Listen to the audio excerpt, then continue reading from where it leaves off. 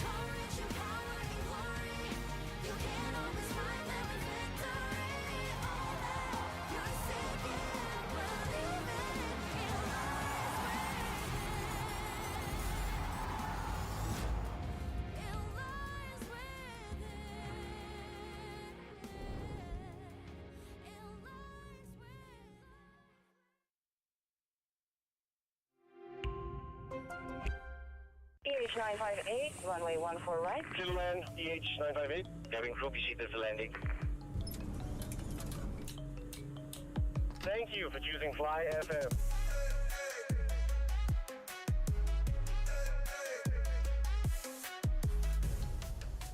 Mat. Kita dah lambat ni, Mat. Hey, you need to speak English now. Hey, bro, we're late, bro. Hey, it's okay, let's go. It's Ian and Hanif on the fly breakfast.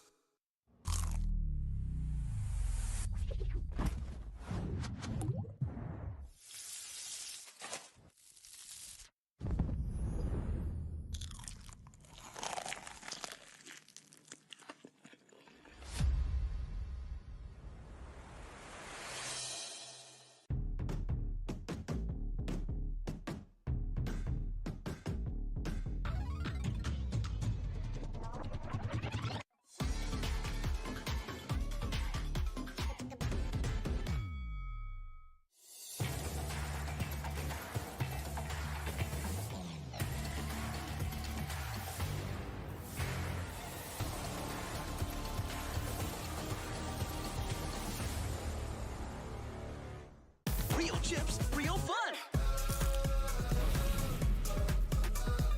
Real tastes good with that real. Real tastes good. Real chips, real fun.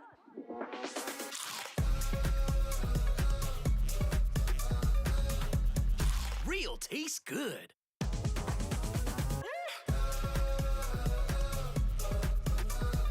Real tastes good with that real. Real tastes good.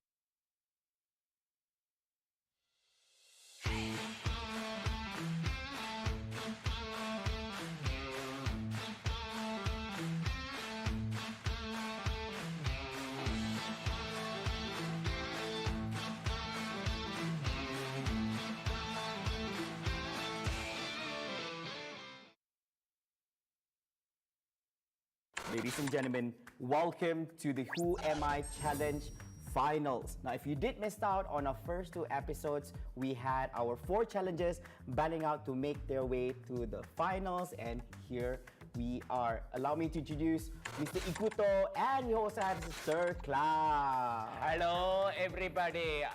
I'm going to win all. I'm going to learn colors. Hey, I heard someone teach you about colors previous episode. Yeah! If you missed out on all that action, be sure to check out our previous episodes to get to know more. But of course, we're joining together with Sir Cloud and Ikuto. And if you guys don't know this, one of them will be crowned the winner, where they, together with a number of their fans, will be winning themselves some pro tickets to the upcoming Predator League APAC 2025. Whoever the loser may be will still be winning them a number of tickets, but it's going to be the elite tickets instead to the Predator League APAC 2025. Cloud, Ikuto, are you ready? I'm born ready. Now, I hope you're ready for this one, because this time about, we do have a clock together with us. In the span of 3 minutes, the individual which has the number of correct guesses based on the character voice lines in Dota 2 will win this challenge. So we're playing the voice lines. If you guess correctly, just lift the paddle right in front of you. So try lift it. Yep, just like that. So if you lift it, you have to answer it. So this is going to be very, very fast. If you would like to request for it to be played again, yes, you'll be playing the voice line again. Oh, okay. Yeah, That's so it's not a one-time thing, okay? All right. So I hope you guys are ready. So we're gonna start in 3, 2, 1, let's go. The dark moon comes. Luna. Luna is correct! So Ikuto gets a point for that one. Second one. I'm going to win your... And the seven hells. Ooh, Ikuto's a bit faster on this one. So Ikuto? Doom. Yes, it is Doom! You're going to get 0, brother. You're going to get 0, brother. Number 3. Let's fly. Okay, Cloud. Cloud. No repeat. No repeat. No repeat. The repeat's only if you both together agree to a repeat. No repeat. What is it? What is it? Cloud? No repeat. No repeat. That rider. Yes, you're right! Okay, next one. A knight in dragon's armor. Ikuto. Dragon Knight. Dragon Knight is correct. Next, number 5. I am war. Okay, this guy. Hey, no, why are you giving clues? Just answer. It's Mars. Yes, it's.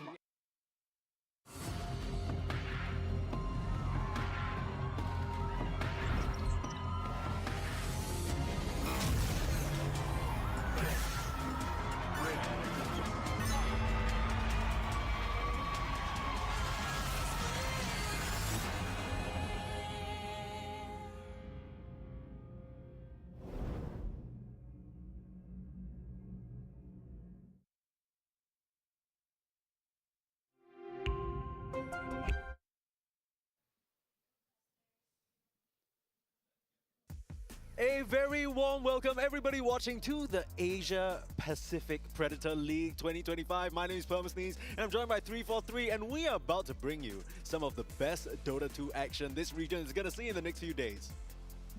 Excited? Can you tell?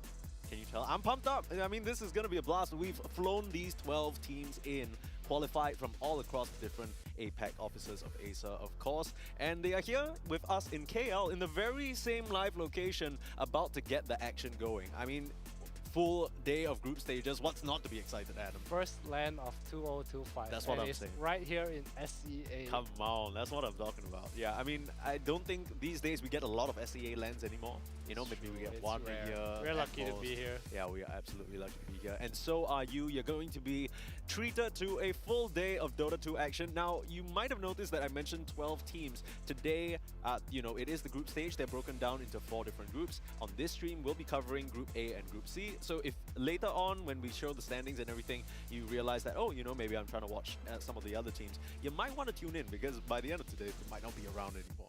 We also have multi-streams on Facebook and YouTube, I believe. Yeah, TikTok as well. You can find them on the Acer Gaming social media pages. So if you're looking for that, go ahead. We also have a Twitch stream, but you only get to watch one. So yeah, you'll stay here with us. You're in good company. But yeah, so I think for those of you who are maybe a bit unfamiliar, this isn't the first time Predator League has happened. It's been running for many years now, and it really feels like such a cornerstone event, all thanks to Acer, right? I think they see this region that has a lot of potential, and you know, we're getting a lot of chances to see some teams at this tournament that might not always have that same opportunity to show what they've got on a global stage, right? That's true. All these close qualifiers these days, especially with Dota, it's ruthless out there. You get like 1 slot per region. It's tough. So I think it'll be really cool to see what each of these teams brings. But let's take a look at what exactly we have in the menu for this stream. So what kind of games you can expect. You might have already noticed in the graphic that we will be watching SSE versus Ivory to start us off. But yeah, it's BO1s all across the board here. And yeah, Group A will have Ivory, SSE, as well as Whoops. And of course, in Group C, later down the line, it'll be TK Esports, Helios Team, and Too Light. pretty interesting groups. I think Group A is a bit more attractive to me. Ivory, a team that has been around for quite some time. We'll take a look at the rosters later. SSE, coming off the Sukma event, I believe, a bit of roster changes here and there, but a bit of local talent as well. And we have Whoops, who is, I would say, quite veteran-ish in terms of representing wherever they're from. You know, we've seen names that, well, we will reveal the rosters later, but you you know, stay tuned for that. Krish and stuff like that, they've been around for such a long time. I think the second, you know it's a prolific team / organization when you say the name and you can immediately think of some players, right? Whoops, you're immediately thinking, no chance, Evil Ash, these guys. Of course, those are the teams that we're covering on this stream, like I mentioned. If you're looking for the other teams like Caterpillar, Execration, Reject, May, 123, RS, you can find them on the other stream. Just search Predator Gaming, Acer, Predator League, Dota 2 2025. Just throw all those words in there. I'm sure you'll find one of the many multi-streams we have going on. But yeah, you were talking about a bit about Group A, how some of these names are a bit more familiar. Well, Group C, speaking of local talent, we have TK coming in from the Acer Malaysia office as well. I think that's a team I'm going to have my eyes on to see whether they can... a very rare and unique experience to have a female team joining us. Exactly. These girls have been together for quite some time now, I believe, playing in the Commonwealth a bit more, Games, local tournaments. Yeah. Is that considered local? I guess more of representing the country kind of thing. Yeah, and I think what's cool for me as well is we talked a bit about how a lot of these teams that are here might not always have the chance to make it through these close qualifiers that have broadcasts and stuff like that. To Light is from the Acer China office is one of those teams, right? We've seen them around on the open qualifiers, but they've never really made it past through to the next stage where there's actually more coverage, more attention on them. So while some of these players might still be a bit unknown to the general Dota audience at large, that makes things even more exciting because our format is best of one. Cheese could come out, and I mean, we were doing a bit of looking up at these players and what they like to bring out. It is, there's some spice for sure. But speaking of these two teams that we have coming up, let's take a look at the players on Ivory. Adam, I know you have a lot to say about these guys. Ken, Rupido, Grims, Direk, they've all been around for so long. Gohan is like the only, not so new, but kind of new addition to the team. They've also added Tihi as their coach, who is here with them as LAN. All ex-teammates, Ken, Rupido from MIPH, from Xerxia, Tihi as well. So all these players have worked together for quite some time. I'm really curious to see how things are going to change with Tihi's addition because they've known each other for so long and Tihi has been coaching for quite a while. So I'm looking forward to seeing Ivory play. I think most recently he was still trying to sort of play a little bit on the stack, but he's always been a bit more prolific as a coach, at least in my mind. Now, SSE, like you mentioned, initially assembled to compete in Sukma, which is a local event. And we can see in the position 1 and position 5, of course, the roster is lined up according to what roles that they play. Wheel and Danger are actually the locals who remained on this roster. This is a team that went through a couple of changes in terms of players, and you'll immediately see that Kimizu and Dalul, two very familiar names for a lot of Southeast Asia Dota enjoyers. Kimizu, of course, ex-Manta as well. So it's a bit of a battle between some ex-teammates. And Dalul, of course, he's always been a superstar in his own right, maybe. I think you mentioned earlier to me in person. Sometimes overshadowed a bit by Jokum. Yeah, when you think of Indonesia in general, you think of Mikoto of Jokem, right? But Dalul's like the second post for, I would say. Yeah. No Jokem, you think of Dalul's. And I think even in Spawn team, like he had some pretty impressive performances. Absolutely. So curious to see how this team kind of brings it together here, especially in our first series going up against Ivory. Yeah, and I think specifically, I know it's so easy to point at the new guys and say, I'm interested to look at them. But I think that there's a lot of scary, action-making potential between Dalul and Kimizu, right? Because specifically for me, whenever I think of Dalul, I think about those iconic pairings that he has with Momi, with DB, and they just wreak havoc across the map. They take control of that early game, they smash you into bits, and they're not going to let Ivory breathe a little bit. I think Ivory, for me, seemed like a team that might not have as much explosive potential. They're going to get to their items, get to their timings. They have that sort of maybe more, quote-unquote traditional mindset. Okay, we're going to play for our carries timings. Where, Ken, maybe he's going to make a bit of space. Rupido, let's get him on a blink initiator of some sort. That's kind of more of their style. So maybe Century Symphony Esports can throw them a bit of a curveball. Yeah, we'll see. It is a best of one, like you said. Like, first game of the day, these teams don't really have that much information on how they've been playing recently. I'm not sure about like where they scrim each other and stuff. Also just traveled to LAN, he got here maybe 2-3 days ago. Not much practice coming in. Can't wait for the game to start. Yeah, absolutely. But of course, none of this would be possible without the wonderful folks at Acer. They've been supporting the esports scene here for so long. And if you yourself are a competitive gamer or you're just someone who enjoys having that powerful, capability of running Dota at just the full specs that you can on the go, you want to look into some of these laptops that Predator have introduced. Just this year, Predator Helios Neo 16 powered by the Intel Core i9. You can't get any stronger than that. Is that what we're using right now? That's literally what we're using. So you get a little bit of preview. You see, you got a nice swanky light. I need to turn mine on. That's true. I need to call it and get Oh. them fixed. I mean, this is an embarrassment for me right now. But yeah, I mean, we have all our notes and we get everything we need to sort of cast this game right on this little bad boy. And yeah, I mean, it's been working perfectly for me in the past few hours. I've had the privilege of just kind of messing You're a around. fan. with it a Yeah, little I saw you meddling with this thing Yeah. for like half an hour. bit. I was here a bit earlier too, and then by the time you came in, I was already like, Just fiddling with the Predator sense. I was getting a bit too comfortable. Yeah, Yeah, for so if you sure. guys didn't know, the laptops now have like an AI in it. It's called Predator Sense. and Yeah. I don't really know what it exactly does, but it's kind of fun. Yeah. So we also have a second laptop here. It's the Predator Triton Neon 16. Intel Core Ultra H processors. Yeah. Latest NVIDIA RTX 40 series GPU. Just a very well-rounded laptop in general. Yeah. We did get the chance to play around with it earlier as well, and I said the thing that's most attractive to me about this laptop is just having the AI. You know, it's just it feels like the future is here. Yeah, like the whole interface just feels very sharp and shiny, and there's like I'm almost scared because I feel like you know Desktop's I'm gonna, obsolete. Yeah, I'm Where's just like my AI I'm like desktop? damn, like why am I even using a PC? This bad boy's got everything I could need. And I think at least for us, you know, being casters, one of the main attractive points is just having that Acer AI advanced noise suppression, right? Maybe sometimes, you know, sometimes we're traveling around a bit, we still want to get those casts in. Have you heard my last cast? I could definitely use some noise suppression. You were getting mad complaints about I think the Acer purified voice could really help you out in that situation. But yeah, that's about the potential sort of, you know, stuff that you could pick up. Of course, a wonderful line of products, so definitely check that out. But in terms of the game and what's up ahead of us, apart from the prizes of 100k US dollars for, you know, the lion's share for whoever wins, there's also going to be an all-star voted by you guys at the end of this tournament. So if you see a crazy play, if you see a player that you like, scan that QR code, make sure you send your votes in by the 10th of January at 6 p.m. so that we can crown ourselves the choose. It's 10k. 10k USD. Every vote counts. Yeah. There's one for Dota and there's one for Valorant. So we'll have two separate MVPs.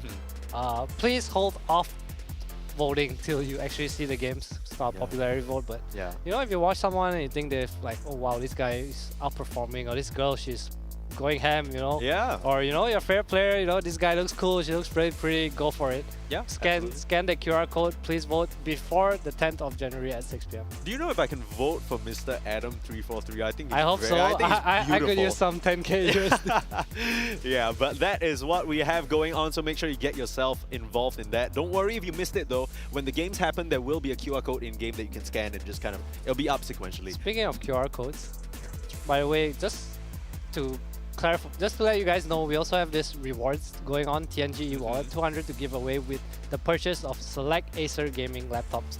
So when you scan that QR code, you'll have like the Helios Neo 16, which we spoke about earlier, as well as the Predator Triton Neo 16 16, as well. yes, thank you. All we got is Neo 16s up in here. We ain't settling for anything less. We already talked to you about how juicy those things are. So if you're in Malaysia, you make the purchase, you get TNG 200 ringgit redemption or rewards up to 200 ringgit. Yeah, unfortunately, if you're not in Malaysia, then you know what are you doing? You should be booking your tickets right now because we have, you know, the group stage is here in this ballroom setup that we have. It's wonderful here at MyTech, but of course the main event is going to be a spectacle. I walked past the ballroom that they're constructing. It looks so nice. It looks like it's going to be super cool. So I mean, I'm Sparkle sure rain, all guys. of these players are hoping to get there as well, and we'll see some of them on your screen right now. Of course, okay, we are not.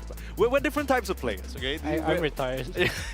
Still a player though. They're trying to give you a nod of respect. Ivory on our screens right now, and the man of the hour. You mentioned it earlier. Teehee joining this team. Now it's not like they haven't worked together before, but bringing a coach in at this LAN environment to help you kind of break out of whatever nerves or maybe some sort of bubbles that you find yourself in. I feel like the biggest thing about having a coach is you don't have to worry so much about prep.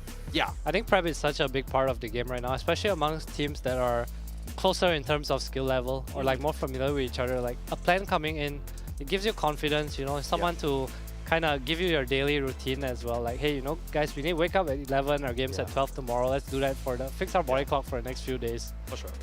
I think all of those things are extremely important because to perform at the highest level, you need to make sure that everything goes right. That's why things like, you know, these ASA peripherals are important. You want to be performing at the highest level, even your routine on a day-to-day basis, what time you go to sleep, whether you're eating together as a team, whether you're having these, you know, good channels of communication. It's all part and parcel of performing at the best level. SSE X HK here on our screens.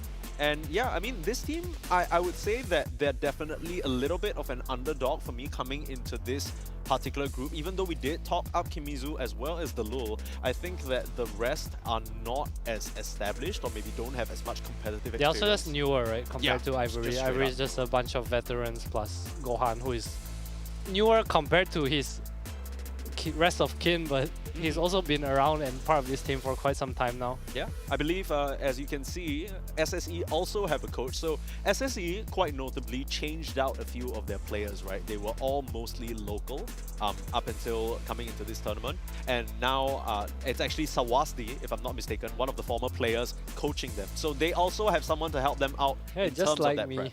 Yeah.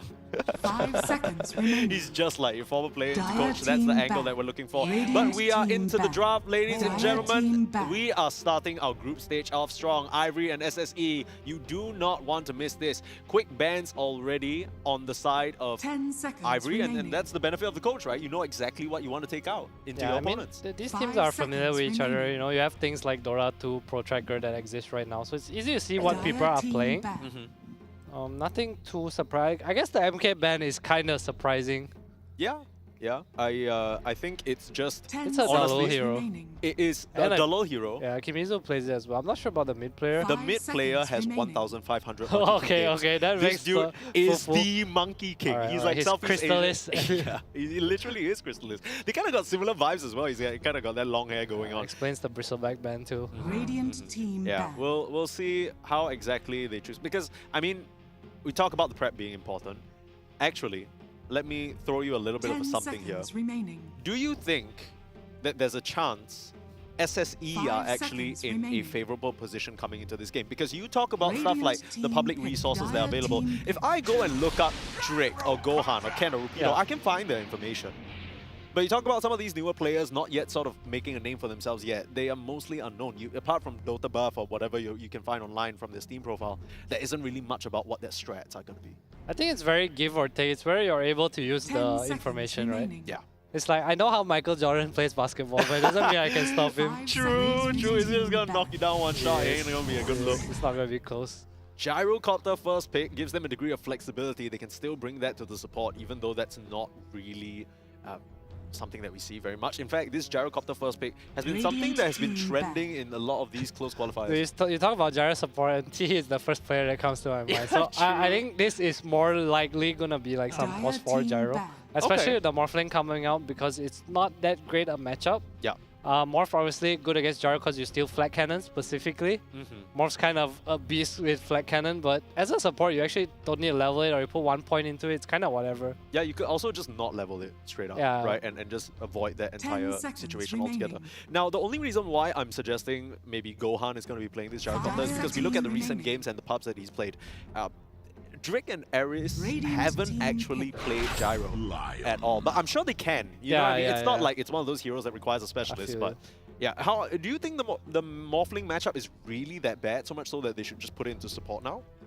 Morph is a strong hero, and turning into heroes like gyro just makes him way stronger. Even Like, stronger, it's a double okay. power 10 spike, you know? It's seconds like getting remaining. rage from Lifestealer or just anything of the sort, any buff. 5 seconds remaining. Lion pick coming Radiant out. Also team Shaman ban from Ivory, so just stealing away the Hex. Again, kind of protecting the Morphling in a way. Yeah. Ivory will go for the Muerta Dire here. So team Silence, pick. which is pretty nice. This hero is one of the stronger laners. Okay. Oh, TB. Probably offlane, I would Yeah. assume. I'm thinking.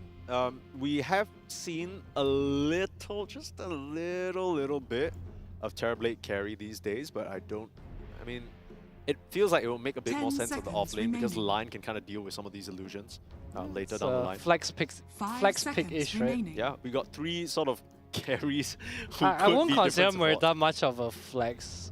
Just Not because anymore, I right? feel like post 4 Muerta is just so strong. Yeah, that's fair. So what are we thinking here? It still could be a Gyro 5, Muerta. Like we could still be seeing the supporting cast here, right? 5, 4, and 3. Yeah, I think that's more than likely what it's gonna be. But Century Symphony, curious to see what kind of approach they go here. Ivory has pretty decent lanes, and yeah, I was gonna say Timber looks pretty good against what Ivory has. Yeah. You kind of, even though the Terrorblade is probably going to be your off lane, the Morphling matchup into Timbersaw is a bit tricky because, yes, you can morph into the Timber and cut him down with his own saws, but same team? It's kind of like the... I mean the Gyro? Yeah, No, I'm saying like if what if Ivory picked Timbersaw instead? Ah, There's okay. that weird dynamic there. So I get you. I think it's like a mix of a deny pick as well as just kind of buffing themselves up a bit. It's also just very generic laning. I think Lion Timber is pretty straightforward. Yeah. You kind of get away with anything against Gyro. So I think another thing that I like about his Timber is that it kind of encourages the Gyro to be put in the safe lane. Yeah. Obviously having magic damage against Gyro is nice, but then you have the losing carry matchup in a way against the Morphling. Yeah, it kind of is putting Ivory in a bit of a pinch. I'm not sure if you saw that, but Drake just kind of rubbing his forehead a little bit. I'm not sure whether that's, you know, maybe he's just waking up. He's still got that blanket on. Ogre Magi. Okay. Okay. So very high chance for Gyro or Muerta. I know I kind of denied the Muerta, but it does look like a pretty sick Muerta game right now. Yeah, that's true. This hero's super good against Leech Armor because damage is magic. Yeah. You shred through Morph, High Armor, you don't care. And you also kind of shred through Timber. Yeah. I mean, you don't care about Frost Armor, you don't care, like Lion, Ghost Scepter isn't going to save them, you straight up just do not have. And I mean, this could be a game for the Muerta, right? I think Muerta, one of the scary parts about her is that she takes quite a bit of time to get online. I just feel like no one really plays it as a 1. Yeah, that's true. I mean, you have Bloodlust this game. That could really amplify the farming speed. So that's something to maybe keep an eye out for. Yeah, so if you look at Ivory's draft right now, I think this is very them. They like their strong side lanes, and then Ken is the play whatever you want guy. Yeah, Ken is the great equalizer. At the end of the day, they're like, oh, okay, what do you want to do now, Ken? Probably looking at some Storm Spirit, some Ember is removed. 10 I kind of see Storm. I think this is a pretty sick Storm game. For Ivory. For Ivory, for Ken. Yeah, they need a sort of pseudo initiation as well. Are you worried about the Hex or the Gaze at all? I feel like it's annoying, but you can't care too much. You kind of have to play... Like, what hero in Dota is not scared of Hex and Gaze? That's true. You feel me? That's true. Yeah. I mean, nobody's going to be like, yeah, I can't wait to be hexed by Light. I guess the way of thinking about it is that they do have this Muerta calling to kind of protect the area. There's a TB Sunder and probably a pipe that will come out as well. That's true. It's about execution more than like, oh, I don't want to pick Lion because I see stuns. Yeah. I think there used to be this concept, like back in my day when Nyx was like much more popular against in heroes. It's like, oh, they have Nyx and then now we can't pick in heroes. Earth Spirit. There's the Earth Spirit. There's the Initiator that you were talking about. It's very much a Ken Similar hero. to Storm. I think just preference. Not too much of a fan of Earth Spirit against Morphling because I think Morphling becoming Earth Spirit is kinda strong. Yeah, you got quite a few different good options on the Morphling to morph into. But, okay, so it kind of goes back to that concept of what you were saying where, you know, even if it is a good Morphling morph target, you can't really care about that. You still need your Initiator, right? Because that's the missing component of the Ivory draft right now. Yeah. We see a Sand King last pick for Fufu Fear, so both mid laners getting the priority all the way to the end. Do you think anyone has really come out on top at the end of this draft? I like SSE's draft a little more. I feel like it's much more well balanced. I feel like this Ogre Muerta dual support with the TB offlane is not something that I look to as very strong. Yeah. I feel like this Timber and Sand King have a pretty free game. Yeah. I might be wrong, but if the lane phase doesn't go well for Ivory or just 50-50, I feel like I do favor SSE's draft a little more. I'm not gonna lie to you. I'll go out and say it first. I no longer believe in Terrorblade offlane. I know. I mean, no one else does too, right? Yeah, right. Like it feels kinda like the time passed already. Like we were there 2 months ago. It was cool, and then people realized how to deal with it. I also don't like it against Morphling because Morphling becomes you and he actually can just farm with illusions. His illusions are so strong. It's a high agility hero. Like Reflection is nice. Yeah. I'm just a bit worried. This just feels like a morph game. Yeah, considering it's a first pick morph, it does look like a morph game to me. Yeah. I also feel like this Timbersaw is kind of unanswered. Yeah. I think a reason for Earth Spirit pick to come out might be Either it's a hero that's just really good at dealing with the supports. Lich and Lion obviously really easy to kill for us, Spirit. Can't really turn around if he goes blame it. Or he can go for his Vessel build against Morph and Timber. Oh, true. Which I think is not very common on Earth Spirit mid anymore, but it's definitely something they can do. If they do well in side lanes and he goes Vessel, like I can see them just totally outpacing what SSE has. Yeah. Hopefully that is the case because I want to see action. I want to see fighting. We got our first game of the day. This is the group stage of Acer Predator League APAC 2025. We've gone through quite a lot of qualifiers to get to this point. And of course, thanks to none other than Acer, they've introduced a fresh new line of Predator products. Helios Neo 16, powered by the Intel Core i9 processor. This is the laptop that has that purified voice and the Acer AI suppressive noise suppression that we talked about. So they're just selling it to me as a customer. That's cheating. I'm trying. I mean, if you're looking to be some sort of broadcaster or streamer, this would be perfect for you. You want to take stuff on the go, do creative projects, you know, all that stuff. Oh, Direk might be in trouble here. Oh my goodness. This is not a good sign. Grims, he is in big trouble. Kimizu lands a connection. Who's gonna get the first blood? Hurry up. Hurry up. Give it to Whew. Let's go. I said it first. You said it first? I said it. I didn't hear you. It doesn't count. Okay.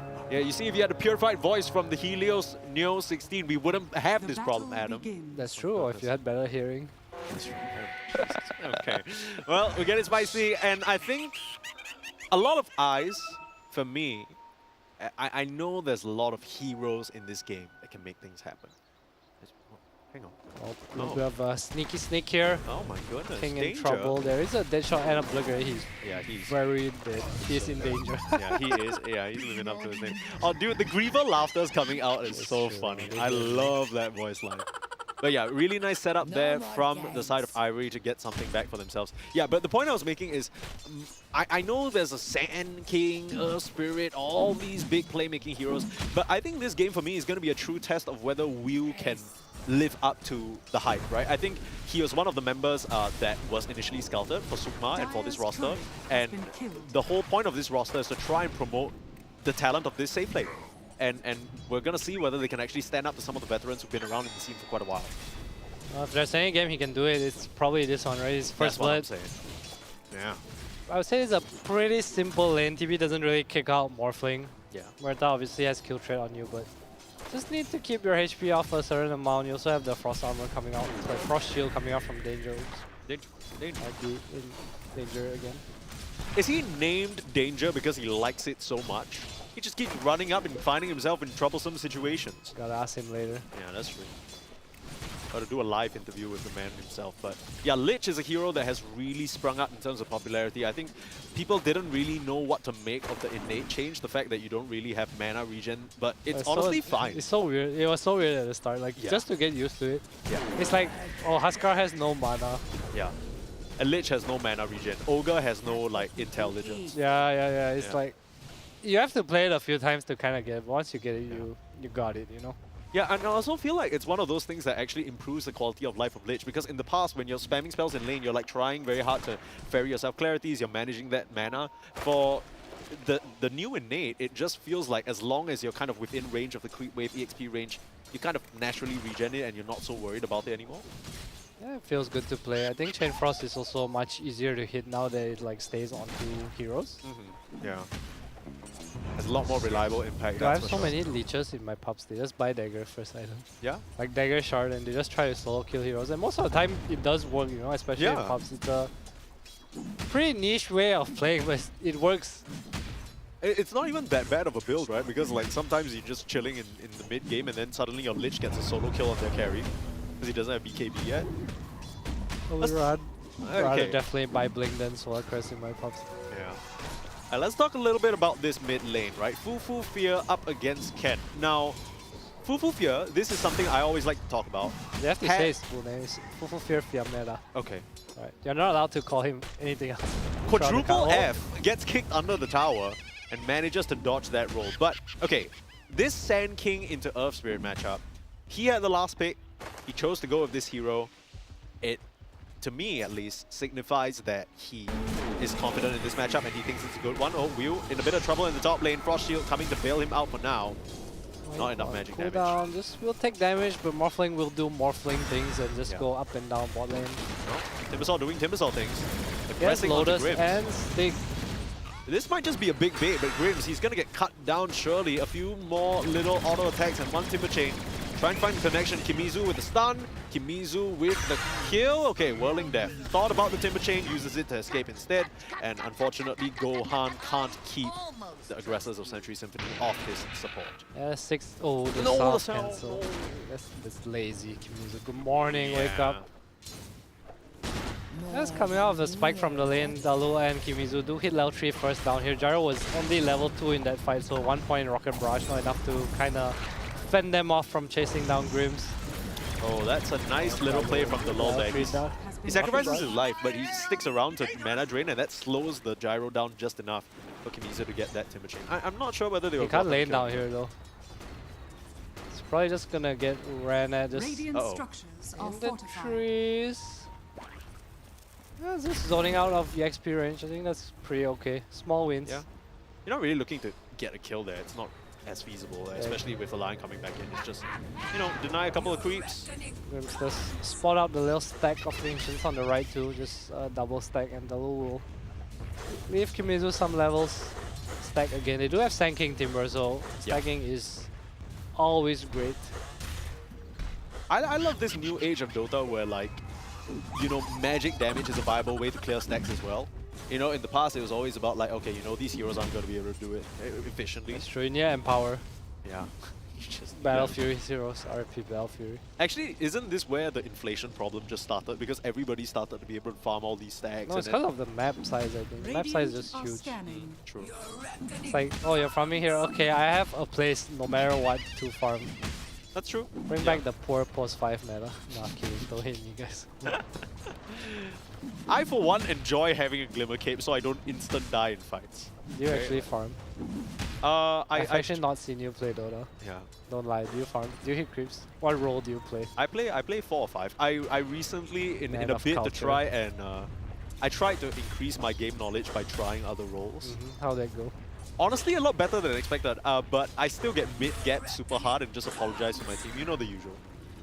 Hey, try and play heroes. But it's honestly a lot more fun that way because you know, you're not too stressed about the outcome.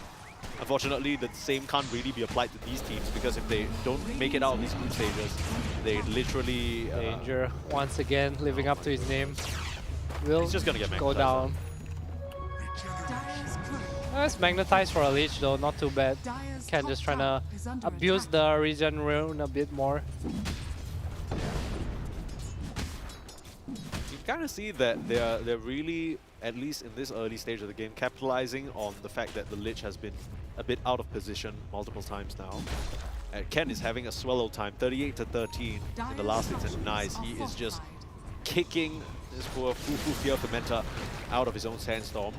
Now, I hear TP, Lich what is here. is going on? This is very aggressive from the Ivory side, and they are knee-deep into enemy territory. Oh, the Can they Morph play their way TP out as of here? well. Morphling coming in to claim the kill on his counterpart. Gohan gets punished for his over-aggression there. Grim's able to escape, but that is not a good look. Oh, I'm not a fan of this Morph TP. He's kind of stuck down here now. Where do you go, Mr. Morphling? Off to mid lane? Oh, found the stacks Stack while he's farm. here. This could be scary though. I mean, if the Earth Spirit comes over, I think they have an idea. One rolling bullet and he's in big trouble. No magnetize. Danger looks like he's in trouble. Again. Ignite. Ken. Yeah, this should just be a very easy finish out onto Danger. They just snipe him from far. Now they have full view of this stack. You need to bring in the forces to try and defend this. There is still no magnetize, so no potential for a crazy team fight. But Ivory, they've brought the numbers here. They want to contest. Can't afford to let this go down for free. That's why the Sand Kings rolling in as well. A little bit of chaos going on, but won't really amount to anything. Can just join some small creeps and Kimizu takes the rest away from Fufu Fear. Yes, both teams kind of protecting their triangle. I was saying, I didn't really like the TP from Morph. It feels like he lost so much CS to just kind of come bottom. Oh, Fufu Fear tries to wind up the epicenter but can't get it off in time. And now Delul's gonna fall as well. There's a lot of kills going the way of Ivory in this early stage. They're getting out-skirmished. The supports just are not in the correct positions to capitalize on their Sand King. And an Arcane Rune for Ken, so more go-go. Meanwhile, Lupido just farming it up here.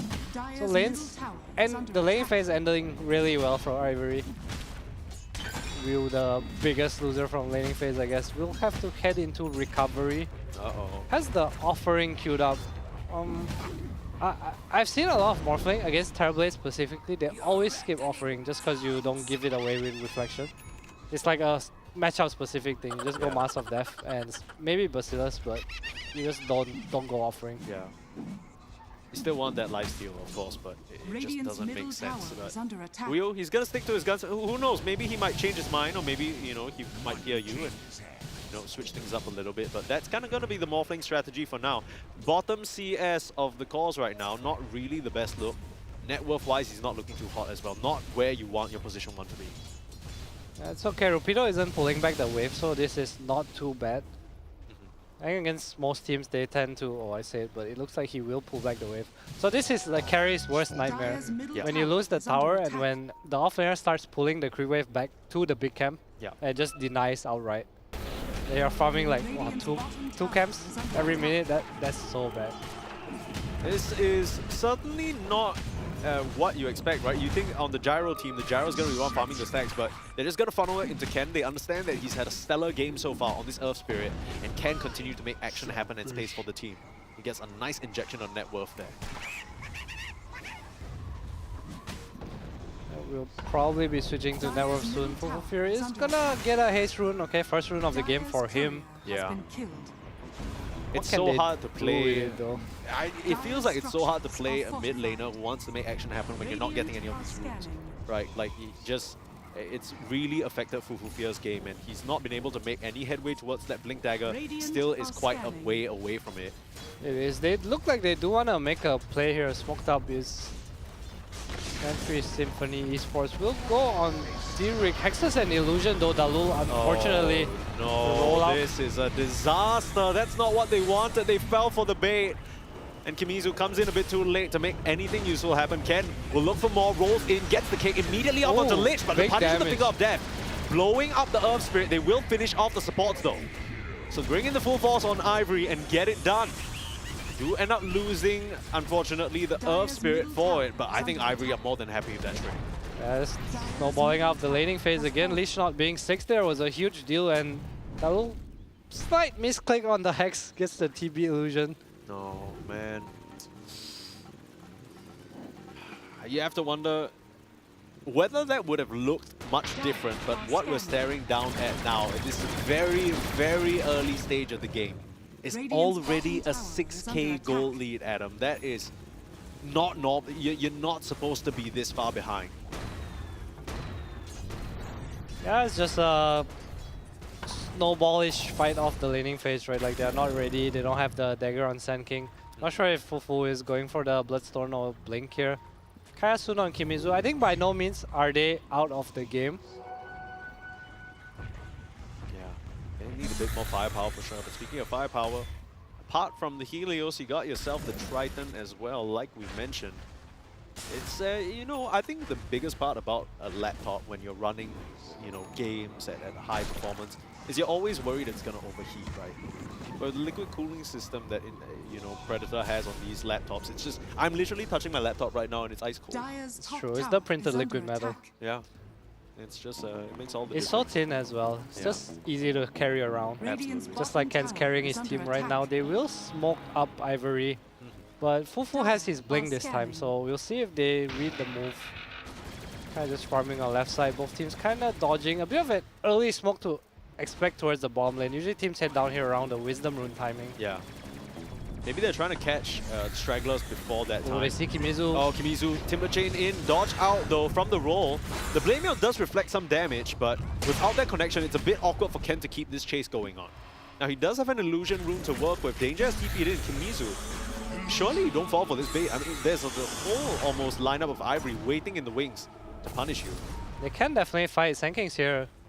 Do they have a smoke though? This could be SSE's fight. They have Chain Frost and Epicenter. If Kimizu can kind of bait a bit here. They are smoked up on the back line. Alright, Kimizu, it's fish in time. How good are you? Winding up the epicenter. In comes the Oh Sand my King. God, A huge Tree-Man! Marvel Strike. They get the connection that they need. The magic damage is going to bounce them down. And that is exactly what you wanted from Century Symphony Esports. Blowing up the key heroes. Looking for Grims now. And the Terrorblade a little bit late to the action. He is going to regret that one. My goodness, we were looking at this game. I was so scared. I was so scared at him. I was like, man, they are letting it slip out of their grasp, but a bit too aggressive now. And what a blink reveal from that Sand King. Yeah, that was just Ivory kind of turning off their brain, right? Not expecting the Sand King dagger. Or maybe you could even say Rupido was... He had pipe, right? He's like, okay, yes, epic guys, but I have pipe, I have Sunder, who cares? But he's just melted on the... on Ken. Finger of Death coming out as well as the Timber Chain. Big 3-man stun. Insane stuff. This is exactly why he picked the Sand King. This is what dreams are made of. And yeah, he's gonna have good ones. He's gonna be remembering that moment. If that's kind of what turns this game around. Yeah, I mean, they're still kind of behind. For sure. That says a lot, because that was a big fight. It was like pretty one-sided 4-0. Yeah. They didn't lose a single hero. They killed the carry, they killed the mid, they killed both supports. The only person to survive is this offlane Terrorblade. We also see a power of Morph just turning into Gyro there, like double Rocket Barrage, homing himself, some flags coming out. But Ivory looks like they're not gonna let SSE take over the momentum here. Epicenter and Chain Frost down, Pipe still up on Rupido, wanna invade, and again, once again, Danger, my man. This poor guy, he's just getting hunted non-stop. This is a classic position 5 performance, sorry. He is wasting a bit of time with that Frost Shield. But yeah, you can immediately see the rest of Century Symphony. They are just, okay, the triangle, no longer ours. We're just going to go farm the outskirts of the map. Yeah, I think grouping up doesn't feel good for Ivory. Once Sand King hits this Bloodstone timing, BKB, Timber has this X queued up as well. Fighting's not going to be too easy for Ivory here. Yeah, I mean, on the bright side, it looks like Ken is making very good progress towards that BKB. So he's going to be able to shrug off most of this damage. In fact, actually, if you look at Century Symphony Esports, a good 80% of their damage is going to be magical. It's going to be a while before the Morphling becomes a physical threat. That's true. I am favoring SSC with the way the game's going though. Sang is farming top, Morph's farming Ancients. Kimizu is so hard to kick out, by the way. So close to his Chain Frost. Was that a shield rune that he had going on yes, there that blocks basically all of the damage? Danger almost dies oh to the my blade god, veil. he's Danger dead. is dead. He killed himself. Oh my goodness. Silence off the mark there, Kimizu. Rooted up. That silence is going to be easy to hit, and like they this. are pummeling down this Timbersaw. This time it's Century Symphony who TP in somewhat mindlessly, and they get punished big time for it. That Finger of Death is not going to do anything to Ken. Still very healthy. And without the additional members, they can't actually punish Ivory. A good fight for this side. Oh man, it's just your leash, guys. Let him die. Who cares? Go farm. Hit your timings, you know, Morphling TPing as well. They look like they still want to get something at Dalu with the dagger reveal. I mean, he's morphed into the Earth Spirit, and Wheel thinks nice he can get kick from going, but Ken. a beautiful, beautiful save. Kick back out to safety, and Wheel without any mana can't keep this chase going. Very nice execution from Ken. Yeah, nicely done. They will show off the Lion Dagger, but again, these fights that Ivory start are not the ones SSE want to take, unless Fufu is there ready with the chart up epicenter, like we saw earlier. I just wonder how many more of those opportunities you're gonna get, right? It's one of those things that you're lucky happens earlier in the game. I know Teehee is like, okay, I'm glad it happened at 40 minutes, because they should not let this shit happen again. Like, it's not gonna, there's no way, right? Surely? Surely. Surely. Surely. Surely. That's one way of making sure it happens again, Mr. Caster. Yeah, I don't know, I just favor SSE's draft more. I feel like once this X comes out on Timber and Sangin gets Bloodstone, it's kind of hard to go on them, you know? Do you think I feel like it only gets harder, especially with the Frost Shield. It's just about positioning and execution, right? Yeah. That fight was just trying to save a unsalvageable situation. So what, okay, so you're thinking that the second the Timber gets eggs and the Sand King gets Bloodstone, the with sort Frost Shield, if you're ready, I think fights are easy to take. Morph has Manta soon too. That's true. The question is whether SSE actually have enough damage, right? Because they, I know they can if they connect on all their spells, but just in a sort of one-to-one fight right now, Gohan is looking terrifying on this Gyrocopter. Yeah, it's just gonna come down to his Roche battle. I feel like SSE's main goal is just to get items to contest the first Roshan here. If Morph does have an Aegis and they like win a team fight against Ivory, I feel like the game just swings super hard. Ken will find an AD rune though, so Ivory might not choose to play for Rosh here and just head to the bottom side, maybe get a tower and the wisdom rune, or even force high ground if they really want to. Okay, so this I'm trying to paint a picture of what the ideal fight looks like for SSE. I'm gonna tell you what I think it's looking like, and then you can tell me whether I'm wrong. You're wrong. Okay, give me a chance. Give me a chance.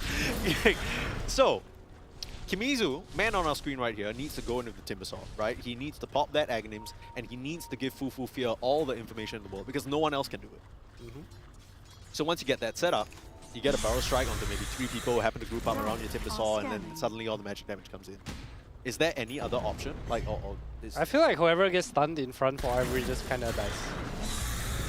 Unless a pipe comes out and the Sunder. I feel like if they're not ready, like the damage on SSE is pretty real. Yeah. Finger of Death, Timbersaw, Chain Frost, Sanking Stun, it's a lot, you know? Yeah. I feel like as long as SSE is together and ready to take the fight, their team fight looks pretty simple. Yeah, that's kind of been the problem for them so far. Either overreacting to some of the moves of Ivory or underreacting, not really showing the respect. Yeah, Fufu might be in trouble here. Ken's gonna break the smoke. Fufu. Oh, instant silence. Nicely done. Couldn't even get the blink off in time. Again, the TP is coming in, but again, a little reactive. Yeah, you do have to wonder, you know, while that's happening and while you're waiting for the TP to complete, you're like, this Sanking is dead. Yeah, but right? Like it feels wrong to cancel your TP because then they force high ground. Yeah, you're not there to shield it. Ivory will probably just try to force a Griff here, I say, but Ken is... Pull in with the Hex. Ken is in. Chain Frost will start bouncing, but doesn't make the connection back onto Ken. Ken popping the BKB. Managed to roll through 4 enemy heroes, and Kimizu is in. He has the Aghanim, so he's not going to be taking a lot of damage. Putting on pressure onto Gohan now, his former teammate and carry. Kimizu has to be careful. Previously charged and protecting him. I mean, it's just going to be Grims going down. If the Ogre Magi is the only person they lose, it's not too bad. It's almost criminal that the Earth Spirit gets away there. I don't think he deserves to. Right, I agree with you, but now Morphling has Bloodlust, and what's stopping them from going to Rosh? There's no Magnetize and no BKB on Earth Spirit. I feel like SSE can just kind of make a move and head towards Roshan right now. I was wondering, because Ivory were looking towards high ground, and I understand you just killed the Sand King, look at his right? play from Dalu. Oh, looks like a catch in Big the mid Hex, lane, double Ken, stun no out, Finger of BKB. Death, they found Ken! And Morph goes into Rosh. Okay. There's a swing, it's coming. Okay, this is what we talked about. This is why we were looking at Group A, because we felt like either of these teams could take games off each other. It's best of one, anything can happen. This last pick, Sand King. This is so scary for Ivory right now. Yeah, it was a bit of a slower start, but SSE, they're getting together now. The Morphling is getting stuff done. The line's drawn. Okay. Danger is gonna try and break a smoke, expecting a smoke here. He sees the TB gate over Rupido. I'm not sure if you guys can take this fight without Ken. They're just trying to throw bodies here. This is the real Terrorblade. I mean, I guess he's trying to bait the Thunder, turn it onto the Timber, but a nice barrel strike again. Fufu Fear. He's in, but is the magic damage enough up against the BKB? Aizen is starting to turn the fight a little bit, but SSE, they managed to retreat on their key heroes. Fufu Fear does go down though, but now Ken TPing back into the fray. Now they haven't even completed the Rosh yet. Mew is in trouble but manages to get the Strength Morph out. Things are messy now. Can anyone help this poor Morphling? Waveform up to the high ground across the cliff, but the roll is there to find him. The low will try and bail his carry out, but looks like this Morphling is all out of gas. And Sentry Symphony, they took a bit too long to address that oncoming smoke. Now the Rosh falls back in the hands of Ivory. Oh man. I don't know if I should say that's a good play. I feel like when Dalu went mid, I guess Lion and Sanking don't really contribute to Rosh, but Rosh felt so slow. Yeah. And Rupido just surviving for so long there. I feel like it was just, again, the team is not ready. I feel like if anything, he should have died full to 0 just going in the gate like that without his team being ready. Yeah. It feels like in those situations, Sentry Symphony just needed to make a decision, right? Whether they were going to continue Rosh or whether they were going to come out and take the fight. Felt a bit here and there, right? They weren't able to burst Rupido down. He's a bit too tanky for just the Sand King alone. And the BKB on the gyro as well played a big part. The fact that he was able to stand his ground against Sand King and mow him down. And now, second life on the gyro, you're not too worried about that combo anymore. Yeah, I guess to go for... He almost has the Daedalus complete. So that's when gyro gets really scary. It's like when these damage items come out with the Aegis. And the team fight is going to be a bit more complicated. Like now you can stun this gyro and he still does damage to you. Yeah. shall see how Century Symphony try and pull this one back. I now have faith, you know, like I think these guys, they definitely have what it takes to take a successful team fight, but if you look at the net worth, it's not really the best look for this Morphling. He had a slower start already. It didn't really feel like, apart from 1 or 2 engagements, that he was really majorly contributing. He's kind of falling behind a little bit. Radiant's middle tower is under attack. Yeah, we will see SSC go into a little bit of a creep cutting mode here. Getting back to farm. Kind of hit a timing, but just Ivory a bit too far ahead, had buybacks. Made a very good call to just kind of throw bodies at the Roche Kidegis for Gyro. Yeah. It looked a bit awkward the way Rupido was running up there. He's like, look at me, please! Yeah, it does. I thought it was dead for sure. Yeah. He just ends up standing around. I mean, the thing is, every single time you see the Timbersaw, you feel like, okay, well, I mean, it's going to be an easy Sunder target, right? And I mean, we've had no shortage of amazing plays this game. I have to hold that thought. You can see, you can get some TNG wallet rewards, but I don't think Wheel is going to be very happy if the money left in his wallet after he goes down there, caught out on the wrong side of the map.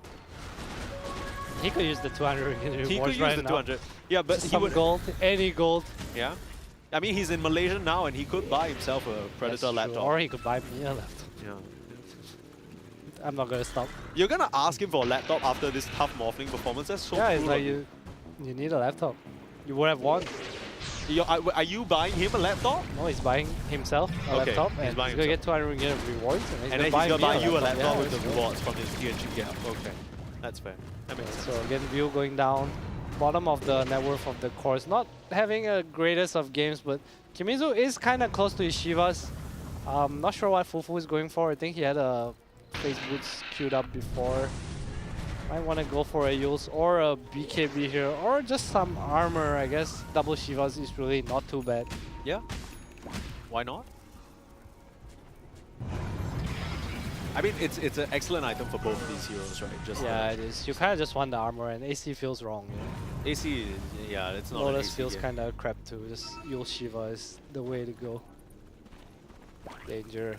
Radiant are Danger, no. scanning. He's so fast. What the? How many deaths does he have at this point on this lich? A dangerous amount of death. Real laughter.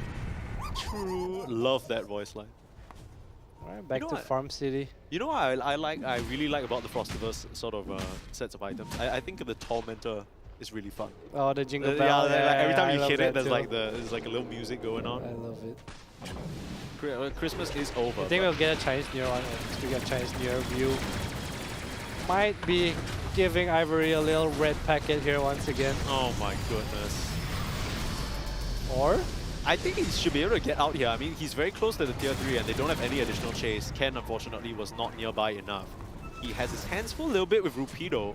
Sorry, not Rupido, Kimizu, who is trying to cut the wave. So, as you can see on the minimap, there's just an annoying Timbersaw running away from the Earth Spirit, dragging the creeps down. They still have a wave in the mid lane though and will start punching away at this tower. Man, his frost shield is so annoying when it comes to high ground. Yeah. Oh, the Lul. The Lul almost got 100. Yeah, The Lul that's might. the Daedalus for you. Yikes. Lion back to the base.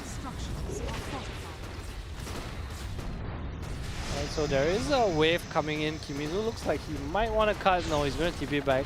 They want to fight here. Kind of remove the Aegis from Gyro. They have enough damage, I'm pretty sure. Yeah, the Lion Oh, wasn't nice in position thunder. to finger of death, but nice thunder, like you mentioned, Rupido bails out his carry, and now okay against the Gohan Exile. punching away onto this poor Timbersaw. Still has the Aghanims running though. Gotta watch out for that Sand King, Fufu's winding up the charging it epicenter up. at the side, but sees the BKBs and thinks twice. Good awareness there from the Sand King, not to just go in and sentence himself to his own death, but that's enough to repel Ivory for now. Yeah, Morph didn't even have to TP back, so nicely done. Good defense. Nothing big used. Chain Frost and Epicenter still available. Yeah. Ken does pop the BKB. Pipe and Sunder used. We might see a smoke coming out from SSC here. Yeah, Aegis timed out, right? Yeah, View does TP back. I would like to see them just kind of push lanes and farm. I feel like they're not at the point where they want to take full-on fights right now. Understand the need to feel the need to punish your opponent's timings, but you're Morph's 200 away from BKB, you know? Yeah, I get what you mean. You really want this Daedalus on Morphling before you take a fight, I think. Or at least a Crystallis with the flat cannon. As in, I think maybe the pressure's getting to them a bit, but really, I mean, we're watching from a third-person perspective. It feels like there's no rush, right? They can't afford to get those items. they can't afford to wait a little bit. It's going to be quite a long while until Roche might potentially respawn. But both teams on kind of opposing ends of the map here. Ivory are marching down mid. Yeah, Ken has a AD and a haste. Oh, Dire's middle tower is under TP in, Kimizu on the front lines. To get the tower though. I have to be careful here. Yeah, starting Take to a work lot on of Rex. Poke. Everyone has TP'd back now on Sentry Symphony. Wow, oh my god, he's 150 goal away from his defending and he's hitting Yeah, the you tower. really don't want to fight here, but you might just Can he have to. get The the Thunder low Microphone on the loop? sidelines going down. They managed to stand their ground on the gyrocopter and just Everyone punch back the just damage. melts. Everyone is dead. Buyback on the Sand King. Kimizu still trying to do what he can on the Timbersaw on the front lines. He has yet to be really addressed, but everyone's just ignoring him and retreating. They ended up losing Rupido. But that's fine, right? You buy back on the Sand King, you get kind of most of those rags. Yeah, I don't like the armor on the Morphling. I feel like if anything, just protect the Sand King. I feel like Sand King's like a huge chunk of your damage right now. View is not really there yet. Yeah. He was kind of like the bait, right? Like you Yeah, just he is dangle the him in front. body right now for his team. He doesn't really do much. Like Kimizu is a chunk of their damage, the Chain Frost and Sand King as well. Just keep them alive. You know, once BKBs are down, it is still kind of their fight. Oh, where's my Jingle Bell? Yeah. Feel let down. You know, some people who watch professional Dota get really worked up if you use cosmetics in game. You know, all those I'm like that commenters too. and the. I don't like seeing like not normal. Yeah, like clips. why you showing me the Imperial Garden? Like, well, I don't care about these guys. Like, There was like this, I think CNY had before, and yeah, sometimes I watch like other people play. I'm like, damn, how do you play like this? it kind of pisses me off. The other Especially creep- the creeps. The creeps don't even like the range creep looks like a siege creep. And I'm like, what the hell has this work? yeah, just made the game even more complicated. Pay to lose. Actually. I mean, some people. I mean, you get used to it, right? I think it's like if you see it for the first time, it's a bit confusing. We play a few games, you're like good to go. Yeah. I just kind of set the default stuff because every time if I'm casting and people see other stuff, you just get flamed. That's true. People get mad. And it is what it People is. get mad anyway. Yeah, that's true. Haters gonna hate. 1 minute and 45 seconds until the next Roche comes up. That will be the timing that Ivory are waiting for to keep that aggression going. I think it's the right choice, just because why risk it? I mean, after first Aegis ends, the second objective is just kind of Roche and maybe Wisdom Tormentor. That's about it, right? It's nothing really to play for. Yeah, we've already taken most of the Sand towers. King does have his Yules now. I feel like this gyro is just a problem. If they can actually full to zero the gyro somehow, they will be fine. No shard on Ogre yet, so not too many saves, right? No I mean, 4 staffs. yeah, it's just the Solar Sunder. and Sunder, yeah. But I mean, Rupido's But you can been stop clutch the with them so Sunder, far. right? Just Sanging as Yules. I guess I feel so. like you have to kill Gohan or it's... I mean, he's killing you, you know? It's one or the other. That's true. And that's why I say, just look at his daedalus satanic gyro right now. Just kill him, lol. Kind of interesting use of the ult there. I guess just didn't want to get too close to that creep wave. That was his most useless spell. True. Oh no, Dalu. He's been caught. Lion. Looking more like prey Ken than a pops predator. the BKB though, just want to be safe I guess. Yes, Arcane Moon, doesn't really care. Yeah. Low cooldown. Arcane Moon. Sorry. My goodness. I am Ken. 343, ladies and gentlemen. Adam 343 Dota with Joe. Alright, Parma. Meanwhile, Roche will spawn in 2 seconds. Do they have eyes on it? They weren't really paying attention, right? They do not. You know what has eyes on it though? What? Ivory. Yeah, true. Yeah, they're like right there. They're ready to get it going. Alright. Look, this gyro, he's gonna get Aegis. He's gonna get BKB. And Butterfly. Satanic. He actually has enough gold for Yeah, he everything. could just if he buy it out. sells. So this whole game plan that you were talking about, Adam, about Sentry Symphony esports somehow bursting him down. I don't even know if you need the save, man. They're trying, they're on the way, they hear the roar. Okay, Ken is in the top lane. If they can make it there in time, it might be something, but they are spotted on a Kimizu's wall there, though. but the rest of his team is a little far. They do not have Timber Chain, unfortunately. And Gohan does get the Aegis for They free. still want to fight? In they go on the Timber, looking for a target, trying to give information. This is the first part of the plan that we're talking about, but where is Fufu Fear? Where's the backup? You're starting to lose a bit of resources on your Timber. Ken, he initiates on the back line. Fufu forced the power strike away. This is not looking good. That Chain Frost bounces though. Some down to try and save the upstream, but it's not enough. They're actually doing it here. Wheel standing his ground, punching down onto Aizen. Is it going to be sufficient to take down the gyro? Doesn't seem like it. Morphling going down, and Kimizu, he can only do so much. Hops his own BKB. Buybacks on Mash from Sentry Symphony, but they can't make it back in time. They don't even lose the first life of the gyro. And just like that, Fufu, he has the TP out in the tree line. That just felt so forced from them. Dude, the Morph, I mean, I think if they take a fight and they take Aegis away, I think it's good for them.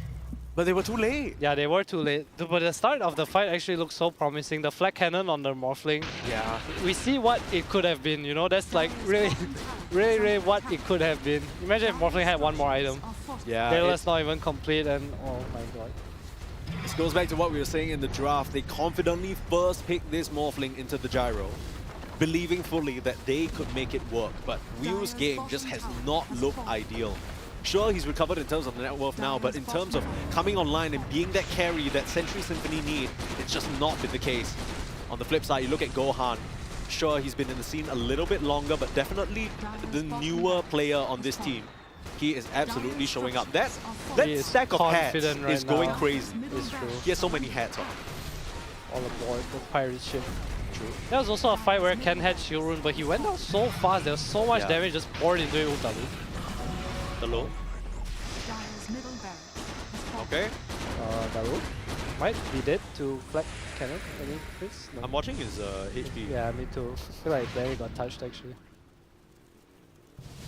Alright, they will back off. 3 minutes left on the Aegis. 1 lane of Rex left top for Sentry Symphony Esports. They will smoke out here. Look at an item check on the Morphling. I don't even... Does he have close to Daedalus or going for MKB instead? I like that. I think he does need to get to this, but do they have time though? Like we know what's gonna happen, right? That was sloppy. The courier revealing the smoke. Ivory know that this is coming. They have a decent idea. There were some scans, a mix of previous vision being set down. They know that Sentry Symphony are looking for some sort of Hail Mary. The person to show is that illusion. Don't fall for that same trick, Delo. Dire's top tower is under attack. Both teams cast out. They do have to address this gyrocopter on their high ground though. They're trying to find the backline, but the ward spots out the whole team. This is not ideal. Dalul is in, but Drake is starting to blast into him. The Lion in big trouble. Rupido will just strike him down. Those are both supports out. Sentry Symphony. It's just their cause left, and I don't think they have enough firepower. Kimizu, he'll do his best as he has been this whole game, but the Sand King just being chased away like the pest that he is. Gunned down by Gohan, and there's no chance there. Wheel on the backline just trying to deal with Ken, but he can't even get the kill on a single hero. Has the TP out, and Kimizu, they don't even care about him. They'll just stop him from TPing back to defend his base, but nothing stopping the gyro from just going onto the high ground and putting a close to this. No buyback on all 3 dead members of Sentry Symphony. This is got to be Megas. I'm not sure if there's a way back in the game for SSE now. They will choose to hold on as it's the best of 1. Kimizu is on the way. No buybacks for anyone on the Dire squad. Aegis still up on gyro. Kimizu will try his best. This is going to be a very big bomb if they keep hitting him, but he might just die first through the Aghanim Scepter. How often do you see that? Goodness. I mean, he's done a great job on the Timber so far, definitely bringing a lot for the squad, but it's just Sentry Symphony, a few too many misconnections and a few too many lost team fights. They are just too far behind. And as a result of this best of 1, the low will come in, get a sneaky little finger of death kill onto Rupido. Nice fighting spirit here from SSE, not tapping out, but the Ancient will fall. And the first best of 1 of the day goes to Ivory. This is probably a bit in line to what we expected. But I will say that I think there were some decent chances for SSE to actually take back control of that game. There are a lot of signs of life, I feel. Yeah. They just felt like they had the tools to do what they needed to do, but the execution just wasn't always on point. Yeah. A bit of too much reactiveness, I would say, especially in the mid lane when they tried to save the Lich. I think that was like really painful for them. Like they were farming very well. It felt like when nothing is happening in the game, they were just in a good place, but every time something happened, it's like, oh no. Yeah, it did feel that way. Every single time any aggressive move was being made by Ivory, you would just see them kind of almost panic a little bit, right? They're all scramble back to their towers, try and find some sort of response where there really was none. And then that just kind of reflected in the net worth. They're just slightly further behind, slightly further behind. I think it's also Morphin's just falling about off. being ready, right? It was like the bottom fight, for example, the one they won. Yeah. They're actually like, oh, they're here. Let's get ready. We Yeah. bait, we're tanking. I feel like they needed to repeat that, but we just never saw it coming out from them again. Everything else was like, oh no, TP guys, you know, which is always bad in Dota, honestly. Yeah, absolutely. We're going to see the highlights from that game as we are just kind of breezing through it. I would love to see that moment in the bot lane, right? Because it really feels like that was the fight. That was the sign of life. We were maybe writing them off a bit in the early game. It wasn't the prettiest, but they managed to connect. And it feels like in that instance, Ivory gave them a lot of time to plan that out, right? They were sticking around that bot lane for way earlier than expected. Yeah, they had the all the time, turn-off all the brain vision. moment. Exactly. Yeah, and I mean, the rest of the time, Sentry Symphony, it feels like by the time they realized what they needed to do, oh, 3 heroes are dead. I mean, it's exactly what we see here, just a very dominant performance. I think Ivory, they had some little slip-ups here and there, but mostly a clean game, and definitely what we expect from these veterans. Yeah, their early game tempo was pretty smooth. I feel like, if anything, the thing that came down to look at this fight, the Morph looked like he did so much damage at the start, and then Goha is just here manning up. Paladin Sword on top of the Satanic. Frost Shield expires, and oh my god, didn't even go down. This was pre-Butterfly, by the way. Yeah. The problem is, look at the Sand King. He's just zoned out all the way to the corner of the fight. He can't... Drake, the position for Muerta, is beating him up. Muerta hits hard. Absolutely. He had Bearing, Nullifier, Ethos. It's a lot of damage to pour out. I will say, now that I'm looking at the replays here, Fufu Fear, he definitely made some of these fights for his entire team. But I think there's a bit of a split focus clearly between these three calls, right? Kimizu's always in the front, trying to make space, but Fufu Fear, in some of these fights, we're seeing him kind of veer off to the side, trying to take down Drake. But him alone, funnily enough, he doesn't have the damage to actually kill a hero 100 to 0. He needs to kind of pair that disable up with his team. And I think that may be what was missing a little bit for this Morphling to do as well. I wonder if it was better off him just going for like a Shiva after the dagger instead, BKB, you know, instead of this Bloodstone build. I know it's like super common, but he couldn't really like stand there and use the lifesteal. You know, they were in a position where they were so far behind, or he needed to ask the Lich to frost shield him all the time. Because without the frost shield, it felt like he was just a blink stun. We could never really feel the power of the Sand King. Like, you know, sit there, lifesteal. I think Ivory also did a really good job. Like, no one's really ever in the front line other than Ken, who kind of melted every fight that he didn't press BKB, and then Goha was just the only one manning up. So there's no AoE people to like lifesteal from, you know? Yeah, like it was so difficult for the Sand King because you're always thinking, okay, I'm gonna get in the middle of all their heroes, and I'm just gonna soak it all up. They're gonna eat sand for breakfast, lunch, and dinner. We'll see how much sand was soaked here. Oh, it's just off. We can't see the damage, but what we can see is the insane amount of net worth. 900 GPM. Can you imagine if you made 900 gold per minute in real life? You would afford so many Acer Predator laptops. That's it wouldn't true, even be funny. You could fund this event. TNG rewards. Yeah, literally, it's insane. I do have to commend the Gyrocopter because I think he played a flawless game. You can argue that he had a bit of a free one, but I think, you know, itemization was on point. He was farming up the storm. Some of these early fights as well executed very cleanly. I feel like the difference between these two teams was just the ability to come together as a whole unit. I feel like execution-wise, Ivory was much more in sync when it came to team movements, whereas for Symphony, it felt like setting up and reactions were just a bit more unperfected, I would say. Yeah. Damage done by the Sand King. Honestly, a lot less than I expected. In fact, way lower than Kimizu as well as View, which just goes to show that point that you were mentioning, right? It was very hard for him to get damage on more than one person that he was barrel striking. He had 1 or 2 fights where he was landing multiple man barrel strikes, but apart from that, just didn't feel like a very easy game for the Sand King, which just kind of, you know, makes you wonder what was it right in a way for them to leave this to the last pick? Was it right for them to sort of give that priority to Yeah, I probably didn't expect to be so poor in the early game. I think the fight in the triangle kind of slowed them down a little, and on top of that, I think Fufu's lane was not the best. Ken did have like the early game control. I think supports coming in and getting the first 2 runes for them as well. And the first fight where Sand King actually got a rune, there was this hex on the TP illusion and things, you know, it just went it was a series of unfortunate events is what it felt like. It feels like a lot of these early game moments, especially that Hex on the TB illusion, it almost felt like you saw it in slow motion, right? The support slowly coming in, and then you're just like, oh wait, guys, he doesn't have blink though. Like, how is this gonna work? And it just felt like you needed perfect chain stuns to even have a chance at that happening, and hopefully, you know, they can pick up and regroup. I think as soon as that game ended, we saw on the player camps Sawasti, their coach, coming in and he had some immediate pointers. He was starting to speak, and maybe that's going to be enough for them to pick up the slack because they are up against no snuffs. It's going to be whoops coming up next. Let's take a look at how the games so far have affected the standings, so we'll have that for you on screen right now. So Group A, as we saw, that was the match that we watched. Group B though, Execration are defeating Reject May. So probably also an expected result, I would say. Yeah, Reject May has been around for a long time. I'm not sure if the roster is the same, but they are the one team that has kind of always been representing the Acer Japan office, right? Yeah. Like they've existed, we've heard the name. They've been around since Dota 1. I remember like Firebat and stuff. Like we used to actually play against them, but yeah, I mean, just not a big Dota region right now. Yeah, actually not even a big Dota. I would say not a Dota region, full stop. I guess so, yeah. It's kind of, but that's kind of the beauty of I think this That's why it's nice to tournament. see them here, though. Exactly, right? Like I think apart from this tournament that happens on a year-to-year basis, you rarely get to see these guys show their brand of Dota. So if you want to check out more Reject May games, there is a B stream that's happening right now, but you want to stay back with us. Of course, we got all the action going on.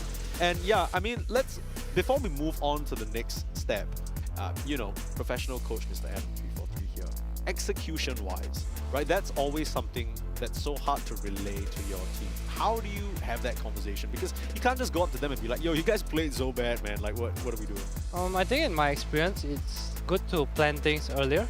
So I think Dota is a game of predictions. It's like, what do they want to do next? You know, like Earth Spirit has DD. Okay, what are they going to do with the Earth Spirit DD? How do we address the situation? You know, it's like, okay, guys, they're heading bottom. Let's set up a ward and protect our vision. You know, like before they come, or like, you know, Sanging Dagger in 200 gold. Let's smoke in 1 minute. You know, push, and then your team should know like they should push out the lanes. Yeah, it's the pre-smoke, right? It's the pre-smoke ritual. The lanes push top out and then you TP. Yeah. I think at the start it's a lot of talking, and as you go on and get used to each other, like everyone kind of knows their role. Yeah, you don't need to it's talk like, about it I'm carry player. If you guys are smoking, I'm pushing the wave. You know, or I'm going away from where the smoke is, so I get to farm while you guys smoke. That kind of thing. Yeah. And I feel like this is just the process of building a system within a team right now. Yeah, and we'll see what they can do coming up next. We'll be right back after a short break. Don't go anywhere.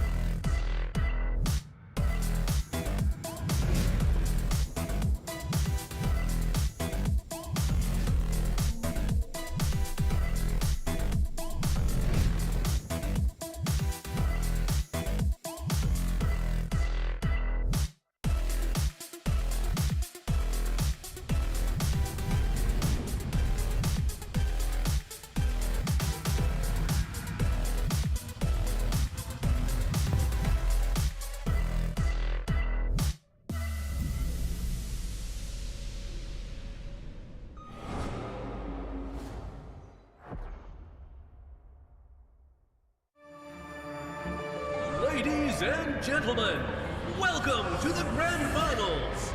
The match is about to reach its thrilling climax. The final showdown features two opponents who have been close friends and gaming buddies since childhood. But only one can claim the ultimate glory. Nero! Who will emerge victorious in the end?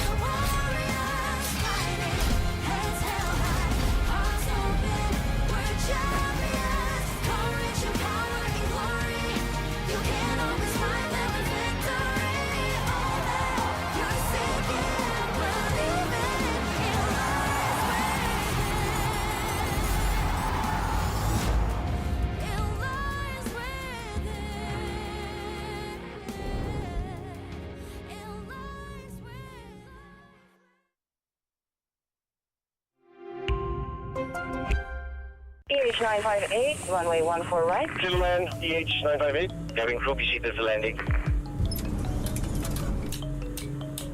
Thank you for choosing Fly FM.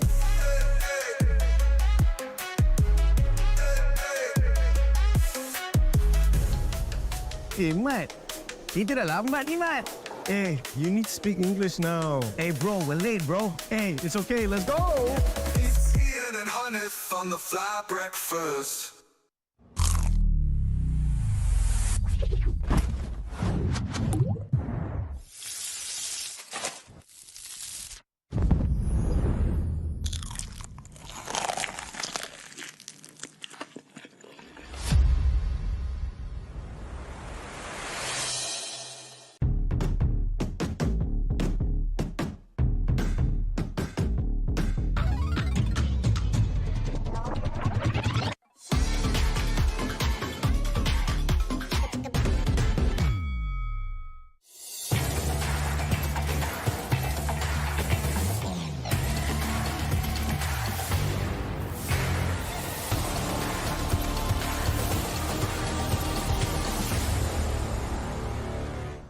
Real chips, real fun! Real tastes good with that real. Real tastes good. Real chips, real fun!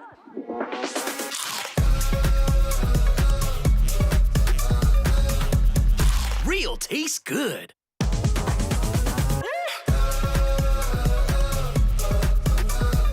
Real tastes good with that real. Real tastes good.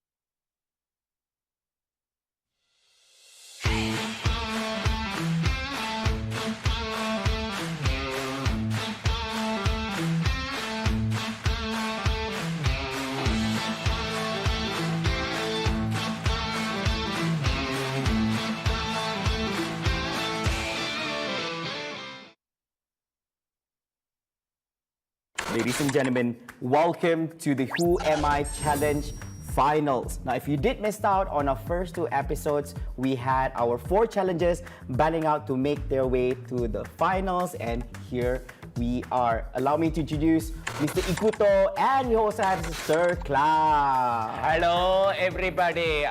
I'm going to win all. I'm going to learn colors. Hey, I heard someone teach you about colors previous episode. Yeah. Oh. If you missed out on all that action, be sure to check out our previous episodes to get to know more. But of course, we're joining together with Sir Cloud and Ikuto. And if you guys don't know this, one of them will be crowned the winner, where they, together with a number of their fans, will be winning themselves some pro tickets to the upcoming Predator League APAC 2025. Whoever the loser may be will still be winning them a number of tickets, but it's going to be the elite tickets instead to the Predator League APAC 2025. Cloud, Ikuto, are you ready? I'm born ready. Now, I hope you're ready for this one, because this time about, we do have a clock together with us. In the span of 3 minutes, the individual which has the number of correct guesses based on the character voice lines in Dota 2 will win this challenge. So we're playing the voice lines. If you guess correctly, just lift the paddle right in front of you. So try lift it. Yep, just like that. So if you lift it, you have to answer it. So this is going to be very, very fast. If you would like to request for it to be played again, yes, you'll be playing the voice line again. Oh, okay. Yeah, so it's not a one-time thing, okay?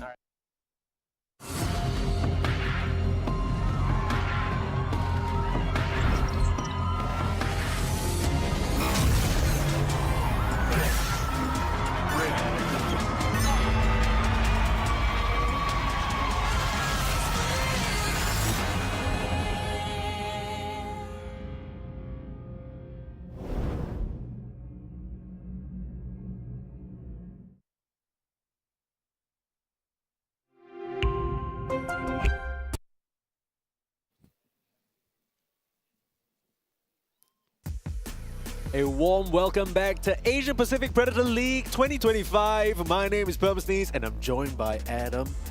Man, that was honestly, I think it had all the makings of a pretty exciting game, but it's just the execution, unfortunately, from Century Symphony Esports was not quite there. There was the hint of the comeback is real. Yeah. But it wasn't that real. Yeah. But a hint of it was there. Yeah, there was a little bit of a voice whispering, "We're so back," and then suddenly someone punched that voice and just buried it 6 feet under. It wasn't really the best look, but hopefully, you know, Century Symphony, they can pick themselves back up because they have a match up against Whoops. Now, for those of you who are just joining us, first and foremost, welcome to perhaps the best Southeast Asia land that will happen this year, but for sure the first that's happening this year, Asia Pacific Predator League. We have some of the finest of this region here in KL competing live, so we're in the very same room as them. They're all in their team booths. You'll see them a bit later, but they are in-person, offline event, fighting for a chance at playing in front of a crowd on 11th and 12th Jan. That's going to be at MyTech. So if you're in Malaysia or if you're around the area, you're thinking, hey, I got nothing to do on the weekend, I'm looking to tune into some crazy Dota. Are tickets still available? I'm not sure. I'm not sure. No check harm out the checking. social media pages. Absolutely. I'm pretty sure they can probably fit you in. It's a big venue. Yeah, and you don't want to miss this. I think this has been, at least from what I've seen so far, it's going to be quite the spectacle, and it'll be an amazing way to start out 2025. But speaking of amazing way to start out, you know, it wasn't really the best opening game for Century Symphony Esports, even though they do have some veterans, a bit more experienced players who've probably been in this position before in Kimizu and Dolo. The others, you know, you could definitely tell that they aren't fully used to this environment, or especially Danger, right? It was like a bit unnatural coming from the mid lane now. Yeah. Shifted to post 5. This saw a bit, I wouldn't say a lot of mistakes. It didn't feel like a lot, but it's just like the mistakes were very clear cut, like, oh, I'm not used to this kind of situation, right? I think the scary thing about playing Pulse 5 that I'm slowly realizing is that there are a lot of things that you're not allowed to do. It's true, you're just not used to it. I think it's like the power level is different. Yeah, you can't be standing in random locations because you don't have escapes. You can't be the first one showing in fights. You need to cast your spells. It's very different. And on the flip side, we have Team Whoops. This lineup has its own superstars, of course, legends of the scene like No Chance and I believe Evil Ash actually coaching the team. Oh, I didn't know that. Yeah, okay, Evil Ash is here as well. We also have a little bit of an import here, Mamang Daya, coming over to slay his ex-teammates Dahul and Kimizu. So this is actually a pretty good roster, I would say. Yeah. Krisha and Maung Daya have been pretty active in the Dota scene for the past 2-3 years. Yeah. Playing teams like TNC, Maung Daya was on Spawn with Dalu as well. Not strangers to competitive Dota, I'll say. Yeah, for sure. I think not strangers to competitive Dota, but I think what is something that I'm thinking about when I look at Team Whoops is whether they are actually up to date. And what I mean by that is, you know, these guys, sure, they play tier 2, tier 3 in around that area, but out of all the players there, it feels like Mamang Daya is the only one who has sort of been consistently at that level. Krish as well, I will argue. Krish a little bit, right? But in recent times, he hasn't really had as much opportunities. Now, we'll see whether they're able to carry it through, whether their ideas can keep up, but this should be a pretty even matchup altogether. Now, this entire tournament would not be possible if it weren't for the beautiful laptops that we have here right there. Of course, none You turned your light on, by the way. Yeah, I turned my light on. So it turned out that my laptop was saving power. So it was. So it saves power too. Yeah, of course. It does a whole What bunch of does things. it not do? Well, you couldn't pay me to tell you. I literally don't know. I feel like I've been able to sort of run everything, and the performance has been great. So I think if you are looking to upgrade your little carry-on setup, you know, on the go gaming, whether you want to sort of work on projects or whether you just need a powerful laptop, look no further than this. And of course, there's another option for you as well, the Triton Neo 16. So you got the Triton, you got the Helios. They all have their own benefits. Of course, I think the Helios had a bit more in terms of, you know, maybe for us casters, there's the Acer AI to just make sure your purified voice is coming through. So Sound suppression, fan, it's so light too, it's so thin. This is obviously not the one, this is the Helios Neo 16. The other one is just as thin. I like the other one a bit more. You do get to come over here and check it out. They are on display if you come to the event on Saturday and Sunday, this weekend basically. Now, the one thing that both of these laptops have is the printed liquid metal and cooling system, right? So one of the main concerns, at least I have whenever I'm thinking about a laptop is, oh, you know, if I run Dota, Overheat. if I like try and all the stream old it, laptops do. The last time I used laptop in college, I was like, oh my god, it's so hot. Your lap gets hot and it's hot. And then I'm trying to tell my mom, like, yo, no, don't worry, it's not going to give me some sort of like long-lasting health problem. But apart from these laptops, of course, Intel very generously are going to give 10,000 US dollars to an all-star that you vote. So scan the QR code. If you saw that game just now, I mean, honestly, some crazy plays coming out from Gohan. If that's enough for you to think that he is going to be your Intel MVP for this tournament, feel free to scan the QR code, vote for him. Now, the closing vote will be on 10th of Jan. But this is very much up to you, the fans. So if you guys are all voting for Gohan, there's a very high chance you'll be walking away with the bacon. Do you think Gohan deserves to be an MVP? I don't know so far, but it's only been one game. We have not seen the other teams play, so I think there is a little bias involved. But over here at our Acer Predator League 2025, we're not only rewarding the players, they're also rewarding you. If you make a purchase of select Acer Gaming laptops, you get up to RM200 TNG e-wallet rewards. What are the laptops you can buy? Obviously, there's the Helios Neo 16, Triton Neo 16, and whatever else is there. Scan the QR code to find out more. Yeah. Because this is only applicable if you make the purchase in Malaysia. Yeah. I mean, I don't think TNG e-wallet has global operations anyway. Yeah, it's but like if a you very guys Malaysia are thing, buying a laptop in a different country, just feel free to slide into my DMs. I'll give you my TNG. No worry. I got you. We go half-half. Yeah, he's trying to get some of the rewards for himself. You sneaky little devil. Yeah, you do what you can, right? Yeah, absolutely. And hopefully SSE can do what they can to try and even out the score, because only one team makes it out of this group stage. What that means is SSE at this point, they would have to hope for a 1-1 result across the board, right? Because at this point, if they lose this match, they're for sure out. Even if they win this match, if it's not in their hands. Exactly. It's basically their fate is out of their hands. They just need to win at least one match. So basically, it's still in their hands, sort of. Partially. You need to do your best, right? Exactly. I think in group stages, especially like this, in my experience, I feel like you just do your best, you hope for the best.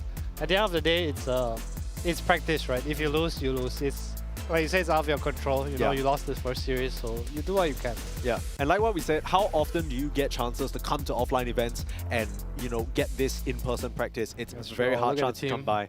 Who cares, draft? Oh, taking a little photo. That was cute. Did you see that? It was. That was adorable. Radiant team pick. Coming together, they threw up the Dire team cheese and pick. everything. You know, hopefully they're still having a good time. Smiles all around. Love to see it. Into the draft we go though. Team Whoops starting out with my personal favorite hero, Ogre Magi. Love that guy. This way? No, that way. No, that way. Actually, controversial question. Which head do I Which like more? head 10 do you think seconds remaining. you would probably be able to 5 stand seconds remaining. a bit more? Probably the bigger one. He's got a nice cut. I like his He cut. does. I like the man bun. But the other guy's got some face paint on. I feel like the first guy looks a little more stupid. That's true. You know what I mean? I like stupid people though. Damn. That's why we cast it together. That's crazy. That's tough. Unfortunately, we are. Fortunately, we are of a different body, so. Yes. Whoops. Targeting Kimizu with the bands. Yeah. Timber, Bristle, Beastmaster. Just the offlane. Holy Trinity removed. Yeah, the Magnus taken out by Century Symphony themselves as well, so they don't want to give that over. Mamang Daya... 10 seconds remaining. Okay, so one thing to note is we talked a 5 bit about how seconds SSE have a bit of a role swap going on with Danger going to position 5. I know you're going to tell me, oh, Krish is just a general core player, you know, but I think when he was most prolific... No, he was playing carry for like, he's been playing carry for the past year and a half. Okay, I get it, but I'm just saying, I feel like when I saw Krish at first, I'm like, damn, this kid's really got skills in the mid lane. He does. And now it's translated to the safe lane. You think so? Radiant You think it's a full translation? I You think think he's it's a played C? carry long enough so that That's it's, fine. Yeah. Okay. It's been so long. He's played carry for so long. Okay, all I'm saying is that I think Mamang Daya, respectfully to Krish, Mamang Daya clears. Mamang Daya is insane. That's true. Mamang Daya is really He's good. the mamang He's of the Daria. 10 seconds You know what I mean? remaining. What does it mean? I have no idea. I'll ask him later. Damn, that's crazy. You set me up just to fall. Yeah, That's seconds remaining. Okay, Century Symphony going for the Lich though. I think this is Dire something that I team noticed back. looking up at Danger as well. When you have somebody who's a bit more uncomfortable, you want to make sure that they're on heroes that they've practiced with. So this Lich is probably something that, I mean, he's been spamming it in pubs, and it's also just a very solid hero in this meta. You can't really go wrong. I agree. I feel like Lich is just strong in general. 10 quote unquote, seconds right? remaining. Like, True. Chain Frost, good spell. Frost Nova, good spell. Scissor 5 Gaze, good spell. seconds Frost Shield, remaining. good spell. What else do you need? True. Can buy Solar, can buy Glimmer. What box do you have unticked? Probably just some, I mean, save? This Frost Frost Shield Dire is team pseudo save, right? Like, It's it's like good enough. Radiant Like, Glimmer team plus pick. Frost Shield is actually a lot of damage negation. So this is a hero that was removed earlier. We see Bad Rider coming out. Just to take a look at the bands, Lina, Elk, DK, nothing special, just the... I'll call these BO1 heroes. Alchemist especially, that's not a hero Yeah. I want to play against in the best of one. Yeah, that's 10 true. seconds remaining. The Dawnbreaker being taken out. Some respect towards no chance. 5 On that seconds off lane. remaining. Likes I to feel play like these... it's a, kind of a weird hero, no? Like, it's think a so? strong laner, but the scaling on the hero is kind of weird. I feel like Radiant it's a very team pick. team-based hero. Yeah, that's fair. The Doom Doom pick Raid. coming out very early. I guess they're... Dire I mean, the team offlane pick. pool has thinned out considerably, right? So you're just snapping up whatever else is still available. We also see the Murta coming back again. Again, one of the heroes that are just good against Lich. You do damage that does not care about Frost Shield. Strong lane with the Doom. Nice Bloodlust target, so even though you're post 4, obviously you do still scale nicely 10 as Murta. seconds remaining. We saw that on Drake just now as well. Just very 5 Clean seconds cut. remaining. standard. Right now, I'm wondering if your SSE is like, hey guys, we've played against something like this before. We're Yeah, what's all the idea? warmed up, no worries. I think we were, you know, it was a different cast, but we did talk about this Doom pick. It's a hero that basically, OP, if you're yeah. a carry, it's just like, okay, well, half of my pool is just not as viable anymore. What are some heroes you think that SSE could potentially try into this Doom? Because I think its pseudo cancels out the potential for the Morphling already, right? Yeah, Morph is definitely not what you want to pick into. I think TA is good, Ursa is good. Wraith King, Dusa is like the most common go-to, but I Sure. feel like Dusa on 17 is not with Mars. If you have like Beast Dusa, like I can totally see it because it stops the anti-mage, right? 10 Yeah. seconds But if you pick remaining. Dusa here for SSE, Oh, and you're the worried AM about comes the out, AM it's like, pick yeah, 18. Okay. you need like some sort of 5 pace hero to seconds kind of remaining. deal with it. Okay, then this leads me to my follow-up question. Is anti-mage real? Only against Medusa. So you think Or that possibly Storm okay, Spirit. based on what we possibly. see here, Yeah. if Sentry Symphony slam Medusa, because we do know that it's one of Wheel's heroes, you think that Whoops picking that anti-mage Yeah, it's a really good is going to be anti-mage game. amazing. Like they can't kill AM with their heroes. Yeah, They don't true. have enough damage. Too much single Bat target, don't- right? Yeah. Lich Bat doesn't do like high physical, nor high magic, I guess. Can't you Mars just pick neither. Medusa and then you pick something super strong in the mid lane to I think one hero is not enough. okay. Radiant It's hard from the team mid lane pick. as well. There's also a Doom. So like, let's say I pick Dusa and then I pick like some TA and then my TA gets doomed. And then the other 4 heroes can't really deal with this anti-mage, you know? Yeah, Right, that's Monkey King, you were mentioning this guy. This is his hero. His hero. This is his hero. I look. Last game, 10 Sand King seconds remaining. had some pretty decent moments. I want to see him on a 5 you know, like this seconds is. Yeah, I feel you. I love seeing these signature player-hero Feel the combinations. specialist. What's your signature hero, Adam? Tuskar maybe. Damn, that's a Ranger, Tuskar. Wind Ranger. I played on Wind Radiant Ranger, but team not back. not when I was playing competitive. Yeah, you got a Probably competitive. Tuskar if I had to choose. Yeah, okay. Tuskar. What else? I think I was really good at CM and Witch Doctor. Yeah, 343. But I think it was CM. like it wasn't like a signature thing. I think I was just good at the heroes. I feel like I had this understanding of like these heroes. They're like 10 very seconds remaining. sneaky, come from behind heroes, like Witch Doctor especially. Yeah. Like most people 5 played like during my seconds time, it remaining. was like you can't run into us kind of thing. Yeah. But I feel like these heroes when you come from behind and you get this stun on the double backline. Oh, it's kind of crazy. It's juicy. Obviously, Dota's not played that way anymore now, and probably to most of you, I'm just talking nonsense. True. But blast that's from the what past a we're here little bit. for, yeah. Listen to this old man rant a little. Okay, Dire old team man, tell me a bit about this Morphling. What are we thinking about Morph this pick? against Mars is really good because obviously Arena doesn't hold you in. You get to wave out your water. It has cracks. True. Nice against the Monkey King as well. I think it's a bit of a two-way matchup because Monkey obviously can go into this Skadi or Diffuser kind of build and he has timings against 10 you. But seconds remaining. on a late game situation, you know, you turn into MK, you have Jingu stacks. It's 5 more just a seconds strong hero, remaining. not a Bloodlust Enjoyer too. Yeah. I think Sentry Symphony, at least in both their drafts so far, something's become very apparent to me. That they are interested in playing at a certain pace, right? Like, in the first game, we were talking about them coming out of the laning stage. They were going to have some good early skirmishing with the magic damage. Similar story here with the Monkey King coming out of the mid lane. Are we worried at Dire all team that back. they're just going to play a bit too fast for Whoops? Because Whoops' lineup is kind of greedy, right? You got Doom, Radiant Morphling. These are team heroes that want to back. farm. I think it is possible, but Mars is a pretty slow-paced hero. I think it's hard to up-tempo with this guy. Okay. I think looking at 4 heroes that Sentry Symphony have right now, they want like a carry kind of mid. Like I see some sniper kind of thing coming out. I think Do Wolves we- feel that way too, so they have a Monkey King ban.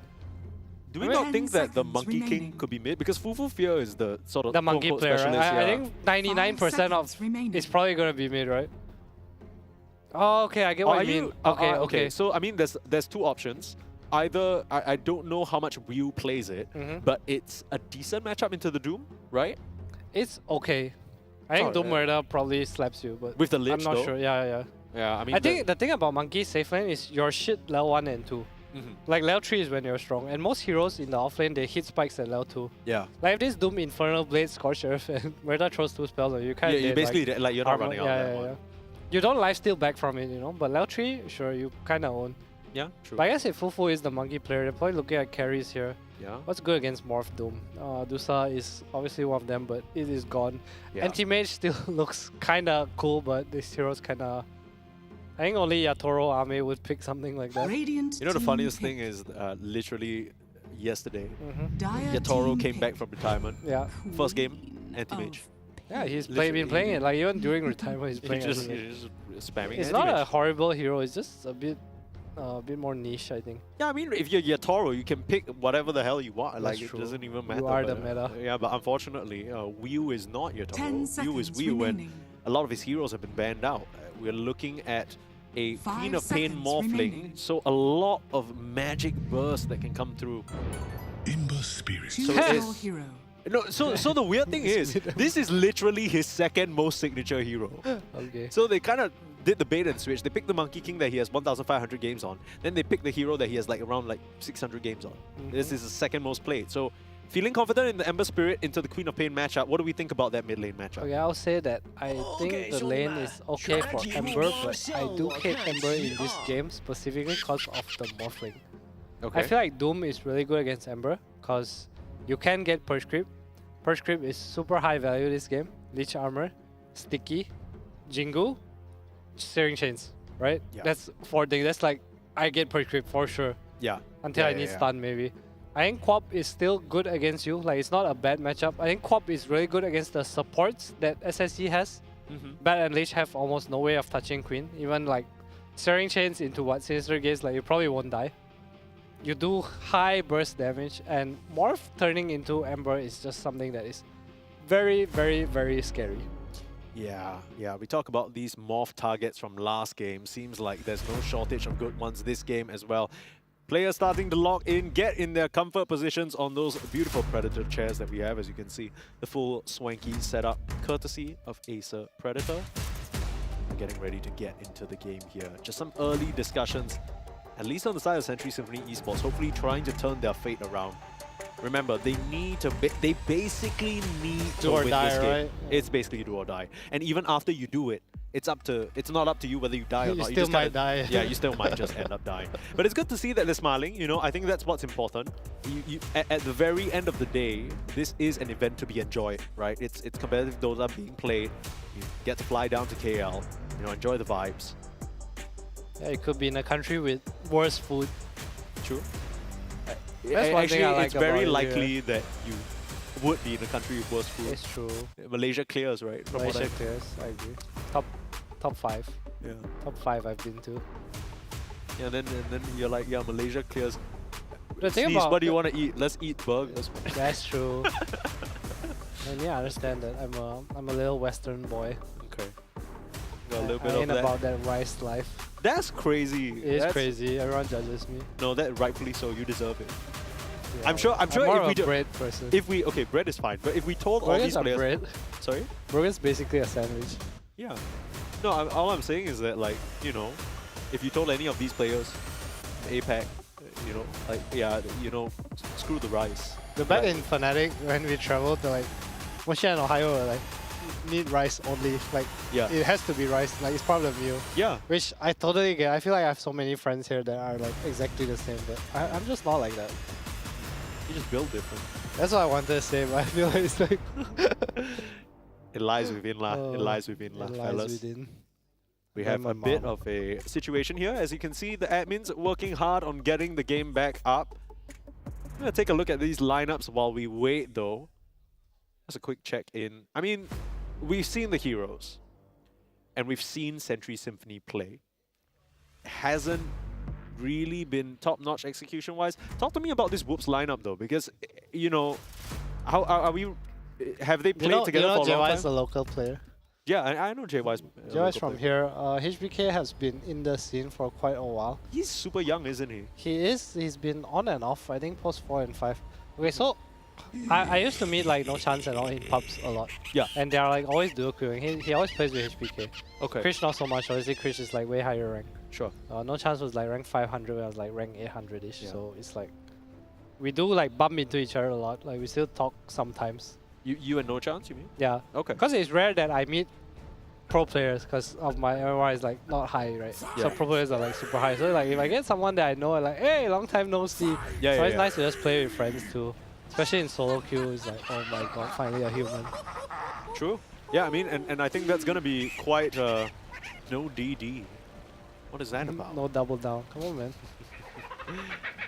Speaking of the Update MMRs, your- though, we should sort of go over it slightly. I think Century Symphony definitely across the board. You got Dalol and you got Kimizu, who are basically top 100, 200.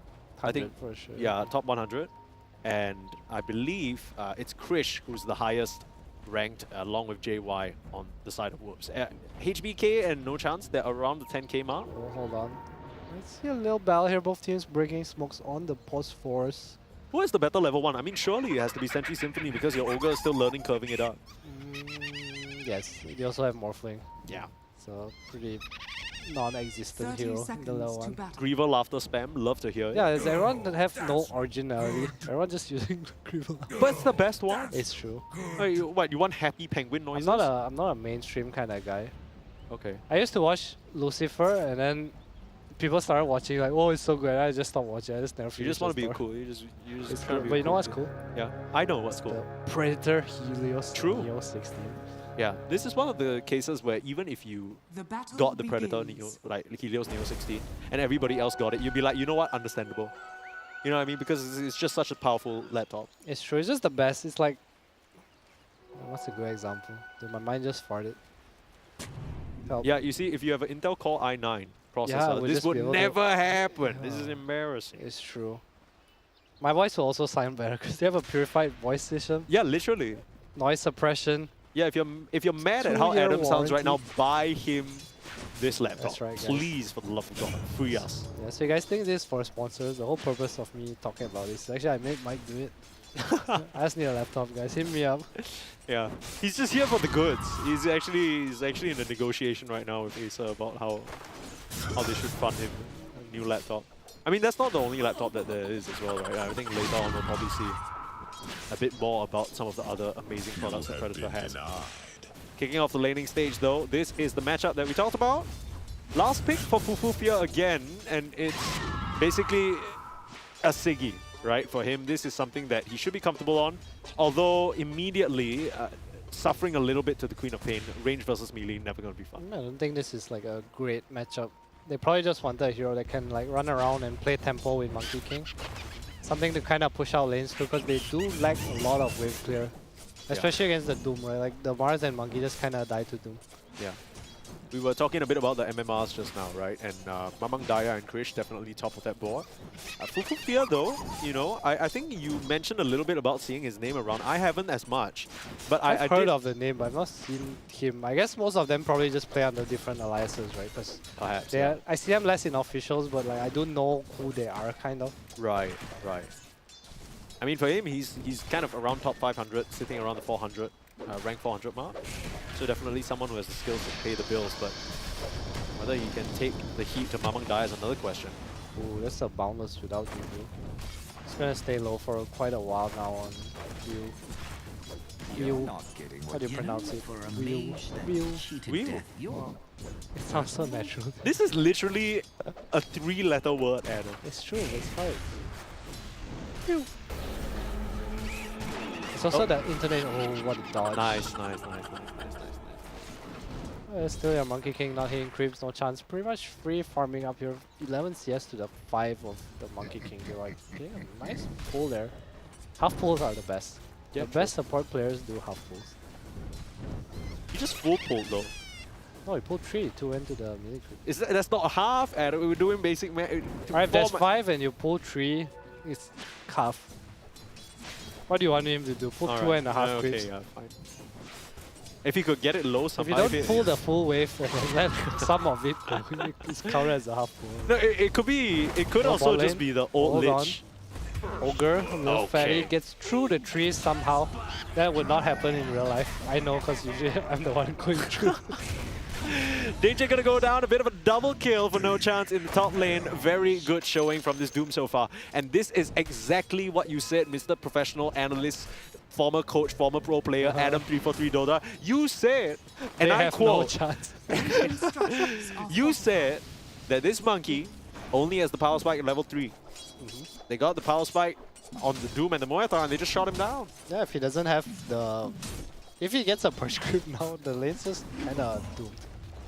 Oh my god, it's not. Alright, that's... Sorry, it's just That's my okay. calling. Oh, I can't stop helping. Keep it going, keep it going. It's only one What else left. we got? Right, I just noticed as well that Wheel's like sponsor tag that he put for himself is like Satu, right? Which is like 1. Yeah, Like correct. position 1. That's why he's up here. Could be some Satu Malaysia thing. You It's know. not like, I mean, he's up here, but he's having a miserable time. 14-4 in the CS. The one shining star for me for Century Symphony last game was Kimizu, right? He had an I mean, that was... You gave him his signature Timbersaw. He tried his best to deliver, but he couldn't really bring it home. He's kind of spanking this game too. Yeah, Top of he the is. CS. Meanwhile, mid lane as well. Fufufia doing pretty significantly better than Mamang Daya. Yeah, and it's not even like the denies, right? Maybe Fufu Fear is just doing a good job messing with the creep equilibrium and waves. Another try onto HBK. Like you mentioned, Lil Fatty trying to squeeze his big bump through the tree music. line, kick in the face. Oh, from the top rope. Krish can't protect his support. Do you know that reference? Yeah, of course I do. Oh my god, thank you. Thank God. It was a good one. It was a great one. You got. I'm You sure got. most people don't know what I'm talking about. Okay, Oh, no. I used to be the think. biggest WWE fan. Okay, It was the Triple H Shawn Michaels era. that era was. It was so That good. was Like the Kane era, I would yeah, say. Jeff That was- Hardy, Kane Undertaker. Yeah. After that, it's just kind of, no, it's not the same anymore. That's true. Among that, just pushing out creep wave, trying to just even out the CS a little. Just hit level 6 first. We see the slight spam going on. Every Ember's favorite time of the day. True. Honey, wake up! It's time for your slide of fist. Go top lane, pop tipping in. Ruh-roh. On to this Is Monkey right. King. He's Danger. Flooded. This time he's not going to die, but it's his hang on, just kidding, he's dead. He's so good. Alright, that's 2 TPs though. Work. Yeah. Alright, so now, what do you do? Okay, this is honestly the worst time to die as carry. Because if you TP back to lane, and the support comes, you actually cannot lane as a catapult. So if you die during the catapult, at least you respawn and come back. But if you die now, your tower dies and you have nowhere to go. Yeah, it feels like everything has been telegraphed a little bit from Whoops, and it's a bit about what we talked about with the whole. Okay, let's talk about the game plan. Let's try and run through what we're gonna do at these timings. Lane. What's gonna happen mid Blue lane? man chain. Oh, Fufu nice Fear. Sonic Wave Sonic dodge. Wave dodged by the Ember, and they get the kill onto the Queen of Pain before the Bat Rider goes down. That's important EXP. But Fufu Fear, he's dropping low, able to skirt his way out of trouble. Meanwhile, No Chance gets the kill my again God, onto Wheel. Catapult time too. Oh, you're gonna lose. So your he doesn't even have a tower. creep. Is under attack. How did he just run you down with HBK back in? Yeah, it's so easy to kill Monkey King. You just press Scorcher and you stun him. True. It's not a good lane for Monkey King. It's really not. I play Monkey King. It's always awful. This Monkey kind of- King versus damage that you cannot fight through is bad. Yeah. And stuns. And it just Close. feels like, you look at what Team Whoops have, it's a lot of damage that I don't know whether the Yeah, Monkey it King can stand his ground It's against. pretty hard. It almost feels like they picked this Monkey King as like a, okay, this is the Fufu Fear signature, right? And then, the Queen of Pain in the lane. How am I going to deal with this? Okay, no, you have So it now. it's quite okay, I think. I'm surprised they picked it. I feel like Monkey is a hero that you either know what you're doing or you end up in this situation like he is right now. Yeah. Because this is not a hero that you want to play from behind. Because it's a moving hero. Yeah. You want to get levels, you want to do decent enough in your lane to where you can go kick out this Morphling. Like, I won't hate if he had like corrosion boots and he just gates bottom, Like, I won't hate it. Yeah, like he starts running around, right? You kind of got to go the mode, sort of Yatoro. But Like, look, this is such an early smoke. Just want to secure the rune here. I mean, he's just level 6 as well. Yeah, but can you Doom an Ember? Scanning. We'll find out soon. You gotta try Soon Fufu in 2 seconds. Fear. Yeah, you cannot Doom an Ember. And it really is just because of that high ground wall, which they very quickly deal with. So, lucky for Fufu Fear that the AD rune is in the bot lane. A bit of a twist of fate from the previous game where he basically got no runes. Yeah, I mean, their lanes are going much better. I mean, Monkey's having a tough time, sure, but mid lane and bot lane's going really well. I mean, slightly even. It's not a significant lead, but good enough, Fair.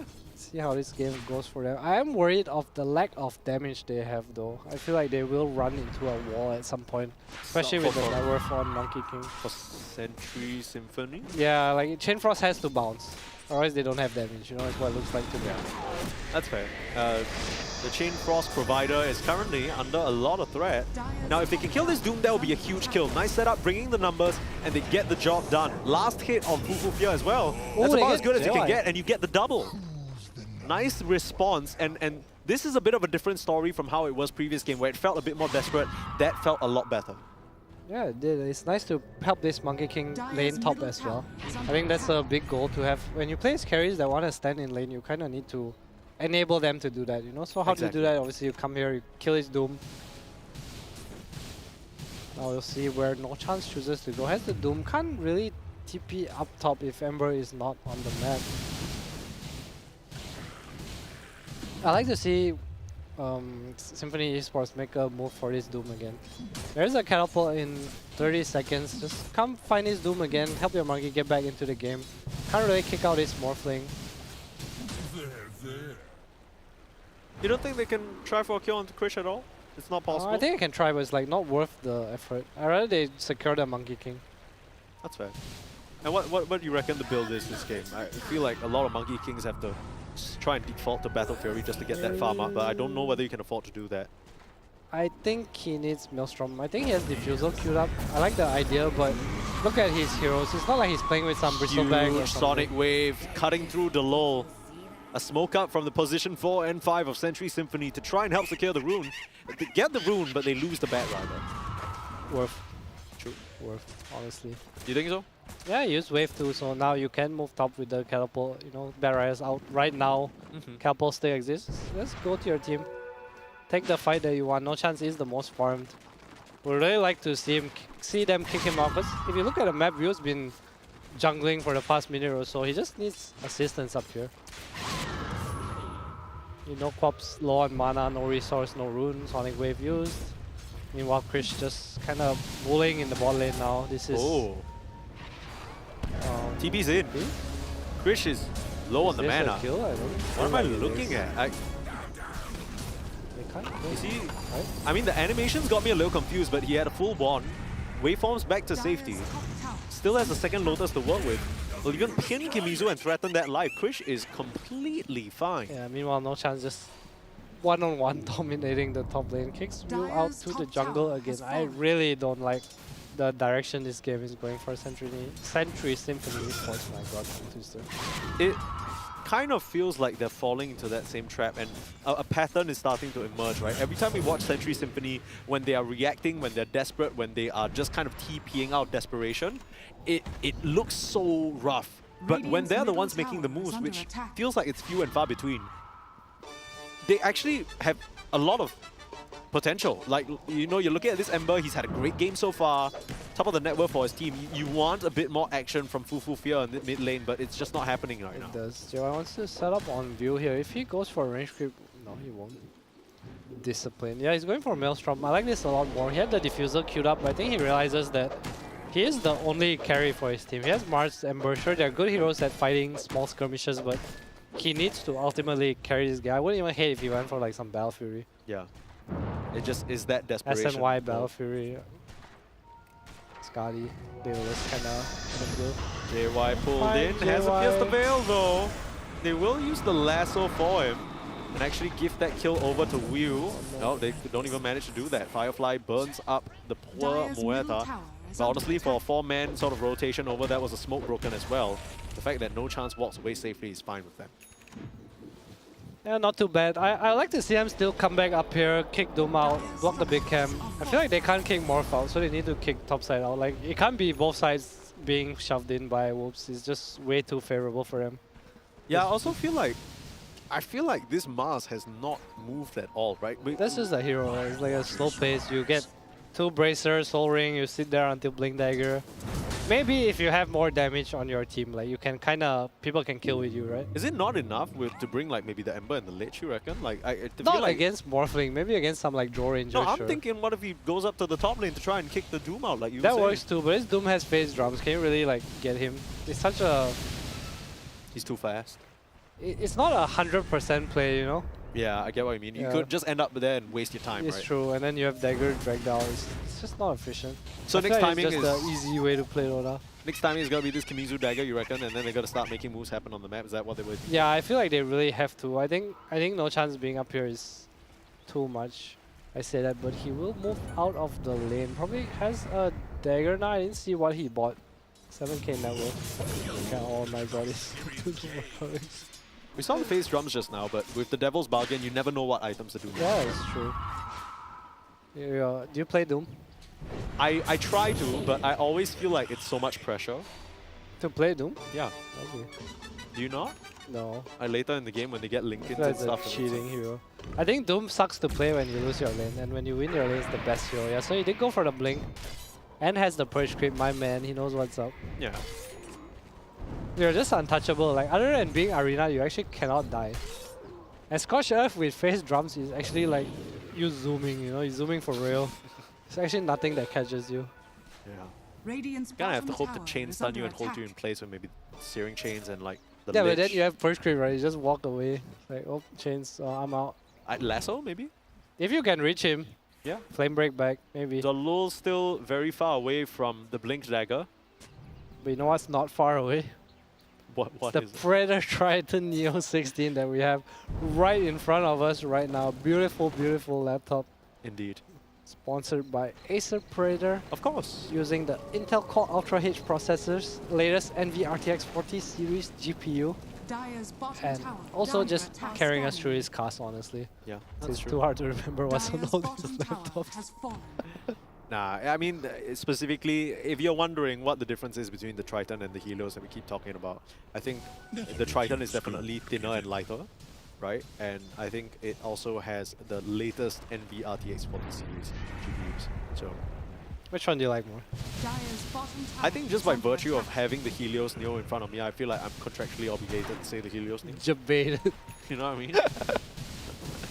I don't think I can say Triton because I just haven't used it as much. Yeah, that's fair. I just need to go to MyTech like when the exhibition area opens on 11th. Yeah, so if anyone's tuning in right now, we do have the laptops on the Display, right? event day. You will see everything. Yeah. Go give it a test run. They are really, really nice to use.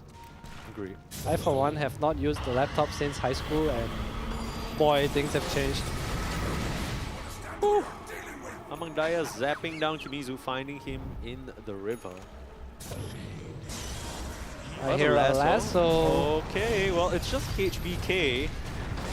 This multicast coming out. Is he even gonna die? He dead. burns down, but a nice sonic wave. Trying to blow up Fufu Fear. In trouble on this Ember, sliding bro, around where to are the you going? remnants. He's in a very awkward position. They have full vision. No But chance meanwhile on he's the here. back line, oh, Whew, he needs to get out. There's still a Doom available or no chance. Double kill for Daru. Gets JY as well at the end. Has the dagger now.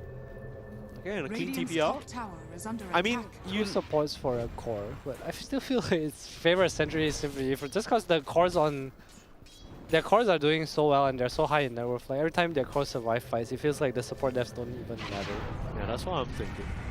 Like, who cares if you kill HBK like 4, 5, 6 It's more times? true. Just an ogre. Radiant's middle Yeah, tower just like It's the real worth the HBK is death. always gonna come back. That's true.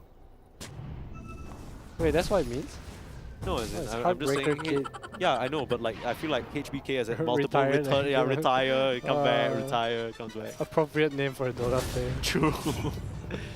Shout out to Stamp. Yeah, sure. Hey, you should And rename half himself. of the then. is Chinese under attack. He would make a great WWE superstar. He's got the trash talk, he's got the It's attitude. true, actually. You know what I'm saying? Transferable skills for sure. JY caught in the jungle though. Here's the Veil will buy him some time. They don't have a lot of magic burst, but they will get the spear and the lockdown. No one else coming to help him out. Trying to give the kill to...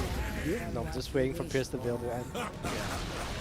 Radiant's That's such a middle cool tower name for has us, bro. fallen. Pierce the Veil. Sounds like it could be a movie title or album They're a title. band. Yeah, right? Yeah, they're a band. Alright, so a bit of signs of life for Sentry Symphony esports Radiant's here. middle I tower swear that is team under name is attack. hard Just to go say. with it. Just go with Alright. SSE, brother. No one's holding a gun to your head and telling you need to say that. You can just say SSE. Yu gets pinged out. He will jump dear. here, but will he jump back? He is flooded.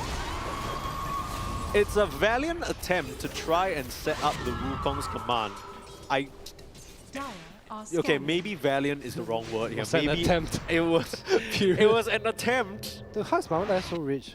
Oh, he has no boots. Okay. Wait, She who? has Kaya, Dagon, Dire's Quap. bottom Yeah, tower she went is for under Dagon attack. Rush and then just never bothered with Yeah, boots. Kaya, and he's so close to BKB. So once he gets Radiant's top BKB, tower is under attack. that's where like you need your Radiant Monkey are King scanning. damage, you know. But again, View is just not having a great time in this series. This honestly feels like the same story that we were telling in the first game as well. It's just, you know, it's a bit of a bittersweet story because, as we know, the whole formation of the team is to try and Yeah, develop the drop's kind upcoming of talent. built around your carry, Exactly. carrying, right? Yeah, and Oh, mid mid lane, lane, Amber. Fear, no, he's gonna get melted down. The lasso couldn't save him. Now the Lul is in big trouble. The chase down is there. You still got that Dagon. He's Might dead. not Mamang need Daya it. is not gonna let him go. No way. Mamang Daya on the chase. Okay, Now, Kimizu's does here he as have well. enough damage? The Leech is not here. Danger King drops the Chain Frost in. It's under attack. I mean, Placed it very was a far little away. bit close.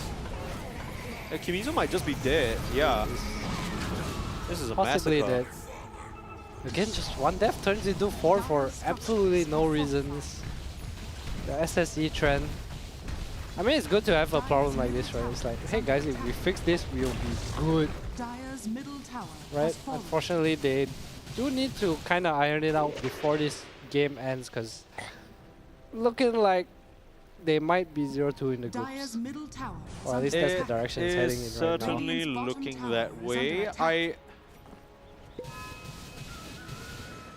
Look, maybe you can weigh in on this a little bit, but whenever you have new players in a team, I think it's always easier to just listen to one person's overall direction, right? Like, so maybe someone's calling the shots, or someone's saying, okay, let's play Dota like this. And it feels like Century Symphony have maybe taken that notion a bit too far, right? They're not really playing very much for themselves. There's no real call who's saying, okay, everyone, I'm gonna farm, wait for me. Like, I need these things and I need people to play around me. They all kind of seem to be just scrambling to help each other, and it's less clear what the plan is for them. I'm not really, I don't That's see the it. team identity, right? It's like what your whole draft and team kind of Radiant are foundation is standing. built on. It's Exactly. built on an idea, right? Like, oh, we want to play Dota this way. I think most successful teams start with that, but it's also hard when you lose a Dire's lot. top tower is under Yeah. It's like, oh, we lose, like, should we change? Or There should could be we try like and get 200 barrel? reasons, right? A lasso, JY caught out on the Moeta, pierce the veil again, buying time, and the time Doom to- finds the Ember, means that there is no chance for him. Sonic Wave, just for good measure, Fu Fear gets obliterated. And that was just the easiest setup ever. Now Danger gonna get run down as well. Just that lingering damage. Krish will finish the job. Water rushing over that frozen dead man. Omega Yeah. being pinged out too. Dire's bottom Map tower has fully belongs to Whoops right now. They gotta be feeling good about this one. I'm just waiting for Moira to hit the first spell onto Fufu. So you can say fear, Fufu, fear. I'm not gonna say, you can say that. I can't even say Century Symphony esports. It's a struggle, honestly. It is. Tough Alright, times for Krish. Adam, 3-4-3 Dota. Close to his Kanda. Pretty chill game for him. 3-0-5. He's literally just, he's Enjoying not even, turning into he's Ember not doing Spirit. anything. Like, he's just, Wait, killed Ember with chains. no, twice. yeah, I know, but all I'm saying is that, like, he's just been chilling down here. They haven't really come down to try and deal with him. But they can't. Their heroes just they don't have the capability. I mean, they could in the laning stage, but I think top lane exploring meant no gating, and it was just it's difficult, man. It's difficult. I bet Will wishes he was this Morphling right now. Like, this is like, if you're a Morphling player, you see this game, you're like, Radiant's damn, this is bottom free tower as is under attack. This is so nice. It's true. It's pretty true. This 18 pick, very strong. Fish looks like he's struggling. JY will come and give him some assistance. Okay. I bring back the jingle bells. I don't want to despair so soon. Because we're 23 minutes in, right? It's 16k now. Doesn't sound like time to despair. okay. Look, hear me out. Do we have a chance here? Do you think Century Symphony Esports, could they potentially bring this back? Because the one thing that they do have is an immense Dire amount of are team fight. If standing. they're able to connect their circles on circles on circles and have that Chain Frost bouncing, lasso a key target, get that connection, could they... What's the avenue of a comeback here? Is there one? I feel like they always have potential to be able to take out one core. But there are 3 cores that they need to deal with right now. I think that's like kind of my issue. Yeah. So they need to reach to a point where they do more damage, or Kimizu has Refresher, or Darul has Eggs or Refresher, whatever. There are 2 cores to die during Wukong. And that's quite a ways away. They're definitely not out of the game, but the path there is... It's a hike. Yeah. It might just be Everest hike. the way Yeah, it that feels like they need to go up Everest, but they really need a plane ride right now. Radiant are Hit up standing. Fly FM. Yeah. Oh man, Roshan falling to the hands of Whoops. It's been a very straightforward game for them so far. Haven't really had to stretch any of these creative muscles. Just feels like the draft has panned out exactly the way they expected. I mean, we keep talking about the weakness of the Century Symphony heroes. Honestly, things looked okay up until the last 2 picks, right? I was gassing it up because I'm like, damn, Fufu Fear on his signature picks. And do you think that's where it went wrong? Yeah, I think the Ember pick kind of... I feel like if you have 4 heroes, and your carry is part of the 4 heroes, especially as Monkey King, right? Like, it's like Monkey, TA kind of heroes. Like, if you see they can't carry the game, and your carry player isn't like... Or your mid's not a sniper, right? Like I said. Or like some I think sort if their of mid core. was sniper, yeah, some sort of other core that kind of covers base. It's like, what does this Ember cover for Monkey King this game? If I'm playing Monkey this game, I'm like, there's no way in hell I'm gonna 1v5 this game. Yeah. So I need help, and Ember is not helping me 1v5 this game. This is like some super fast-paced, let's go kill them OG 2020 whatever lineup. Yeah. Unfortunately, this is not the OG 2020 whatever lineup. This is Century Symphony Esports, who seem to have a bad habit of dying all together instead of slaying together. They get slain together. Yeah, it's because Sam's not here for the pep talk. That's true. Kimizu, I need you to play like Sam. Kimizo, I need you to play like no chance, man. Give me the no chance to. to. Mid. I mean, no chance was trying to go mid this game. It's just hard to make plays, especially with Lich Bat as supports. Lich Bat Mars feels like lack of damage, right? So the damage has to come in from somewhere, and Ember is also in this category of like, it's a lot of poke. Yeah. A lot of like mini sustain, but where's damage? You know, Queen is damage. Yeah. Lash, I Lina, Sniper, you know that kind of hero. Let's go onto JY again. It's just the support. Chain Frost, that's a nice one, starting to bounce and do damage. That's what we needed. But a Doom out onto the Mars means that he's basically out of the fight. You do lose the Moeta though, there still is a second life. Wukong and they've onto held out the poor HBK. HBK Ogre in the Wukong Sonic Wave onto 3! Screams at all of them! Time for you to go home, Century Symphony! That's not the sound that you wanted to hear. Fufu Fear gets out of trouble, but that is just a masterclass. I mean, you couldn't ask for anything better. Every single fight, it's just the supports dying, and all the calls on whoops are piss chilling. Now, Mamang Daya Nice one, Dalu. does Revenge go onto down. his teammate. I'm sure he's just laughing. I need a player cam right now. Yeah, I need a play cam right now. That low, I don't know how he gets that done, but maybe just catching a low health Mamang Daya by Yeah, surprise. just blink used. Uh-oh. So I'm going for a rune. He's getting closer to the egg, so Dalu, out of everyone on his team, I feel like game 1 and game 2, he did have quite a solid performance. Yeah. Still I keep think showing his skill level a little. it's a little bit harder for Kimizu to have that same level of performance on the Mars, I'd say. It's a bit more limited of a hero compared to the Timber. I mean, he's been hitting his spells, right? Like, what else do you want from him? Like, yeah, that's it, right? Like, Yeah. it's not like he could have done a bit more in the early game. We were talking about we wanted to see some rotations, but at the same time, a bit of a double-edged sword. If Yeah, he I starts think- moving, he loses net worth, he gets even further behind. I agree. It's a whole thing. Though I feel like this Queen, like, every time she presses wave, she does more damage than, like, the whole SSE combined. And that says a lot, right? Like, it's not net worth related, right? It's just the... I mean, Kaya is, like, the only item that contributes. Oh, that's a beautiful Sinister Gaze, but he does get the morph off because he has the shard. Yeah, they also chain the stuns a little bit. Oh, nice Arena onto which is 2. quite unfortunate. Yeah, Arena onto the back lines now. Where's the JY and follow-up HBK though? in trouble. You can waveform out of the Wukong's command. The spear is gonna miss awkwardly, and Will walk away. the lull is on the back line. Oh, no chance tries to find him, but quick blink away. Nice plays from the Bat Rider. The little god. Ankle breakers here and there. True.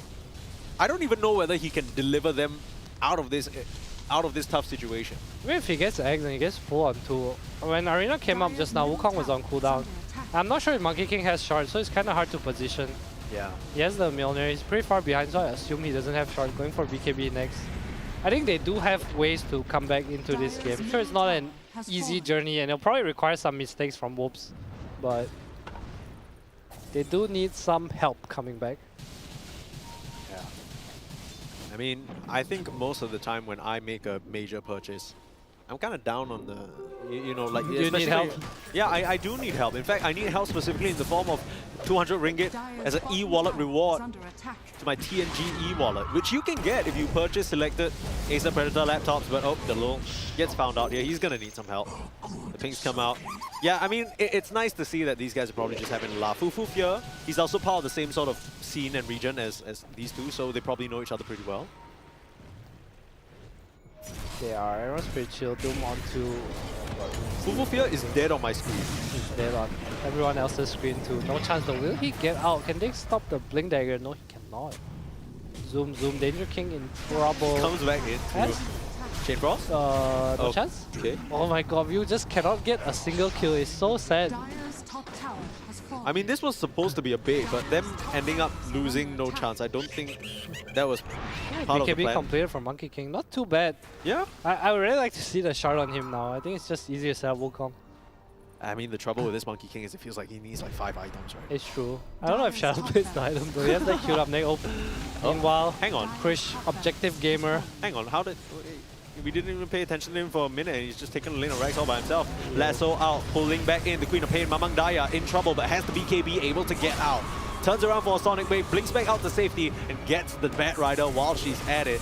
Meanwhile, the rest of Century Symphony just can't get anything done. Kimizu on the front lines, trying to tank up. Now, Fufufia is back though, but already strength morphing up. And those attributes have been shifted. There's no chance of getting that kill now. You know, against Monkey King, there are places in Wukong you stand where You don't 3 get hit? monkeys hit you. There are only one. Like if you stand on a statue, only one hits you, and it's the damage is actually really shit. Oh, this is some tips. Yeah, some new tech where it requires you to actually maneuver inside Wukong. It's not easy. Yeah. I mean, most of the time when Wukong comes up, you're under the impression that, you know, maybe There's like 3 the boys monkey, hitting you, yeah, right? the monkey's but teammates are actually helping That's really him set not up. what it is. If you stand on a statue, like only one hits you because you're out of range of everything else. Yeah.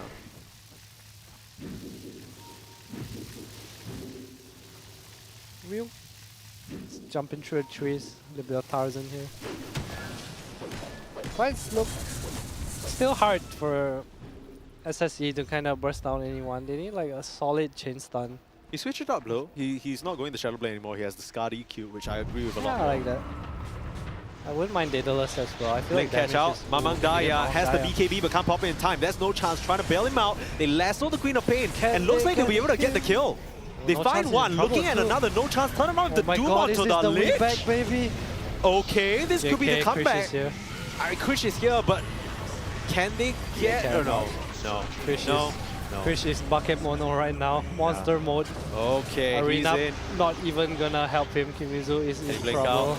Yamizu is dead. Krish is ready to take some revenge. You The know- other calls won't do it, but he damn well will get it done. You know, if you're a mid player and then you become a carry player and you play Morph, you turn into mid heroes, you're actually double experienced. That's true. That's true. Krish Ember expert, no problem. Dude, he literally taps into like 2021 Yeah, Krish or it's like- something, like channel. Just has flashbacks. Yeah, prime Radiant's Krish. courier has been killed. It travels back in time. Just in his prime, 9-0 and 7. is under True. attack. Having an What amazing more do game you on the want from offlane. a man? Are fortified. H2O hitting down the second lane of Barracks. SSE not much of a way to defend inside. The Frost Shield will spoil. Look at that, it's ridiculous. Yeah. Dire's bottom barracks are under attack. This is a Morphling that's like level 20. Yeah, but ice by the beats way. water. Yeah. Classic Dota elemental conversation. That's true. I remember when they added the sticky napalm, like fire does more damage or something. To, Does it actually? To like, yeah, There it was was like at a some brief point. period of time, yeah, right? Yeah, yeah. They were like fire spells, and then they had to Google. classify. Yeah, correct. It's so dumb. I think was it also applied to the Brewmaster thing or no? Yeah, Cinder Brew. There was Fire, something about. fire ignites, and then they just changed it to spells. I'm Like, glad that they like, did that. Thank God. That was a bit too It's confusing. cool concept, but it's also like, oh my God. Yeah. 24k gold lead. This is not looking cute at all. Century Symphony, it's beginning to look a lot like we're not going to be seeing much of them after today, which is, honestly, I'm not gonna lie, breaks my heart a bit because these guys, you know, they have some moments for sure. Kimizu has looked spectacular on the Timber last game, and the LoL, of course, Dire always are fun to scanning. watch. This feels like the last hurrah though. Scan out in the Roche pit. One line again. Radiant I've Century seen this Symphony, movie before. they are not together yet. They're gonna get They just scanned need out. Wukong to be here. They need the Now, Lol, perfect he'll get setup. The two. Lol, he looks for the double lasso, but Oh, where's Will, the he's so damage far. again? They're not in position. No The chance goes Wukongs down. is starting to beat them up though, but the problem is Krish. Still in the middle of the Wukongs. BKB has won out for the Oh Monkey my King. God, View's getting spanked by And JY Ryu is here. gonna get gunned down. JY is the carry now with 2 kills onto calls. Kimizu will go down as well. And even though you have buyback, surely I mean, I don't really know how you can find a better fight than that. That was just about as good as you could have rolled it. It's just that the Monkey King was a little bit out of position with the Wukong's command. I mean, it's just hard, right? Like, he has no shard to get in there. He also needs a lot of items. He has 2 items, and everyone else has like 4. His Muerta has pierced the veil standing in the Wukong hitting you. It's not like you can hit him back. Yeah. Now that all the soldiers looking at you, they're looking at the Muerta, they're like, boss, we can't do anything to it's this just guy. a Like, ghost. I'm just a monkey. yeah. I'm literally just an 8. Like, that's his it's a nice supernatural fight, force. Yeah, you know, that's kind of why it's They gonna be so execute sad. it to the best of their abilities, but unfortunately they're 24k behind. Yeah, abilities, there's a certain value to abilities, and unfortunately it's less than 24k. Which is, you know, I think Dalo looking again, will break the smoke. a double lasso. I mean, realistically speaking, I think we're in spear back to fountain, lasso into fountain territory. I don't know whether there's any other option. And even if you do that, the Muerta is going to be able to just pierce the veil and ignore that. So I don't know if it's real. This Muerta is almost higher than anyone in SSE's team, wise. not like So this. farmed. He has the moon shard too. He's always just he kind of spanks right now. All their heroes don't really deal with Muerta too. I mean, we The saw arena it. needs to block him off. I'm starting to think that Muerta might be a bit of a weakness of Sentry Symphony. This is what happened to them with Drake as well, right? Like they keep drafting lineups that just don't deal with the Muerta. Yeah, And but it's a pause 4, right? Like, you can't put too much thought into it. I also think that, like, apart from that, like draft-wise, even though we did like their draft in game 1, it feels like they didn't fully address or punish No Chance for first phasing that First group. Doom, yeah, I felt like the same. Maybe in their head they thought the monkey was better. Oh, a catch out. Speaking of No Chance. Yes, refresher. I'm not sure if they can burst in. It does not cast the Wukong. Krish, the damage from this moblin, it is disgusting. And Mamang Daya, he'll get the job done. Doom out onto the Mars. He is donezo. And Fufu Fear off screen looking to fall as well. Last few shots, dead shot. GG, well played is called. And unfortunately, with that game, it will be the end of the road. It's a very, very short path for Sentry Symphony. They tried their best here, but unfortunately it just wasn't enough. At least some friendly tips here, and you can see HBK, he's just having a good time, probably typing in those GGs. Everybody else on Whoops though, pretty calm about that one. I think they probably already felt rather confident going into maybe the 15-20 minute mark, but that's painful. I don't want to see the player cams on Sentry Symphony. That hurts, man. Yeah, it looked pretty solid, but I think Sentry did put up a decent fight. Yeah. Unfortunately, they will be out of this tournament 0-2. But oh well, we focus on what's next. And what's exciting is Wolves and Ivory are both 1-0 right now. So game 3 will determine who makes it out of the group and who makes it to our grand final, semi-final. Yeah, semi-finals. I mean, the stakes are high. The second you get into those semi-finals, then it's a bit more about what you... I think you are the one who told me this. You say Dota 2, in its ideal state, is best of 3. I agree. Right, and I think sometimes tournament organizers, they like to kind of switch things up, or event organizers. You know, you get your best of ones, you get different flares of Dota, but it's sort of, quote-unquote, understood pro Dota is always about those mind games in the draft. And who can make it to that stage, that's where your coaches come into play. We'll see the game highlights from that previous match. Honestly, this kind of feels like a Krish highlight reel. Mamang Daya as well in there. I mean, they all played well. They all played excellently. It's a Dream Queen game. No one can really touch you. You have a decent lane. Ember doesn't like kick you out. No stuns. Yeah. Super farmed. That's I think whatever. it's also worth noting that in both of these Sentry Symphony games, whether they won the coin flip or not, they did find themselves with second pick in the draft, and maybe that's just a position that they, you know... Yeah, it's a team thing. Yeah. Like, it depends on team to team what you're more comfortable with, but it just feels like maybe against opponents who are not as experienced, maybe your Fufu Fear last picks can come in clutch, but it just didn't feel that way, right? Both games they had the same strategy of, okay, let's try and empower Fufu Fear to have this game where he can sort of carry the early game, and it never really happened. Wheel was just a bit too far behind as well.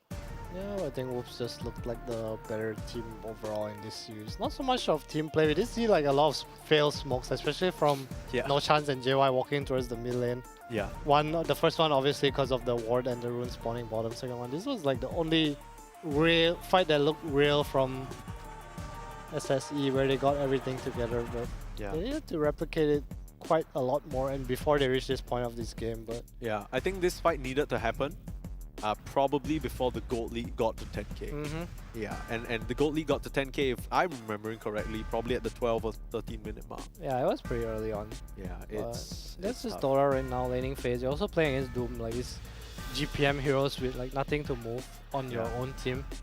We talked about how Kimizo is on Mars, which is like kind of slower, Yeah. not much pace going on in the game, and yeah, SSE a lot of experience to take from this tournament. Yeah, I certainly hope so, because that is what they can gain from this. And it's been a good gauntlet run for them, right? They did manage... So, just to kind of give you guys a bit of background, all of these teams that have qualified here all had to play respective qualifiers to get to this stage, obviously. And Century Symphony are actually in this game, mostly, or at least at this tournament, mostly because some other teams couldn't make it. So they didn't actually win their qualifiers. They did well enough to be considered subsequently. But there's a lot of learning points for this team. I don't think from the start they probably expected to make it to this stage. So the fact that they got the chance to play in this environment, I think that's something they can take away from and hopefully learn from. Because I think just performance-wise, like you mentioned, Whoops just seem like the better team.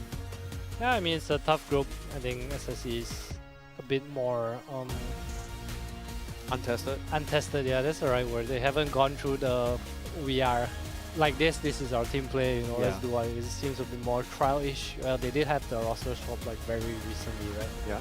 So Whoops has been around for quite some time, and so has Ivory. Quick look at the KDA at the end of it. Krish with a basically flawless game, 11-0 and 12. That'll teach me to doubt his carry skills. But yeah, I mean, I think we all always knew that Krish is an amazing He's just player. a good Dota player. He's just a good That's Dota really player. all it is. Yeah. Definitely one of the best coming out from his region for sure, and just sheer amount of damage received as well. Him and the problem is that Morph, Queen of Pain, and Doom are all just huge walls that you just can't overcome. Yeah, they also have this like fire shield from Ogrehead, Glimmer, Solar. Like everyone needs to be dealt with. Yeah. And for SSE to deal with someone, they need to drop Lasso pretty much. Lasso and Wukong. It's not just Lasso, you know. Yeah. It's like Wukong is their damage. There's like no damage that comes in from anyone. Yeah. And You're looking Burn at Mars also kind of similar-ish heroes. It's like some damage, but not really. This kind of feels like there was a bit too much downtime for Century Symphony Esports. When we saw their lineup, we were like, oh, you know, they're going to run at Team Whoops and not give them any chance to breathe. And I feel like Team Whoops could have just done an entire yoga practice with the amount of space they had to breathe. They were breathing non-stop. They were breathing Stretch it very out. well, actually, yeah. You could hear them almost from this location. But yeah, that does wrap up this particular side of the groups, mostly because now we know who's out. Unfortunately, we do have to bid adieu to Century Symphony Esports. We'll take a quick look at our standings just so you guys have a bit of a visual representation about what we're talking about. And quick catch up on the situation in Group B as well. Unfortunately, it looks like it's a very similar story for Reject May, losing out to 1-2-3 as well. But that means the upcoming games for both Group A and Group B are going to be the deciders of who goes to the semi-finals. This is what you expected? Yeah, pretty much, right? Yeah. I think we were talking about it yesterday. I think every group has like something similar. You think so? I think Group C is a little bit different. Group C is still a bit of a toss-up for me. You don't think Helios and Team Light are like the clear favorite too? I don't know about True Light, that's my problem. Ah, okay. I mean, there are players like people we kind of know but kind of don't know. Yeah, fair. Well, either way, unfortunately, we do also have to say goodbye to Reject May. So, you know, they've been a mainstay at this tournament over the years, and it's always nice to see Japan Dota still alive and kicking. Unfortunately, the kicks just aren't hard enough, right? And they will be maybe kicking themselves a little bit. It's hard to play Dota in a region that is not Dota region, right? Yeah. They also don't get... They have Japan servers, so they don't play SEA. It's I mean, just you're talking to also someone from kinda- Singapore, so that's like, true. I would know. Literally, but, who do we got? Porno Dota 2. Almost goated. That's it? That's all you need. That's all I got. Yeah, okay, well, I guess so. But yeah, I mean, we will have Whoops versus Ivory coming up. That will be the match to watch. And I think after the performance that Whoops have, it's going to be a tight one. Let's see who makes it to the semi-finals. We'll be there after a short break. Don't go anywhere.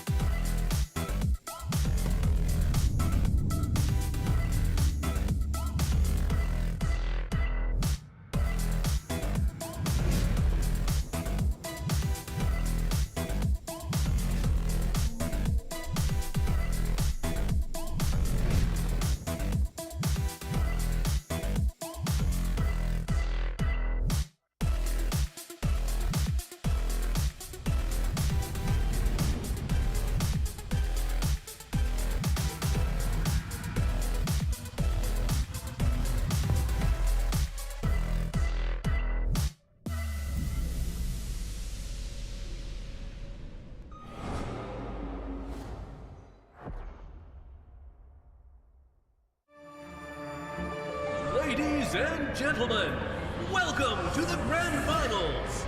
The match is about to reach its thrilling climax.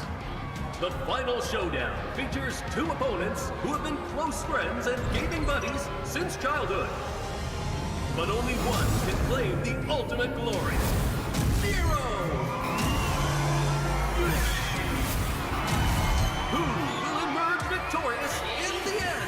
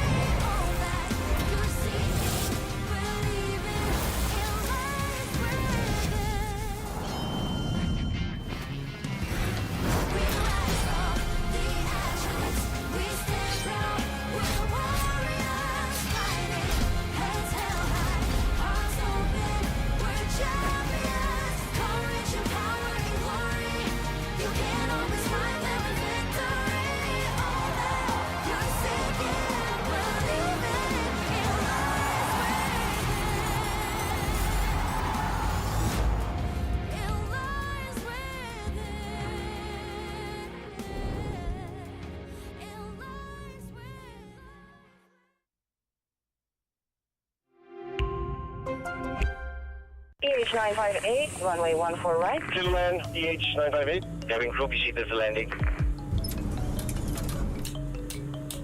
Thank you for choosing Fly FM.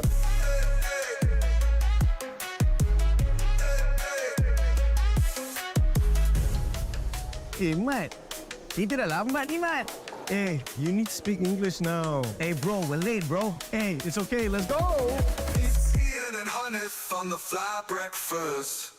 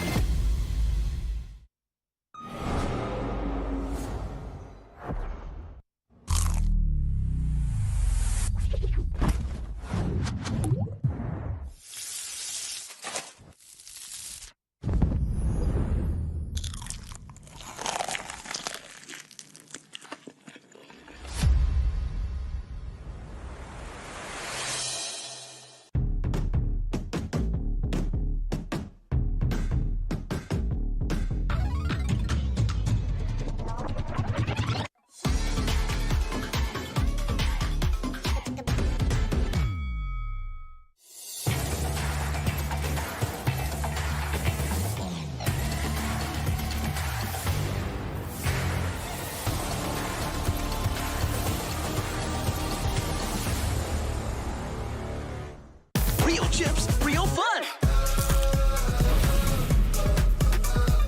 Real tastes good with that real. Real tastes good. Real chips, real fun!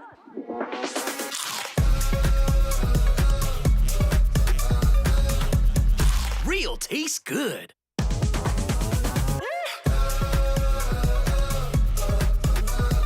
Real tastes good with that real. Real tastes good.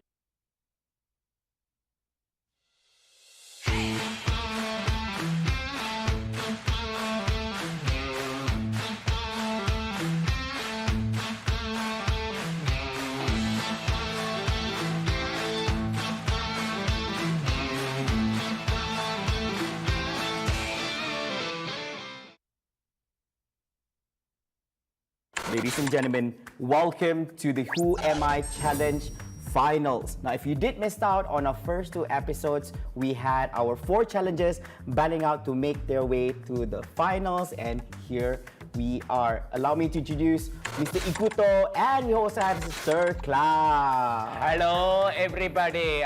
I'm going to win all. I'm going to learn colors.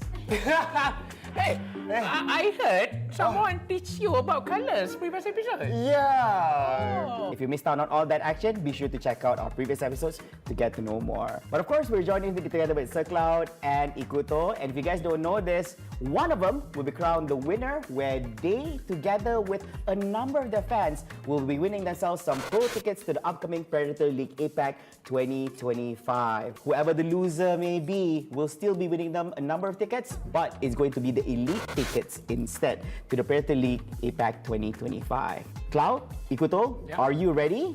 I'm born ready. Now, I hope you're ready for this one, because this time about, we do have a clock together with us. In the span of 3 minutes, the individual which has the number of correct guesses based on the character voice lines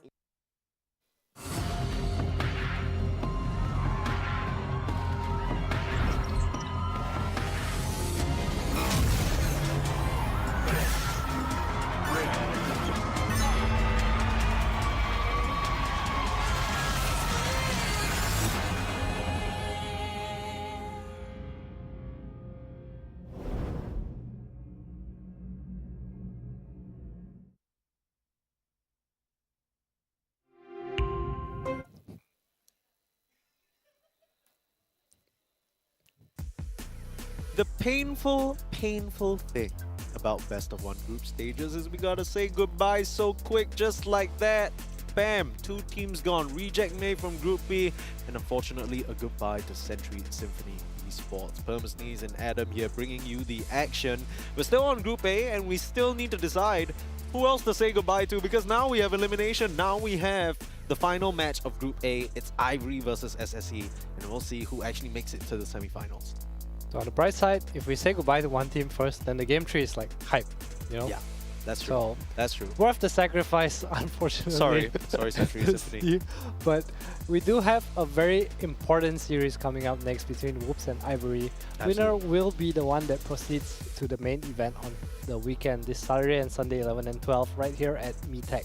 Yeah, and look, I heard about this from some of the players, but apparently there's a lot of festivities planned if you're coming as a fan. So there's a lot of cool stuff to watch. The Dota itself should be amazing enough. Of course, we have Valorant going on as well, but there are amazing artist performances. There's Cosmwalk, I heard. Will you be here? Yeah, we'll see. I'll try. I mean, I know I'm allowed in. But yeah, let's take a look at, before we get into any further details, let's talk about Team Whoops, because what a showing from them in that game, right? I think we knew that these players are capable of greatness, but man, that was nasty. I like their team logo. Yeah, it's cool. It's like the eyes fell through, you know? Whoops. I actually, you know what? I think the logo is the only thing I dislike about this team. Oh my god, why? It's not my kind, personally not my style. It seems a bit too tacky for me. It's true, but they're like an unsponsored team, right? Like, yeah, and then you got like good as Ivory you with get. like... Yeah, but they have like, an org. Is it like a full-on org? Yeah. Okay. I also keep reading this for whatever reason. My brain's reading it as IV or Y. No, I get it. I get it. You just You read get the first 2 letters, but yeah, okay. Ivory, I think, coming into today, definitely the favorites for this group. But seeing how Team Whoops played just now, I kind of feel like it's going to be a lot more even. I think so as well. I would actually favor Team Whoops. Damn! I feel like the draft... I feel like against SSE, they kind of skill gap, right? Yeah. Ivory, I mean. But I think draft-wise, I did prefer SSE's draft a bit more. Maybe it's just a personal preference. I think obviously they do know how to play with what they have. Yeah. I think Ken, to me, is probably the most standout player. I think he's a bit hit or miss. When he hits, he really hits, but when he misses, he does just really like miss as well. Yeah. That's... He should be on Team Whoops. But yeah, I think it's gonna be Mamang Dyer versus Ken. Yeah, that's a cool one to watch. I mean, there's Mamang Daya versus Ken, and then there's Krish, who recently sort of in the past 1 year switched over to carry, and then you got Gohan, who's kind of the new kid on the block. Speaking of the new kid on the block, latest lineup of Predator products, we got the Helios Neo 16. You've heard us talk about it a bunch of times now, but it is as powerful can be. You want a gaming laptop that can fit your needs, you want to do work on the go, you want to stream.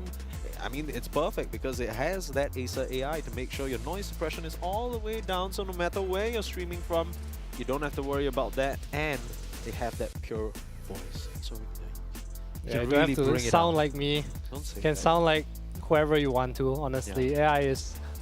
It's nice to have it on laptops now. We'll probably eventually get it on desktops too. Someday we'll be living in the future, just like Acer Predator, and you could be living in the future if you buy this laptop. Absolutely. But that's not even the only laptop that we have. We have a whole other one as well. Yeah, one's just the Triton Neon 16. Triton, sorry, excuse me. Intel Core Ultra H processors, RTX 40 series GPU. Another monster beside each other. Just kind of brothers, both number 16, you know. Little young kids, the future of our generation until the next pair comes out. True. Yeah. Also, it's- they're just very thin and light. I think that's like the biggest difference. Like before, it's all the high-tech laptops, like the more... Oh, what's the word? The stronger laptops, stronger build. allegedly stronger. Yeah, they used to be so bulky, but now time and age, you know, everything's kind of thin, portable, comfortable, suitable for a caster like yourself traveling to LAN events. Because that's what's important, right? Like the whole point of laptops is it's not supposed to cause you problems. It's supposed to allow you to still do whatever you need to on the go. And that's exactly what we have. But yeah, we've gotten treated to some pretty exciting Dota so far. I think this match is going to be hype. So, you might want to save your vote for the end of this match at least. You can vote for the All-Star who will walk away with 10,000 US dollars at the end of this event. It's just about who gets a bunch of votes, right? So if they played well, if they impressed you, be sure to scan that QR code, punch in the name of whoever you think was amazing so far in this tournament. And yeah, the closing vote will be on the 10th of Jan, so you do have some time to decide. You don't have to rush into it. You can give it some time. Take your time, decide on your votes. There's one for Dota, one for Valorant. Not sure if the QR is the same, but we have two separate MVPs, so don't worry about too much about that.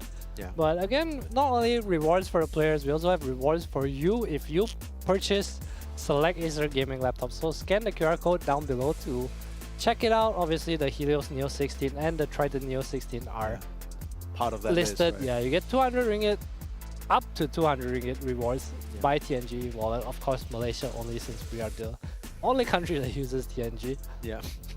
What makes sense? I mean, you get a TNG reward, but you live in like, I don't know, like Yeah, think of it as a little Alabama or discount, something. you know, little discount, little promo. Yeah, you for can the- use that for for the boys. even more stuff. You could use that to get Adam a laptop. I know you were talking all about it just now. If 10 of you buy laptops, and you'll get 200 rewards then. I'll take What's it. the math on that? Is that 2,000? Yeah, it's probably not enough. I don't know. Yeah. I don't know what the price on these I mean, are. it's not like exactly 200, right? It's up to, so it does, probably does depend on what product That's you true. do end up getting. But yeah, let's get into the final game of this group, at least Group A, on the brink of getting decided. Team Whoops, of course, from the Acer India office. And I mean, it's nice. I'll just be completely real. It's nice to see them. It's nice to see that No Chance, Evil Ash, these guys still competing. It's nice to see the roster still around. It's just nice to see this organization, and then you look at Ivory, the dude still got his blanket on. It's just cold, man. It's cold. No, in it's here. true. It is freezing. It's cold. Oh my It's a god, little Ken's chilly. smelling his toes. Ken, you're on camera. Ken, no! Not the feet scent. He's It's waking actually his, himself up. You know, it's a cheat code. it's the warm-up ritual, man. It's true. What can you do? He needs a little bit of in-between toe Once you smell. do something and you win, you just kind of Default to it, yeah. Do you have something like that, Adam? No, but at TI we had we sat in this booth, and then I think Midwan threw a bottle at me. It's like hey catch, have some water or something like that. Yeah. And then You just can't. we just did it every day for the next 5 days. No, wait, okay, so talk me That through and it. some other random shit that I would prefer not to share. Okay. I mean, we were that's just fair. sitting beside each other, and he had water, and I can I have some or something, and then he just 10 threw it on me. seconds remaining. And then we won our first game, and then our high's like, what did we do yesterday? We didn't do it again. 5 seconds Then we just remaining. kept doing it. Obviously, it didn't work because we lost eventually. Yeah, that's fair. The water trick only Uh, worked a few times, yeah. unfortunately. Into the draft we go. Ivory versus Whoops. Now, we did say that best of ones open up the possibility of some cheese, but we haven't really Radiant seen team stuff like that. back. I think that concept Dire applies team a back. little bit more to a team we'll see later, Team Helios, but it's not like Ivory or Whoops don't have that stuff too. I mean, I did see Mamang Daya playing a 10 little bit of seconds Huskar remaining. in his pubs recently. Ben's a lot more targeted, I think. 5 seconds waffling, remaining. Sniper, Monkey King, just I guess those are like Mamang Daya bands, right? Those are Mamang Daya bands indeed. No heroes for you, Mamang Daya? Doom still in the pool. Elk, DK, heroes that we have seen removed in the first 2 series. Everything's just kind of being Standard. left in right now. Yeah. I think the Doom is still available. Whoops were able to pilot that to great success with no chance. I mean, Ivory definitely a team that probably will be Dire a lot more team equipped to punish that early Radiant pick. team pick. Dragon Knight. Of course, And how can we there forget? is the DK. Doom is removed. Alchemist still in the pool. Not sure if it's a big hero for Whoops. I feel like it's either you play it or you don't kind of hero, but it's also, do I really want to give my opponent Alchemist? Yeah. What 10 will their seconds answer be remaining. here? So talk me through this DK pick. Like, I mean, it's obviously 5 one of the seconds best remaining. carries in the meta right now. But how do you deal with him? Like, what kind of strategy do you need to employ? I like the idea of dumpstering him in Dire lane. team Like back. being able to follow and kill him is nice. Beast is good against DK because he sucks at killing your pigs, your boars. Yeah. Pre 6. Yeah. And Beast is just, he stacks damage onto you, he has pace, he kind of takes your map. And you're kind of okay trading farm as well. BKB Pierce is really 10 nice, seconds obviously, remaining. against this hero. But DK does build SNY. I don't think it's like a horrible 5 matchup. seconds Yeah, remaining. probably the gets a better bit ones. less relevant later in the game, but I think Beastmaster, the beautiful thing about him is he can go one of 2 routes. You can either play the map with Helm Dom, or you can just get that early eggs and scale up yourself, right? Yeah, the thing about this Beast pick early though is like, Ivory has this option because obviously the boars are what is good in lane. Dire So, team you know, back. you have to address things like the ENG, the Leech, maybe that's still in the pool. Just anything that kind of deals with Beast. Chen, you know, Yeah. take the boar away. True. DK Chen would be kind Radiant of team crazy. Yeah, that sounds pretty good. There's still a Pugna and Leech in the pool as well. 2 of the more popular post 5s right now. Ares does play that Chen quite a bit on Ivory. 10 seconds Because we remaining. might see it removed here. Ivory just taking out the 5 Phoenix and seconds Muerta, 2 remaining. supports that are really good against DK. Taking some time on this one. So the drafter is bans usually the hardest because you kind of want to ban for the 17th Radiant pick. team pick. They Dire will ban the team leash, pick. so another protection ban against the Pugna. Sorry, against the Beastmaster. Oh my god, what am I saying? Ogre Magi for HBK. I worked in the first game that they played. Why not? Something they Oh my can't god, their really. name is 10 HBK, seconds no remaining. chance. You know his entry song? It's like, 5 HBK, no seconds chance, remaining. that's what you got. Oh, is that That's how like, it goes? That's like the HBK entry Is it song. actually? It Damn, yeah. yo, okay. Oh my god, I was wondering why the song is like stuck in my head. I was like, oh, Damn. Okay, wait. I didn't know that far. yeah, yeah. I'm not super. I used to be such a WWE nerd. I love Dude. like every game. The only entrance song that I know, other than obviously the John Cena one, is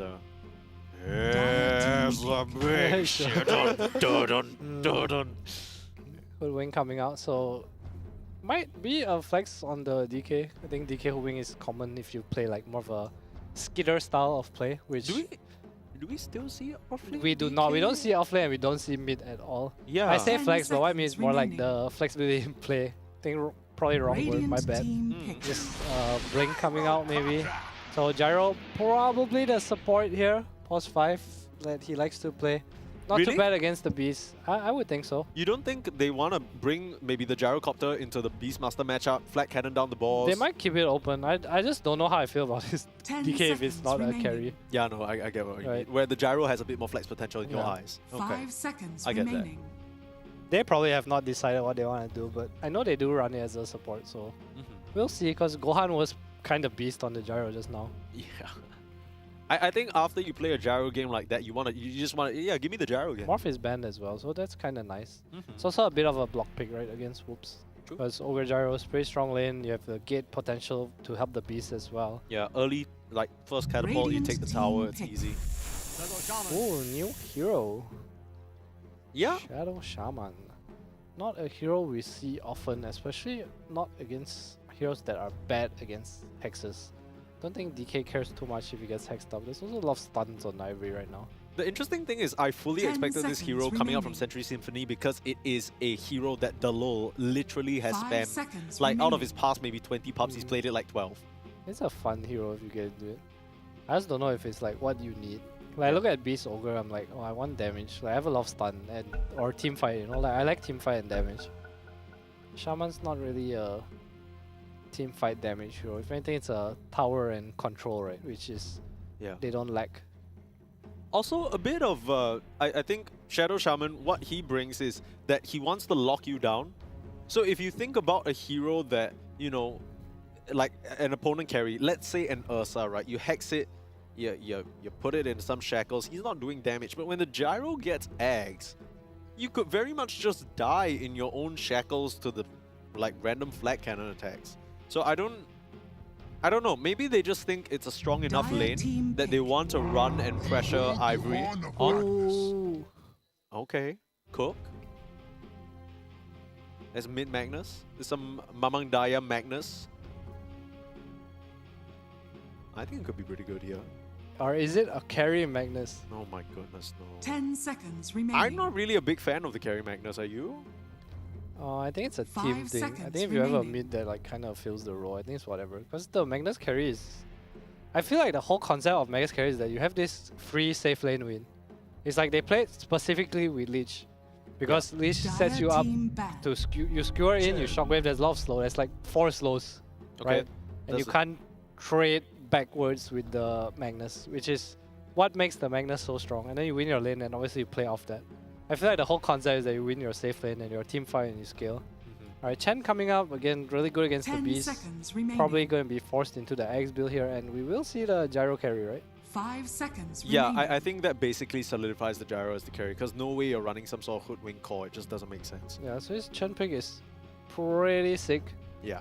Oops, don't really have anything to deal with it right now, but You get like early mech auras, like yeah, I you're feel just like gonna it doubles resist so down much. on Whoops not having damage. right? Yeah. It's like they have Roar, they have Shackle stun, but will the gyro actually die during all this? I'm not sure. They need a hero to round it up. Some life stealer, some Queen of Pain? Radiant team. I say the think Queen they of need Pain a mostly because I'm just thinking physical maybe damage hero. they need a physical damage on Wolves. Isn't that even worse? No, you need more magic damage. You got physical Do you have damage to and empower though? Like, do you want to empower yourself only? Beastmaster. Is that not good enough? I guess You're probably right, actually. because I'm just thinking I feel you Ogre need a Magi hero that Magnus. deals with gyro. Yeah, that's probably the right way of saying it. Yeah, that's kind of what I'm worried about, because if you try and man fight Gyro later down the line in like a one-to-one I like matchup, he has Chen. Razor. Oh, Razor's Razor's gonna like a 10 really good seconds anti-gyro hero. I think Yeah. your lane's super strong too, so you can't really put the DK bot. 5 He's gonna be seconds miserable. remaining. yeah, Razor could be It's like really you have this nice. buff gyro up kind of line up right with the Chen, and then you just remove him. Sort of, yeah. Morph's already banned. Viper being removed. Very nice against DK and Gyrocopter. Just also kind of a really tough mid lane to run into. And none of these heroes Yeah, really have probably enough more buffs. likely than not a Mamang Daya Magnus. I know he enjoys the hero. That's true. We did see This is a a Huskar rise game. of the Magic Magnus as well. Rise. I like I like how you used it. I didn't. I catch those. I didn't think you would catch that, to be honest. But okay, I did notice the Dire team ban. popularity. Okay. Okay. of the Magic Magnus, which is like just focusing on the shot. You know, you play for the shot wave. Kayayasha. Yeah, Kayayasha. I think it could be pretty nice this game because they are lacking magic damage, like we said. And then you go for a carry that can make use of the Empower. Something like an Ursa this 10 game, maybe? seconds remaining. I will say though, Ivory's heroes do not deal with Magnus right now. Like, what's stopping 5 the skewer? seconds remaining. It's a DK blink stun, right? Yeah, that's fine. What if the DK is hitting the tower? I mean, this has just gotten awkward just because now the DK either has to be mid or off lane, which feels like, funnily enough, not the role Probably for mid, it right? anymore. Yeah, I get you. Dire team picked. You really want this Radiant blink team dagger picked. DK. You still take fire, you take poison. They go for Pango, so I guess Yeah. a bit of a flex between their heroes. You needed somebody in the mid lane to make things happen, I think, and that's what Pango will do for you. The TA ban tells me that it's probably a offlane Pango though. You think so? Hmm. Are you not 10 worried about seconds TA as a remaining. Dragon Knight? Like he just double melts you and you are miserable anyway? I think you deal with it better. 5 You have armor, seconds right? You're a remaining. high armor hero. I guess they're scared that they can't keep up with the TA pace, right? Because you got the Beastmaster, Bloodlust, Power. Oh, Choose Huskar, your here it is. Mamang Daya, baby! He was cooking this one up in the pubs, And we are going to see it here. We talk about cheese. That's what we're going to get to wrap up our Group A group stage. This is for the semi-finals, Adam. Any draft you're liking more?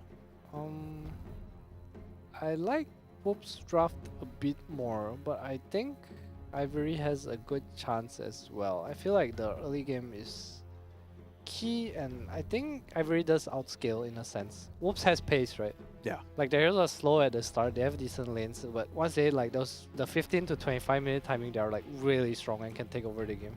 Do you think later down the line, because I'm going to be honest with you, not very familiar with the concept of Magnus carry, what does that matchup look like for Krish later down the line in the different stages of the game? He's pretty good against the heroes that Ivory have. Okay. I think the biggest thing about Magnus carry is that you have AC, you have Empower for your team, so you're usually part of a tri-core. Okay. And you have BKB control, which is pretty nice against what Ivory has. Yeah. Like this Pango rolling in might just get RP'd and die, you know? Yeah. So I think it's pretty significant. I think on top of all that, this Ken playing Dragon Knight against Huskar, I don't really know how this lane is gonna go. We might see a DK that has to play from like very far behind. Yeah. Where behind, you literally become a blink stun, you know, you're a support. You have a Chen on your team. They have this post 4-ish DK stun with Hoodwink for damage. I don't know if it's gonna be enough. So also worth noting that I think capitalizing on the fact that he has a Magnus in his team, no chance Beastmaster has gone for the Facet Beast mode. So usually, at least for me, that signifies that it's going to be an Ags focused build, more so than going for the Helm Dom. Because if you go for something like the Helm Dom, you want the additional attack speed from your units around you, whereas it makes a lot more sense if you know you're going to tech into the Ags from the get-go to go for the Facet with Beast mode. I think that's the thing about Beast, right? It's like he's so strong regardless of which build. Like they're both kind of OP in their own way. True. I feel like the thing about Beast is it's hard to shut down in the lane as well. Like you just pick a strong 4 and he has a good matchup. The boards are really good. Multi-purpose, can block him, can pull the wave. I think the reason Gyro is so good against Beast is because of the ancient contest.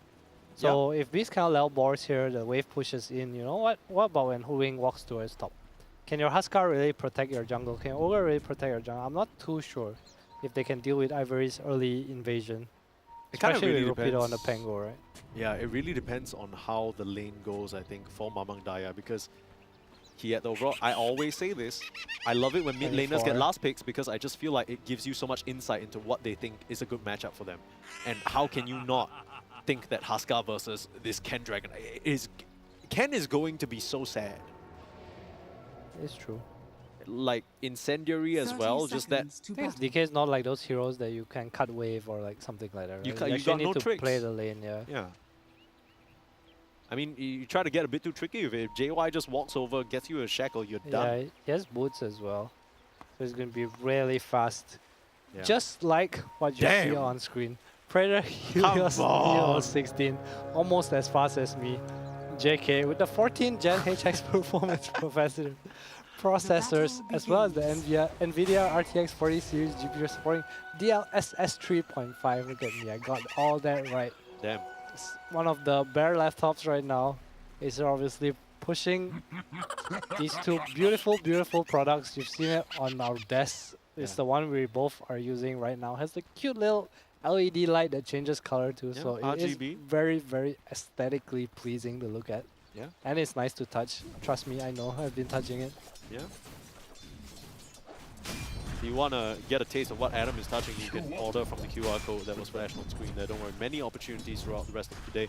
We are, you know, even though we're 2 games in, it does feel like we are, in a way, just getting started because we're going to formalize who our first semi-finalist is going to be. JY's getting spanked up here. Yeah.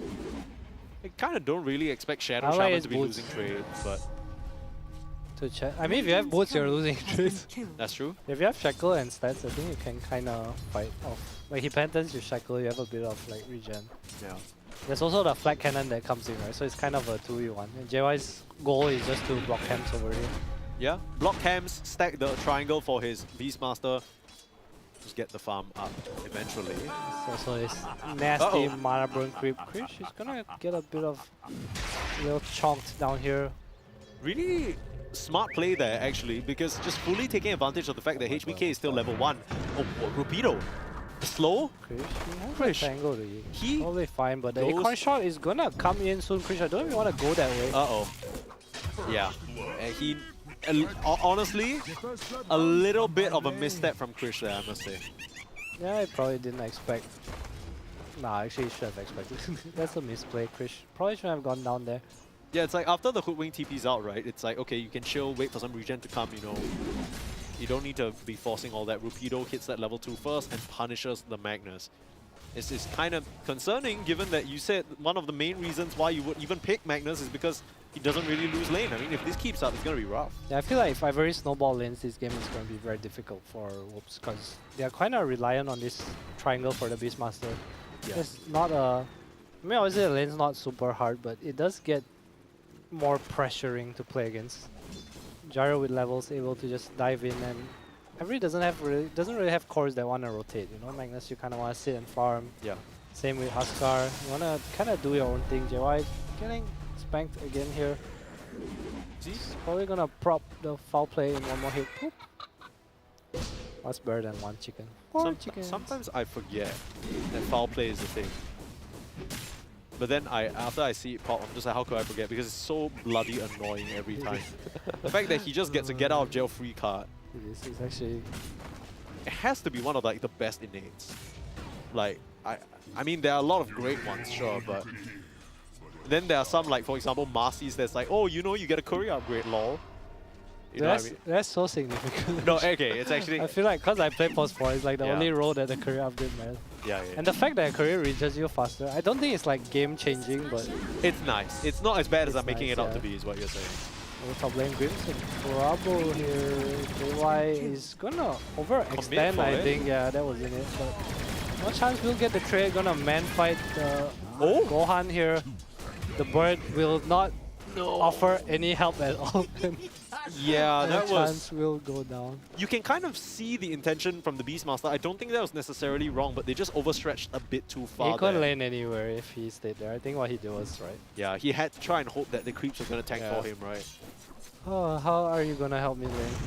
The Huskar is good here because if Chen takes mana burn, he cannot send it to me to mana burn the Huskar. True. Is that next level or what? I don't know about that, but what is looking kind of rough is Krish trying for the setup with the skewer back, but a beautiful hoodwink bushwhack stops him in his tracks. Speaking of stopping people in their tracks, Rupido with the shield crash interrupted as well by the shockwave. Just interrupts left, right, and center. Everybody very rude in this bot lane. Yep. Well, speaking of stop, Drake's like, nope. Yeah, I will stop this. Yeah, a little bit of a mana timeout. Like, come on, kids. Give our observers some time to open up the network, maybe see how the lanes are going. CS-wise, pretty even. Krish a little sad down here. Not the worst, but mid lane is, again, this DK versus Huskar. Like, how does he recover? Are there stacks being made? Is he just gonna lane, pull the wave? Is Huskar just like ugly as hell, or is it just me? It's just you. You think he's beautiful? I wouldn't say beautiful. Still good. I don't know. He has a nice spear. That's not even part of it. You can buy that spear. That's I can true. give you that spear. Solo kill. Can tip it out. Smart move. Heard a little bit of a shout that was from Mamang Daya. That's kind of funny. Mamang Daya doesn't really seem like the type of guy to shout though. That's true. His teammate could be shouting for him. He's just I don't a know. reserved fella. Okay, well, a bit of a slower early game as both teams try and settle in here. Of course, there is quite a bit of pressure in this game as it decides who moves on to the semifinals. Everybody wants to play on stage, and this was a point I was making a bit earlier, but we kind of got swept up by the show. Regardless of whether you make it to the main event or not, there is an opening ceremony that involves all the teams. And it would really, really suck if you got so close. You have to come to the venue. You Walk come on to the stage. venue, walk on What's stage, up, then guys? walk By the off. way, I'm going home now. Yeah. I mean, I'm sure you can stick around for the rest of the festivities, but everybody's here to play Dota, you know what I mean? So, not really the best feeling. Now, CS, you know, it's pretty even all throughout. I don't think anything outside of our expectations has really happened. Krish gonna continue to get bullied down here. Level 3. They need some support, Level man. The up, but TP's he come is in way too late. Krish is going to die. Mamang dies here though. Rupido is probably gonna go down unless he finds a Mamang TP. Daya is dead. Ooh, good wink, baby. Yeah, it's a lot of physical damage. Rupido even turns around, swashbuckle. JY, a lot of lotuses on that bad boy though. They're gonna be fine. I can't help but feel like the TPs came in a little bit too late from Whoops. They needed the Huskar just a bit earlier, and the fact that the Huskar goes down there... Yeah, that's so huge. Yeah, the DK gets quite a nice bit of tender loving care in the mid lane now. Well, that was a pretty horrible death. Again, the story of this group has been reactions equals bad. Yeah. Is under attack. Everyone just chill. Stop reacting to them. Just make your own moves, you know what I mean? I don't know. I think Huskar is the type of hero that like you die a few too many times and you become irrelevant in the game. It's like true. straight up, like there's no recovery plan for that Is he guy. gonna yoink the wisdom here? No chance goes for a stack. Bruh. Might get sentry as well. No Ooh, chance. Dirick. No. It's a free double wisdom rune for Ivory. He comes back, dude. He comes back in for the creep wave, but he's just like literally farming the large camp, so it's not even worth it. Yeah, he could have probably just backed up there. Didn't expect Hoodwink to be around. And Dirick is going for round 2. Wants to block the camp, but yeah, we'll find him here. If they can get this kill, the Beastmaster is rotating over. Level 6 is the raw. Nice bushwhack though. The Axis should cut down this poor squirrel. At least get that. Feeds back a little bit of EXP.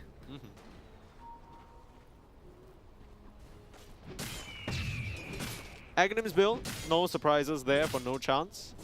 Quite a bit of stacks for him to farm up as soon as he is ready for that as well. But the calls on Ivory, I can't imagine they're too sad about this situation because you look at the DK, he is keeping up in farm as well. And I think that's part of the DK, right? You get the Fire Dragon facet and you know, you always just rotate into jungle, it's vibes. Yeah, they're fine. They can always just play as 4 without the DK and let DK farm. I think they're completely fine. Zero's one of the more active carries. Nice chance start. Alright, this has been miserable for Krish. I can't wasn't play a Magnus with Ogre. Yeah. Wait, why? Do you think Ogre's... You need Magnus with heroes that like use the Magnus. That's why Magnus Leech. That's literally all liquid plate. There's like no other Magnus combo. Or it's like Magnus Grimstroke, for example. Right. Magnus level 1 is like kinda I mean, obviously the lane went way worse. And Ogre doesn't offer anything, you know, like spam Ignite and Shockwave. Magnus doesn't need to be buffed. Just needs heroes to kinda help him out. So, interesting thing here is they saw the courier. Oh baby, half a stack. No. That's my favorite kind of stack too. Okay, and they're chasing JY away. They brought the full squad here. Beautiful rotation from Ivory. This is very similar to what they did to SSE, but Mamang Daya going to try and turn around. It's a very awkward position. The Centaur Storm doesn't land though, but he still gets bushwhacked up, and he should be going down toggles. Is it going to be enough? Doesn't seem like it. They take down Grims with some axes, but they lose big time. 3 members already down, and Krish is way too far behind on the Magnus to come up and help. Torpedo. This is the bushwhack though. Yeah, that was a little bit awkward. The Beastmaster survives, but so strong. Still cleaning up these stacks. This is huge recovery for Ken. Recovery. Thank you. Whoops. Yeah, this Huskar has been a solid. He gets a 0-star rating from me so far. Yeah. Mamang Daya did so well in the lane, but nothing really happening for him. I don't know if it's the draft or just overreactive. Yeah, it's not been great. I mean, he feels strong after that laning stage. He TPs to the bot lane to try and fight, ends up dying to a random Acorn. And then that, to be fair, I don't think there's any world where Mamang Daya could have toggled his way out of that one. It was just a bit too much. Yeah, they get one toggle off. Okay, we'll see a smoke here. I'm not sure if they will run into Gohan or not. No, they're trying to. Can they even get him? Oh, good scan. Radiant's top they know tower he's is under here. attack. He's heading downwards, but it looks like he's heading towards the gate, maybe. Nah, he shows. Oh no, goodbye. Fish ball ram. Alright, nice move. A little bit of a comeback for Team Whoops. More space for Krish to farm up. Rolled used as well for Ivory. Has the Echo Saber pretty much complete. Ooh, Roshan. Alright, I like this. No roll. Let's go, Roshan. Meanwhile, Ivory will try to trade me down Mamang Daya. No! Ooh. Oh my god. You're supposed to stand a bit more left, right? So Roshan doesn't slap you. I think there's like a spot Although Mamang Daya has like 3,000 more Huskar games. I'm not gonna lie to you. I cannot say a single word. The fact that he's toggling, I'm so scared. Like, no, but he toggles every hit, so it doesn't matter if you get bash. Right? But if you get bashed at 400, unless he triple bashes you, you are. Yeah, just jinx it. Oh. it was close. Dude, you didn't have to say anything. We could have just kept silent the whole time. That was actually the most exciting thing that has happened in this game so far. My double goodness. bash is like you get number 3.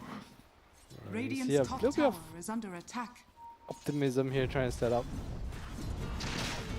So I know that you mentioned, especially in the early stages of the draft from Whoops, look, they have a lot of control, right? They have the Shadow Shaman, they have the Beastmaster, they got stuns. But it seems like they haven't really been able to connect these on key targets just yet. Gohan, you know, mostly top of the net worth, farming away. Crystallis Falcon Blade completed already one component into the Axe. I mean, he's making great speed. Yeah, I mean, they don't have a draft that has like early initiation. It's all about the Shaman having like lambs or Tranquil Boots being nice maybe. Just to play towards stronger lanes. Space for Beast and Magnus. Obviously Magnus wants Echo before Dagger as a carry. Ken going for that Blink Dagger first. He understands his role this game. I like it. Rupido scaling anyway. He has Echo Saber on the Pango, going for Axe next, so I don't mind Ken just filling this Blink stun role. True. He can still like scale, you know, you can see like BKB Orchid come out for him, for example. True. I mean, he has that inbuilt farming capability, so no chance. No, CPU is Gonna as escape well. the tree line, yeah. Goodbye, my friend. Donk. And Snakes to farm up. Nice. Efficiency rotation. Meanwhile, Grim's farming in the bot triangle. I mean, it is because they did lose that tower, right? They put the snakes down to get the tower, so Punish no chance for sticking around. Net worths on the side of the Radiant, not looking too hot. It's a 3k gold lead right now, despite that early Roshan grab from the Huskar. I like what Ivory did. Like, you look at his smoke, and then Direct goes behind to drop a lane ward too. So he's saying like, oh, if no chance ever comes up here, we're killing him again, you know? We're happy with this map. Beast is not allowed into my area. Yeah, keep him out. Beasts be gone. I think that's kind of one of the scary things about playing against Visagers, Brute Mothers, Beastmasters. They always want to encroach, you know what I mean? It's They always want to true. come into your territory. Okay, Chen is in a nice path, right, parting right now. About to break smoke, but they might find 2 instead of 1. Oh, That's okay. the smoke. Chen's Well- a nice kill too. He has a tornado and a centaur stun. They have to be careful here. Is Mamang Daya in trouble here if they can get that bushwhack? But they were worried a bit about the stun coming out from the Ogre, so Drake doesn't try for it. HBK? I don't know about walking in there. Baiting? Cluster Claw doesn't bail This him is out. hella Mamang awkward Daya. right now, guys. Oh my god, I've seen this movie before. This is the perfect place for Rolling Thunder. Bump back and forth, all knocking you down like bowling pins. I didn't know there was a bowling alley in my tech, but here we have it. Just a perfect strike from this Pangolier. Well, that was so brief. That was Just let the ogre die, man. Why you the try to ogre hex walk in your there? ogre? Yeah, he Oh just my walked into a corner with 2 creeps chasing he him. should be punished. If he wants to face the wall and reflect on his actions so bad, just let him. You know what I mean? Like, what? We have a rule in Dota is that if you try to save me, it's your fault. That's true. I mean, I would fully blame, honestly, not to point fingers or anything, but that's on Mamang Daya. Like, what's he doing? Like, he It's thinks he true. can kill Ken or If a something? building is on fire and you walk in trying to save someone and you die, who's for you? You wouldn't even be alive to tell the tale. Nobody would even know. Can't blame no one because you did. Yeah. Mamang Daya, he has 3 deaths at this point, and I think he is perhaps 1 or 2 more deaths away from fading into irrelevance. The net worth is already reflecting that. Went for early blink to try and speed things up, but I don't know. It just feels like a desperation blink. Like, I would rather see him go some BKB or even Glimmer is something we commonly see. I feel like they are not at a part of the game where they want to force things. Then okay. I won't even then- hit an Eggs or I think he needs BKB this game though. Yeah. So what's the plan here then for this Huskar? Do you just kind of I mean, you're wait playing until for you Beast Magnus timing. Like your Beast is your timing, so you just want to match it. I get what he's trying to do. He's trying to like make space for his team, but his deaths have been pretty ugly. Yeah. I dare say a bit counterproductive as well. Yeah. I think it's some like BKB Halberd AC kind of item build. I can see that. How many times have we seen this before? Gohan, a very, very clean game on the gyro, farming up an absolute storm. 6k gold lead continuing to grow. So far ahead. So Krish have his dagger yet. They're kind of peeping down mid lane, but Ivory have they're grouping up here. I mean, the thing is, they have a lane ward just spotting out everything. Like, they know about this. They will smoke off this. Ken has the dagger, so initiation is pretty simple. They just need to find a target right now. True. Nice ward, spots out no chance top lane. I do think Whoops kind of saw a little bit of that body block in the mid lane. The creeps looked a little odd. And Rapido's tipping in, no chance. He's gonna go down here with the eggs. 100 gold away from dagger, my Raw? God. Oh, is he Can he get up? live? He's pretty quick. He is, his team's coming in as well. I don't know if you want to fight this. I think you kind of want to get out, but oh my god, are they going to die on boar heroes now? Yeah, I mean, again. Oh no, he killed the boar. TP? Hello? Oh. Hello? No chance What? to kill me. Wait, did Ken does not have the No, stun? it's stun on cooldown. No, okay. Well, heads up play. It's nice, but Roshan is now up for grabs. Oh wait, no, Roshan's dead. Mama Dai got it. Oops. yeah. This is a Husker game, brother. Alright, back to farm. We good. That was actually a lot of space, though. Like, once base team, they come over, so not really space for anyone, but just the momentum swing. They will counter smoke now. Krish has the blink dagger as well. Yeah, a little bit for Mamang Daya at least. They'll have a lot of daggers really soon. No chance going for his own too. Alright, who are we looking for today? They are still standing in the mid lane where there's been a ward watching them for the past 5 minutes. It's a lot of information for Ivory to work with, and they are using it well. Splitting the map, farming up. Is there pressure, you think, for Whoops to try and end this by a certain time? Do you think they don't scale very well? I think they're okay. You think they're fine? I think they're okay. I just think that Ivory has like a really strong timing with the gyro. Okay. In the second, I guess. Like we'll just see this butterfly satanic gyro on your high ground again. Just like like it's gonna be last game. similar, yeah. But they do have like skewer, hex and stuff to deal with it. It's all about play, I guess. Execution. I think it's not that bad. Yeah. Another pause coming up. It can. It's a lot of heads. Fair amount. Must of be heads. really cold to work. It is. Heads on top of your helmet. You think he likes the smell of hats? We saw him sort of digging in and Yeah, I don't want to talk about it. Okay.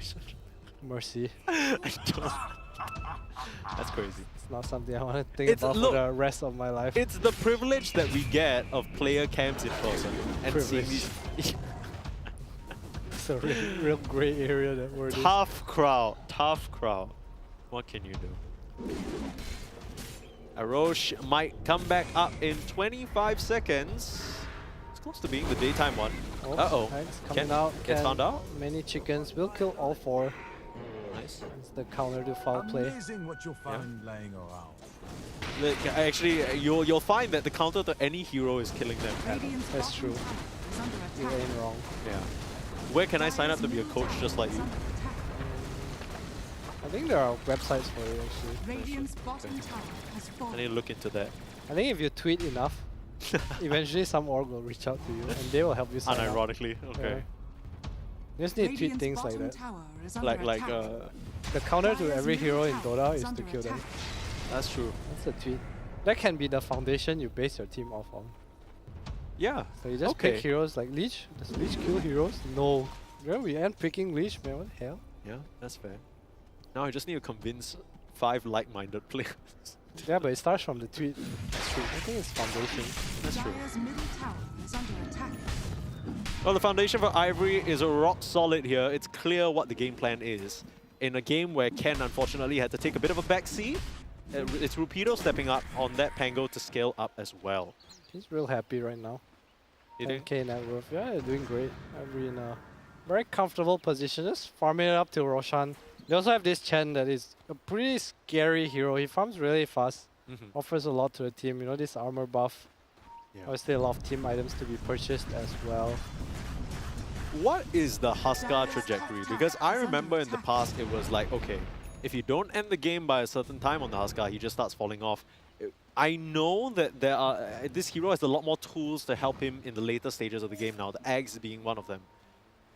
What kind of is the hope for Mamang Daya in this game? Okay, Because I personally don't like the eggs as much this game. I think eggs is good when you're catching, right? Yeah, You're in in a general. dominant position, but this doesn't feel like a catching, right? This So what feels is like this a halberd AC satanic, like Stand your stand there, ground. kill the gyro, fight me.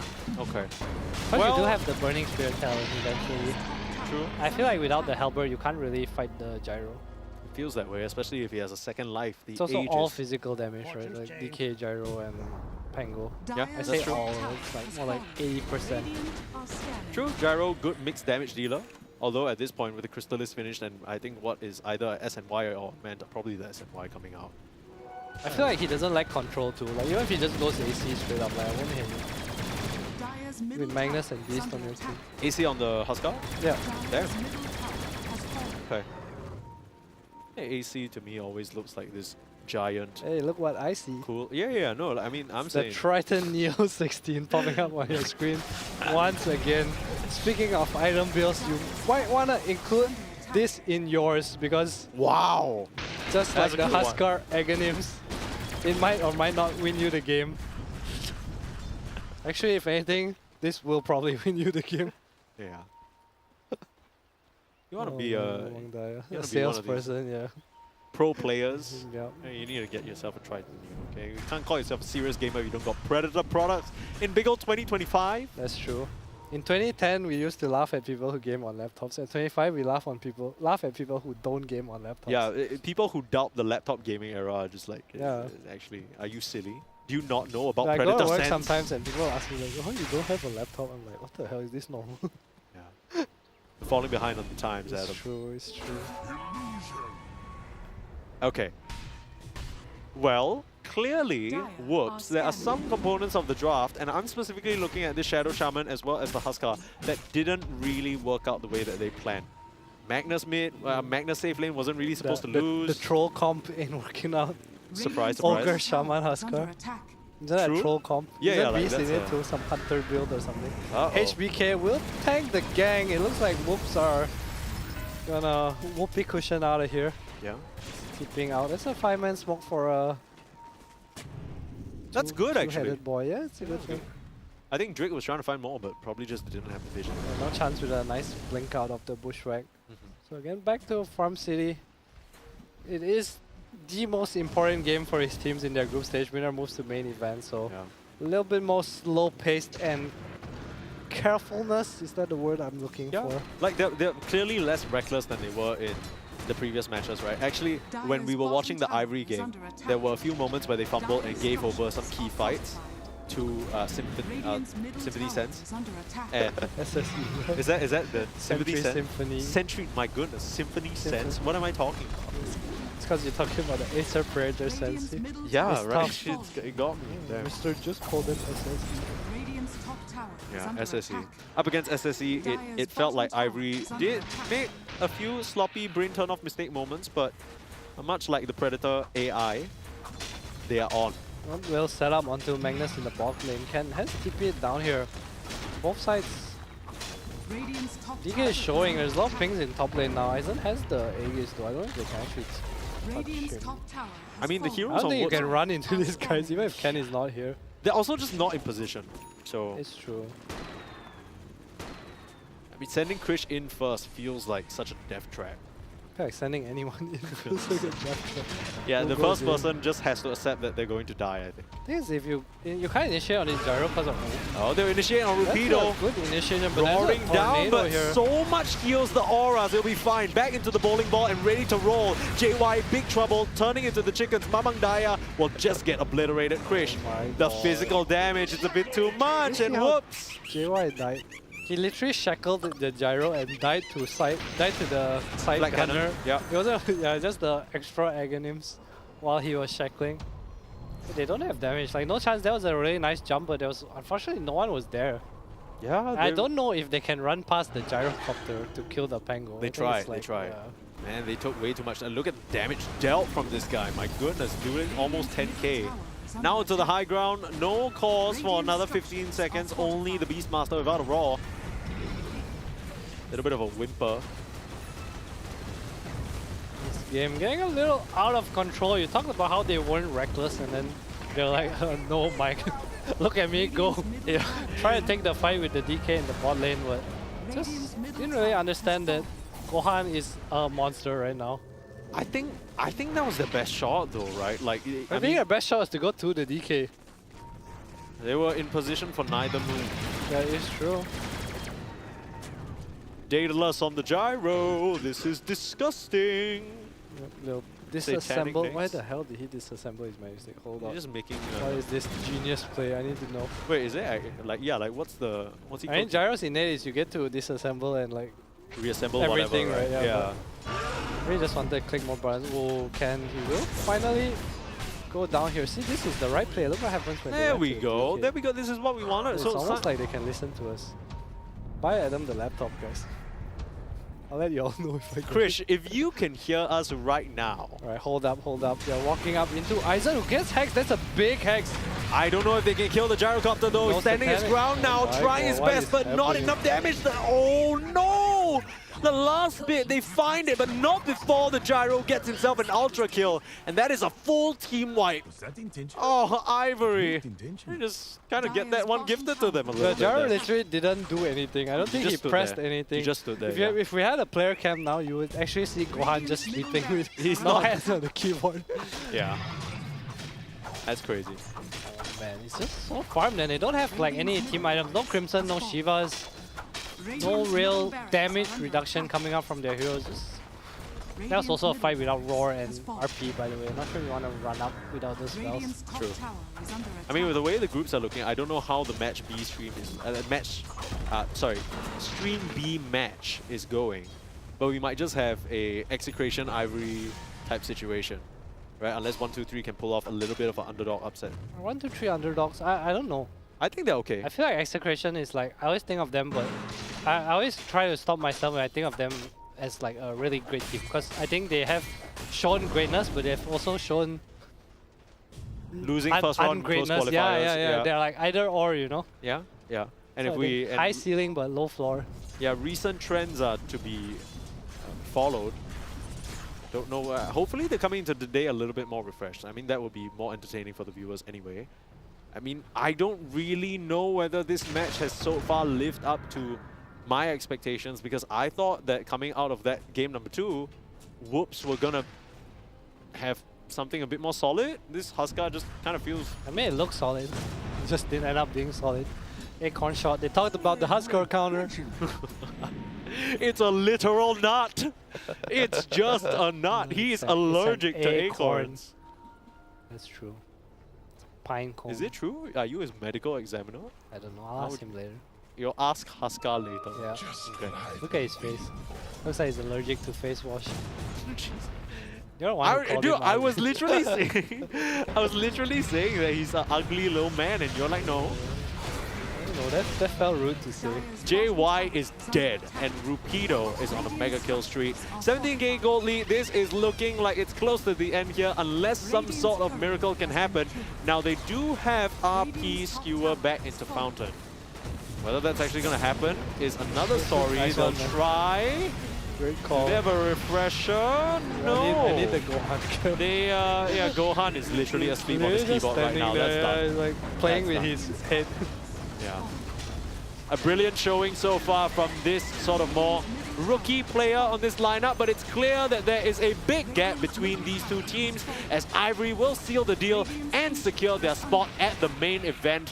What a stunning performance. I think just showing that flexibility.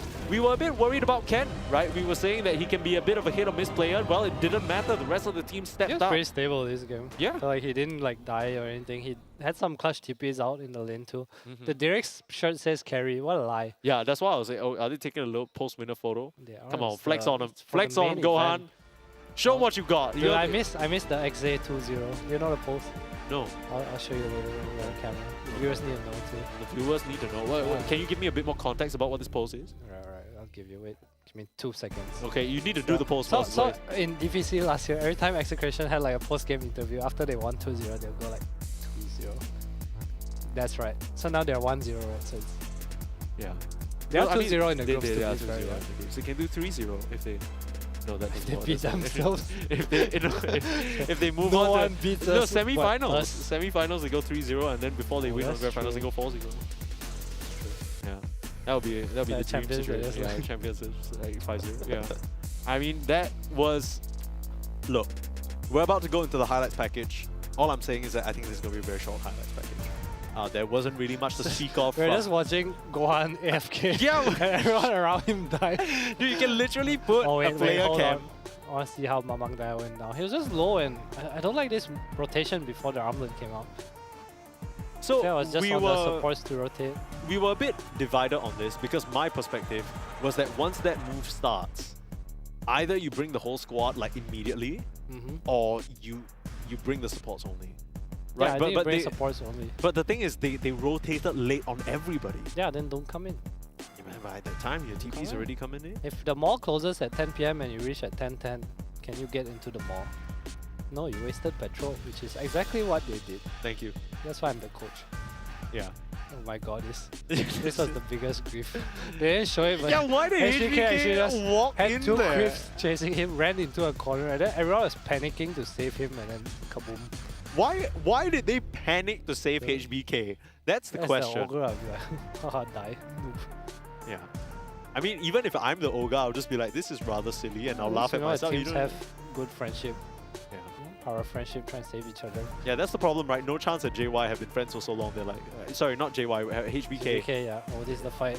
Almost get the gyro. Looks close, but really no Aurora, no RP. Imagine if they had spells. I think that fight was a perfect representation of the Chen coming into play.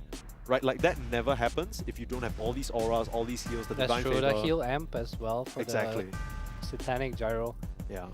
I think that's kind of one of the things about Chen, right? Like, apart from the obvious, like, using the creeps in the lane and stuff, it's always a bit hard to see the impact of the hero, but that clip was a really good kind You of feel it showing. as a carry though, like all For these sure. bloodlust and stuff. Like you don't really see it, but it's like when you play, it's like, oh my god, this feels so good. Please pick it every game. You know, Yeah. that's kind of how it is.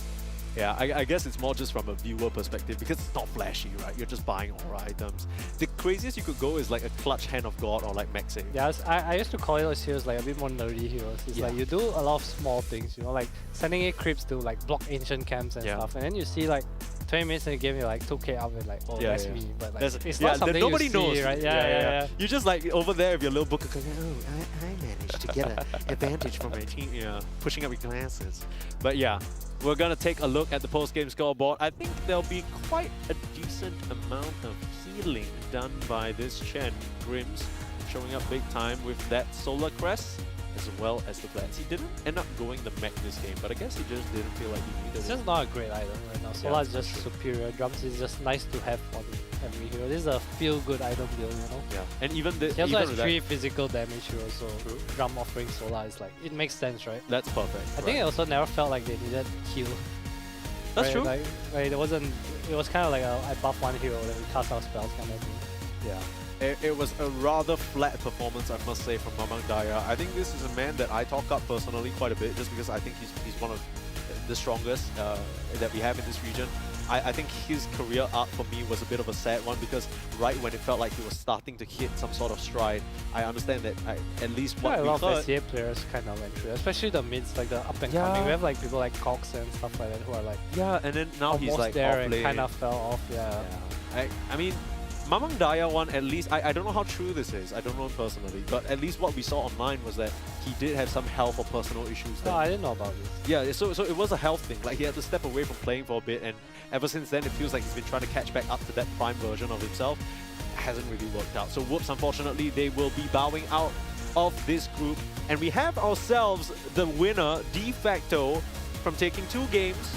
One of each of their opponents, Ivory, are going to be a first semi-finalist locked in. I don't know what the current standings are on Stream B, but we'll find out very, very shortly. But yeah, overall, do you have an MVP for this game? Who do you think really stepped up on the... Gohan. Gohan? Yeah. Okay, well, you need to talk me. You need to do a bit more convincing than that because the to me- highlights not convincing. No, okay. He really just outfarmed and This, stood there. yeah, this is my perspective though. He outfarms because his team, like, what did he do? Right, he just hit creeps. That is true. So can you really say Gohan is? I mean, they won their lanes and then he just farmed it. Yeah. There's not a like. There's no player in this game that I like. Oh wow, he did something really special that changed the game. So it's more of a team. Yeah, effort. I think Ken like played well. He didn't feed. He got his net worth back. I think that there was nice stacks. They won bot lane too. Nice dives by the supports. I feel like overall it's just a team thing. Oh, and 1-2-3 did beat Execration. Ooh, okay. I mean, that's pretty surprising. And I mean, for me personally, I'm quite a fan of quite a lot of these players. So seeing them move towards the semi-finals is gonna be hype. But what's even more hype? Eliminated. Yeah. Them. Damn. I mean, we know that they came here and they also played a little bit of the CQs and they just got very swiftly knocked out there. Yeah, they forfeited today as well. Yeah, just to play just this, to play, right? so, oh my god, the triple whammy. Oh, that's painful. But we have no time to weep. All we can do is offer our hearty congratulations to 1-2-3 and Ivory, who'll be moving on to the next stage. But we are far from done. In fact, we're only halfway through. There are still 2 groups to be decided. And on this stream, we'll be covering TK, Helios, as well as 2Light. And those matches will be coming up very, very shortly. Any initial thoughts on this group as we step away from Group A? I'm not too sure about 2Light. I feel like their players are familiar, but I have not seen the actual team play. Yeah. Helios is a bunch of familiar names, but again, have not seen them come together. TK is a team I'm kind of familiar with. I think they're definitely the underdogs of this group. Full girl squad. Coming in, have played together for a while. One or 2 changes here and there. Yeah, not too much information on these teams. Yeah, maybe the familiarity will actually help TK because I know for a fact that in terms of the MMR, just looking purely at the numbers of where they stand on the leaderboard right now, you would be quick to assume that maybe TK don't stand a chance, right? In terms of the average MMR for the players, it's maybe marginally less. But I think the familiarity and the fact that this isn't their first LAN event, they've been to multiple of these LAN events where they had to sort of play in this stack, maybe that's going to help them because like we mentioned, 2Light, sure some of these players have been floating around, but it's not, maybe this stack is not as formalized, and same kind of situation for Helios, which we know are just a bunch of Indonesian streamers getting together, play for fun, but again, I feel like this group seems more chill than Group A. Yeah. Again, just a iteration of like org or like real team and stuff like that, so we'll see what happens. Yeah, we'll be back after a short break.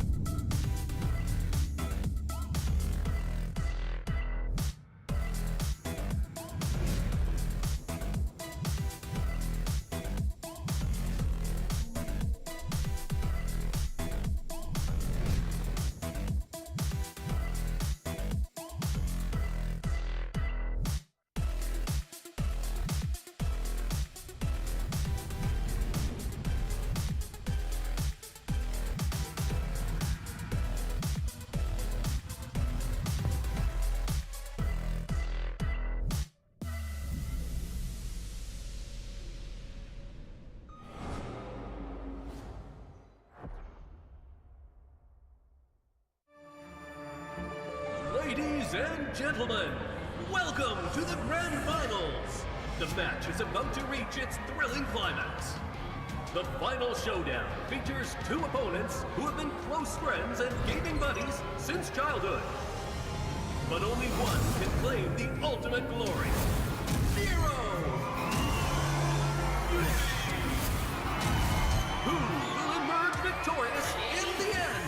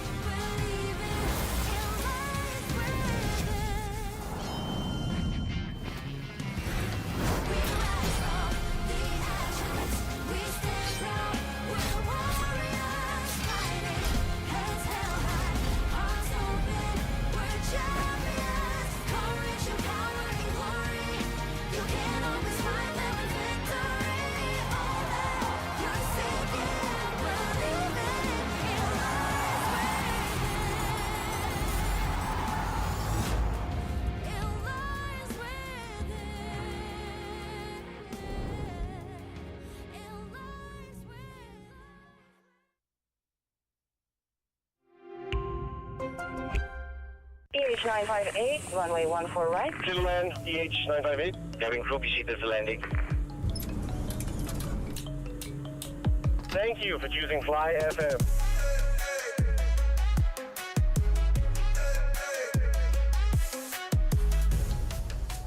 Mat.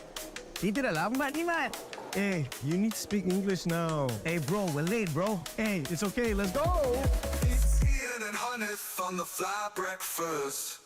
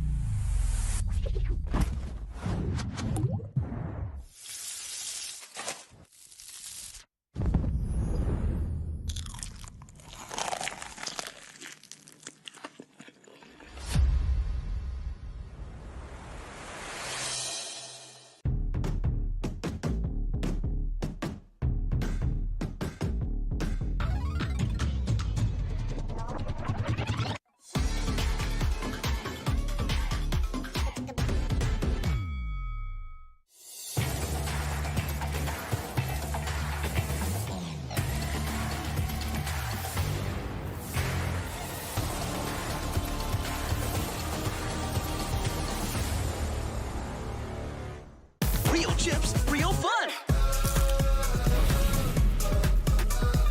Real tastes good with that real. Real tastes good. Real chips, real fun!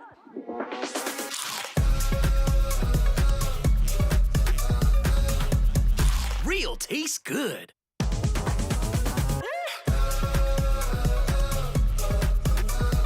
Real tastes good with that real. Real tastes good.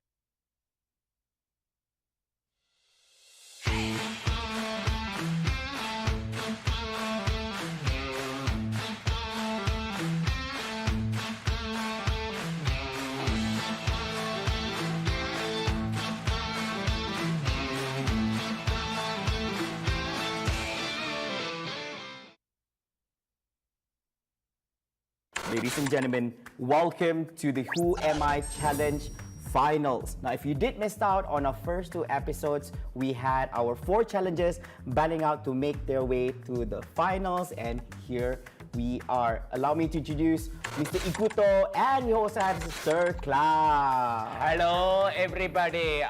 I'm going to win all. I'm going to learn colors. Hey, I heard someone teach you about colors previous episode. Yeah. If you missed out on all that action, be sure to check out our previous episodes to get to know more. But of course, we're joining together with SirCloud and Ikuto. And if you guys don't know this, one of them will be crowned the winner, where they, together with a number of their fans, will be winning themselves some pro tickets to the upcoming Predator League APAC 2025. Whoever the loser may be will still be winning them a number of tickets, but it's going to be the elite tickets instead to the Predator League APAC 2025. Cloud, Ikuto, are you ready? I'm born ready. Now I hope you're ready for this one, because this time about we do have a clock together with us. In the span of 3 minutes, the individual which has the number of correct guesses based on the character voice lines in Dota 2 will win this challenge. So we're playing the voice lines. If you guess correctly, just lift the paddle right in front of you. So try lift it. Yep, just like that. So if you lift it, you have to answer it. So this is going to be very, very fast. If you would like to request for it to be played again, yes, you'll be playing the voice line again. Oh, okay. Yeah, so it's not a one-time thing, okay? All right. So I hope you guys are ready. So we're gonna start in 3, 2, 1, let's go. The dark moon comes. Luna. Luna is correct! So Ikuto gets a point for that one. Second one. Quick. I'm going to win on. And the seven hells. Ooh, Ikuto's a bit faster on this one. So Ikuto? Doom. Yes, it is Doom! You're going to get 0, brother. You're going to get 0, brother. Number 3. Go back. Let's fly. Okay, Cloud. Cloud. No repeat. No repeat. No repeat. The repeat's only if you both together agree to a repeat. No repeat. What is it? What is it? Cloud? No repeat. No repeat. That Rider. Yes, you're right! Okay, next one. A knight in dragon's armor. Ikuto. Dragon Knight. Dragon Knight is correct! Next, number 5. I am war. Okay, this guy. Hey, no, why are you giving clues? Just answer. It's Mars. Yes, it's Mars. Yes. Correct. Okay, next one. We have very limited time. Centaur. Cloud, you answer. Centaur. Centaur what? Centaur War Runner. Yes, correct. Next one. Storm clouds are gathering. Okay, Ikuto. Stone Spirit. Okay, Storm Spirit is correct. Next. How much time we have? Almost. Wind of change is blowing. Cloud? Wind Ranger. Yes, correct. Next. I am sand. Ikuto? Sinking. Thinking, who chose this voice line? Hey, who chose this voice line? Next. I am Ymir. Ikuto, unfortunately, Ikuto. Wait, Tas? Tas, yes, correct! So Ikuto wins by score 7-3. Congratulations! But anyways, guys, there you have it. We have our winner, Ikuto, who'll be winning himself and a number of his fans, a number of his pro tickets to the upcoming Predator League APAC 2025. Remember to follow Ikuto to get a very wonderful ticket. Without it, you cannot go there. So come and follow my page Ikuto. And also, don't forget to follow SirCloud. and of course, Predator Gaming as well. Yeah, there you have it, ladies and gentlemen. Of course, thank you so much, ladies and gentlemen, for tuning in to this Who Am I challenge. Hopefully, you guys enjoy. Congratulations again to our winner. And of course, if you guys want to grab yourself stickers, be sure to check out our social media pages from Predator Gaming. And we'll see you guys at the Predator League APAC 2025. Bye, everyone. The Predator League APAC 2025 is coming to Malaysia. Be sure to grab your tickets from our official website. We have some exciting games, amazing booth, and performances awaiting you. What are you waiting for? Be sure to get your tickets now.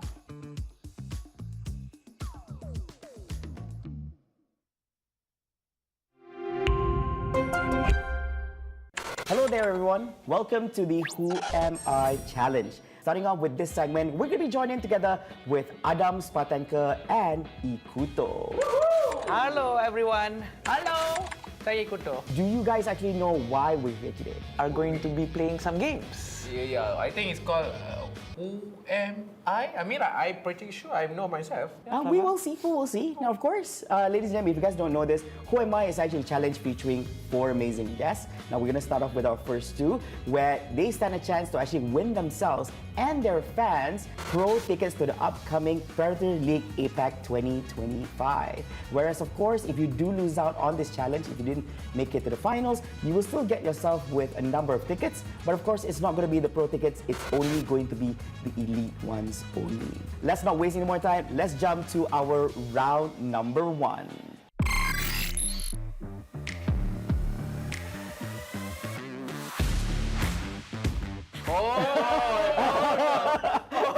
Okay, how do I explain this? Now look into my eyes. Okay, rock, paper, scissors. Don't start first. You need to rock, paper, scissors. Sure. Adam, since you win, you want to go second or first? I'll go first. Okay. Is it a male or a female? Hard to say. Huh? Hard to say. Yeah, it's not very easy for me to say, but it looks like a male. It looks like... I do understand why he said that, but yes, based on voice line and based on character, yes, it is a male hero. Wait, you tell him it's not Predator. We're playing against each other or playing against you? Already. Can we change host? Okay, fine. Okay, it's a male. Two scar. Wait, I thought no. TUSK. No. So you can say no. You can say no. Yeah. Is this hero riding something? No, he does not. He does not. No. Nice. Oh no. Nice. Okay, fine. You can have that. He does not ride. He does not ride anything. That's a 2-in-1. So my guess is Kunka. Oh no! Salah. If there's an element to this thing right here, what element would it be? Interesting question. Yeah, there is an answer to this. It's dark. It's dark. Okay. Betul lah, dark ah. Tak tipu ah. Okay, can I answer now? Oh yeah, you can answer. Shadow Demon. No. What sort of weapon does my hero carry? Sword.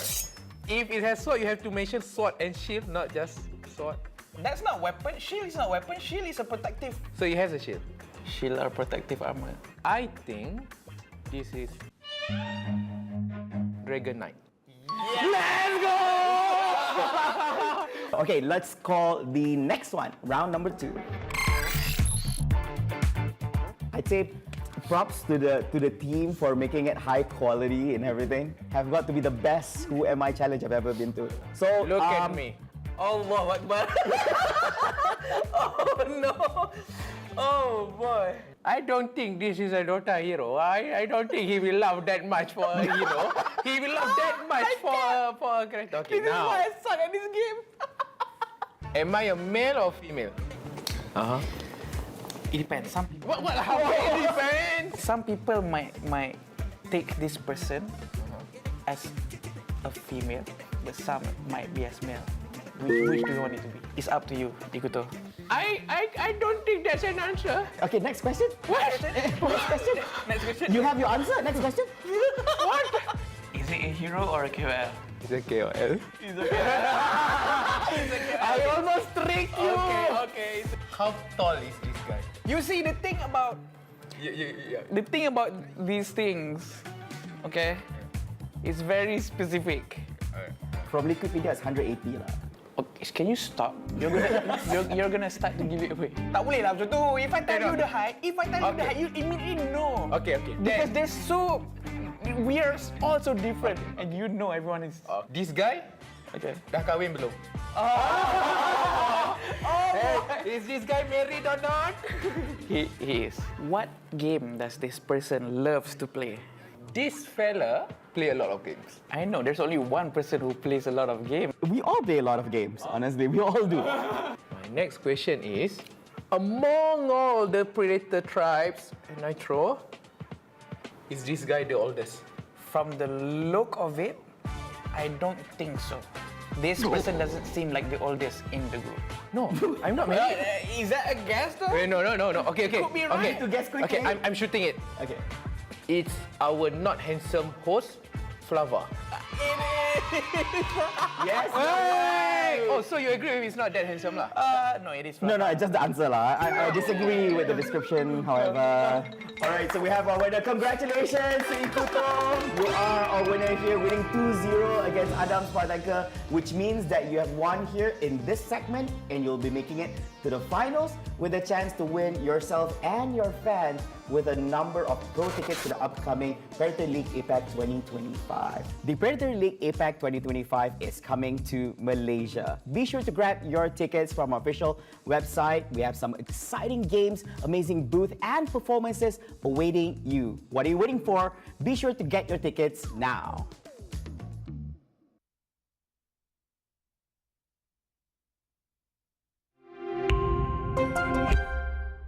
Hello once again, ladies and gentlemen, and welcome to the Who Am I Challenge. You're joining together with me, Flavor, and of course, as usual, if you guys don't know this, we have 4 challenges where we're looking for 1 winner. And joining us for this segment is none other than Sleepy Godzillas and Sir Cloud.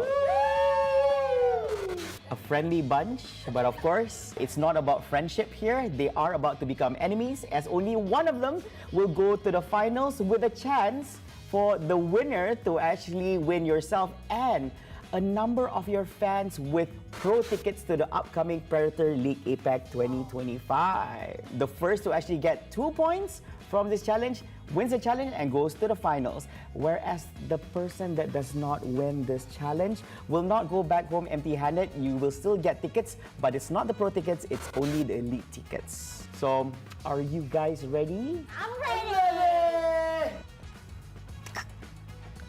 Ladies first? She won. It's not because of ladies first. You could have said that from the start, but no, you wait until you lose and then you say ladies first, right? But Asha, since you win, right, you get to choose. You want to go first or you want to go second? I want to go second. Oh. This gives the Cloud time and to win this game. Wow. Now let us begin our round number 1.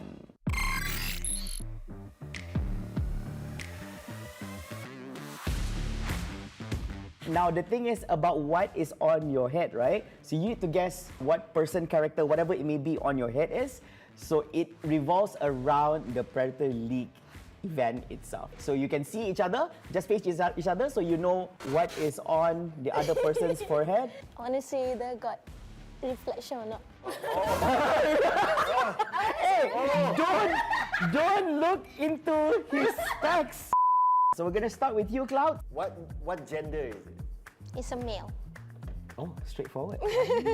Asha, your turn. Apa basic power dia? Basic power dia? Pukul? Oh, okay. Warna dia apa? Alah, tak bolehlah main colour. Valid question? I think I'll allow it. Yeah, colour. Thank you. Colour. Dia macam hijau tapi dia macam campur kuning. Bila dia mix tu, lebih kurang lah warna dia. Hijau kuning tu, I betulkan sikit lah. It's not hijau kuning lah. I thought tu seni apa dia maksud. Aku get. This is scamming me lah ni. No, not scamming. Dia kalau the colour of the hero campur dengan kuning, baru jadi hijau. Mana boleh jawab Mana macam ni? ada? Mana boleh bagi betul. Hijau campur kuning jadi warna ni. Masalahnya I don't know. Okay. Warna tu ada dekat baju. Aisyah main jahat lah. Dia ada pegang sword and shield tak? Tak ada. Monkey King. Tak. Bukan Tapi kalau tak silap, dia ada pegang salah satu daripada 2 tu. Apa weapon dia? Dia tak ada weapon. Tak ada weapon. That means dia kena like projectile yang keluar like, you know, something like that. Dia warna, I still tak puas hati dia dengan warna tadi. You know. Okay. You tak puas hati warna di sekeliling kita. I think that's a great answer. That's better than hijau campur kuning. Haha, Storm Spirit. Yes, betul! Coming up next is round number 2. Let's go. Okay, so look at each other. Look at the image on top of each other's head. Dia lelaki ke perempuan? Perempuan. Pakai tudung tak? Sabarlah, satu je lah. One question je. Sorry, I'm excited. Okay. Okay, Cloud, your question. Dia rambut lebat tak? Lebat. Adam Spartan.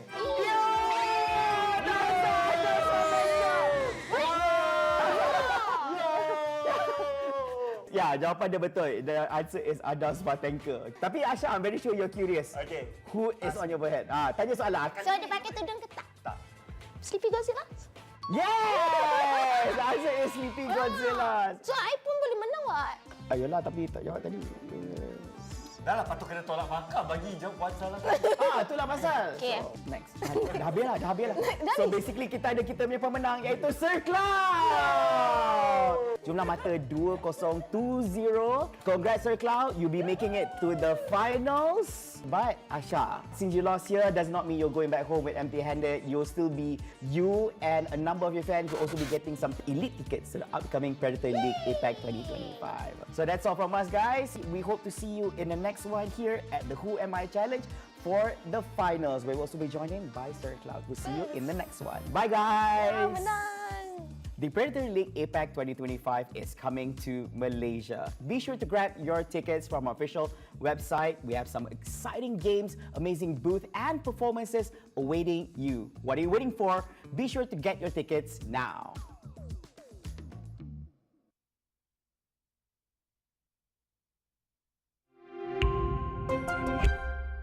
Welcome to Who Am I Challenge Finals with me, Choo Choo, and we have our winners for the semi-finals before none other than Flava versus Master Ramen. Woo! So this time we have a bit of a twist for our finals. We want to, test their skills and their creativity, how artistic these two can actually be. So you guys have to draw the character before you guessed it. And before you even guess, you have to lift up your sign and show us your drawing so we can get to see your very beautiful painting. Then only you answer, okay? So basically, I will give you guys 5 clues. For each of the clues, you guys get to ask one question while drawing. Oh, so whoever answer first lah. Whoever want to answer, bring up the sign. Siapa yang kalah, whoever loses get 20 elite tickets for APAC Predator League 2025. But whoever wins, on top of your previous winning, you can get 20 pro tickets. So you can get more fans to have more privileged seats. Okay, are you guys ready? Okay. So the first one, the character is a female and has sleek eyes. Sleek eyes? Yes. Cuba buat sleek eyes macam mana? Can you show us? Okay, that's my first clue. You have any question? Is it Valorant or non-Valorant character? I can say it's a game character. Game character. Yeah. Okay, second clue. She has long hair. Rambut dia panjang mana? Up to the knees. You didn't have space to draw the body. Oh, patutlah dia bagi ni. Okey. Weh, tak hilang ni. Oh, hilang. Is it tidy up two side or one side? Jadi ikat kiri kanan ke satu? Satu ponytail. Draw lah, draw. Hey, you have to draw. You cannot answer if you don't draw. You have to draw until the hair part. Ini dah macam hantu gila. Tu Valorant yang ada ponytail. Okay. Yes, Baba. What is this character? Sage. Abang Ramin, can we see your picture also? Sage! Sama kan? Mana boleh bagi jawapan sama? I jawab dulu. I can say we go to the same school. You lifted your sign before, right? Yeah. So, 1 point for Baba! Okay, for the second character. She is a female with cute eyes. Mata dia tu rupa manusia ataupun rupa kartun? It's human-like eyes. Human eyes. So maksudnya orang lah. Okey, orang. Mata dia warna apa? Tak. Pakai spek ke tak pakai spek? Pakai spek ke tak pakai spek? Tak pakai spek. Okay, second. She has thin lips. Dia suka pakai gincu ke tak suka pakai gincu? Dia ada gincu. Okay. Another clue. She wears long sleeve and pants. Kurus ke gemuk? Sihat. Sihat? Sedang-sedang, sihat-sihat. Macam tahu. Nak try. Okey, nak try. Mata cute. Ada dimple. Baby ni. Badan sihat. Cucu. You are right. a picture of me. This is what I look like in their imagination, guys. In their heads, this is me. It's so beautiful. Abang Rami buat aku juling ni. Okay lah, boleh lah bang. Congratulations Abang Ramen. Congrats, Ramen. He won 2 rounds in a row. I mean like 1-1. 1-1 ke? Tadi dia menang. Oh ya ke? You won. You won. I tak suka this show is rigged. It's 1-1. So final round. Sorry. First clue, she is also a female with high nose bridge. High nose Bridge. Is the nose is cartoon or human? It's human-like. Human. Okay, orang. Okay, so kembang ke mancung? It's in between. Normal lah. Kacukan. Okay, next. She has a small face. It's slightly almost the same like the CD, but small. Slightly big. Are you sure? Yes. CD yang lama.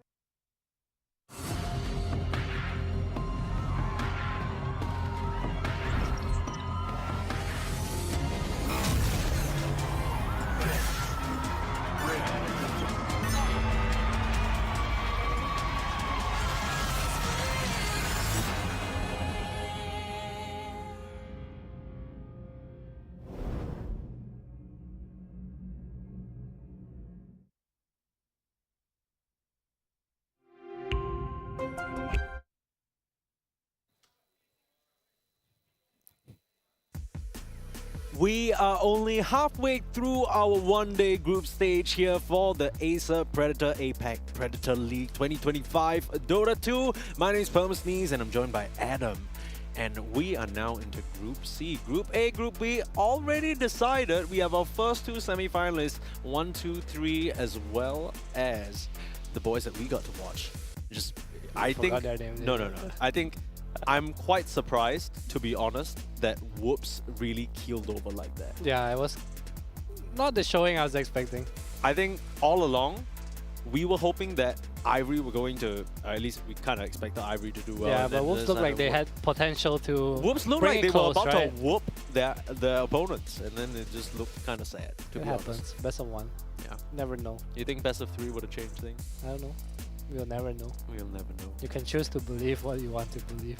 What do you believe, Adam? I believe that we have a next group to cast. That's true. That's true. Let's move on here. Let's truck along.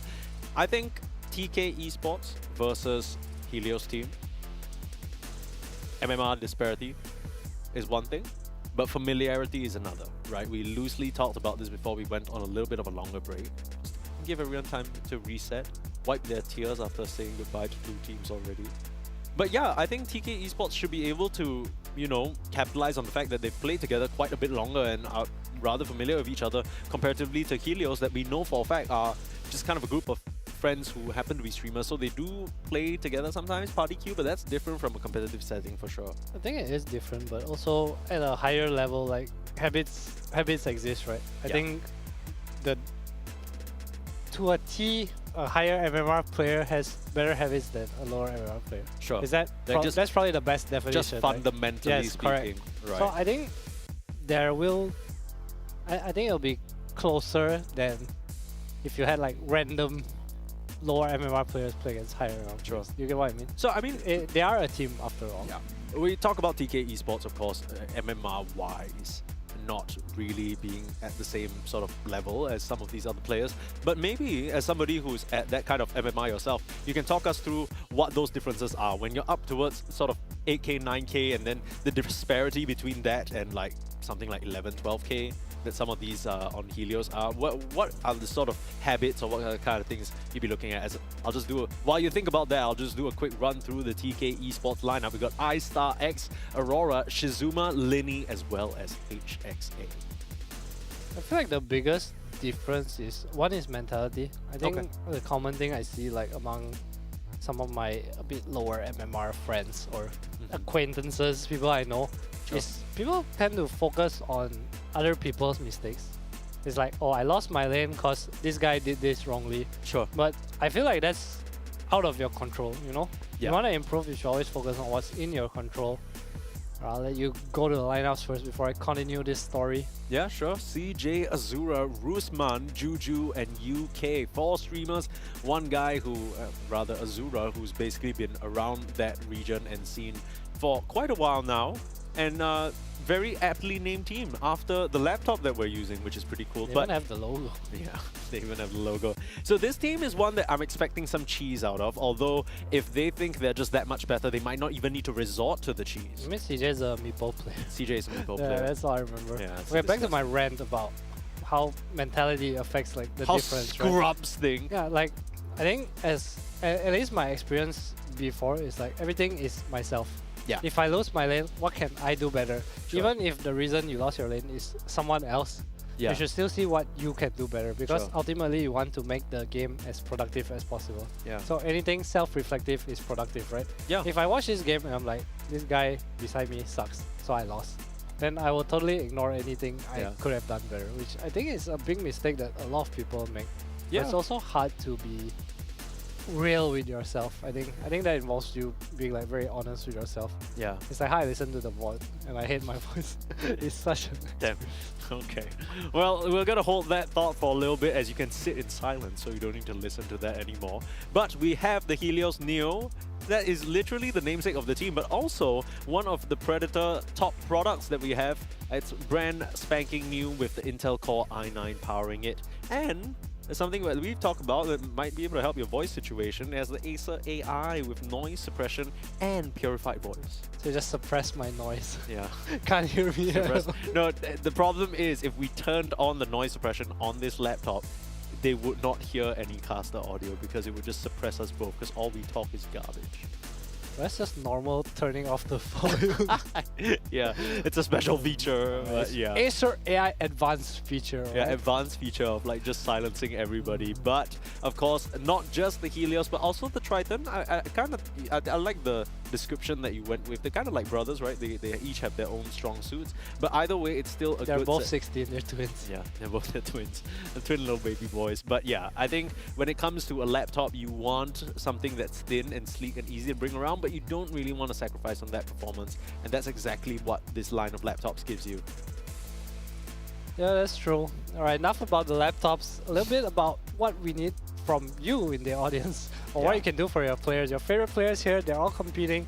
We have an all-star MVP vote. You have to do it by the 10th of January, 6 PM.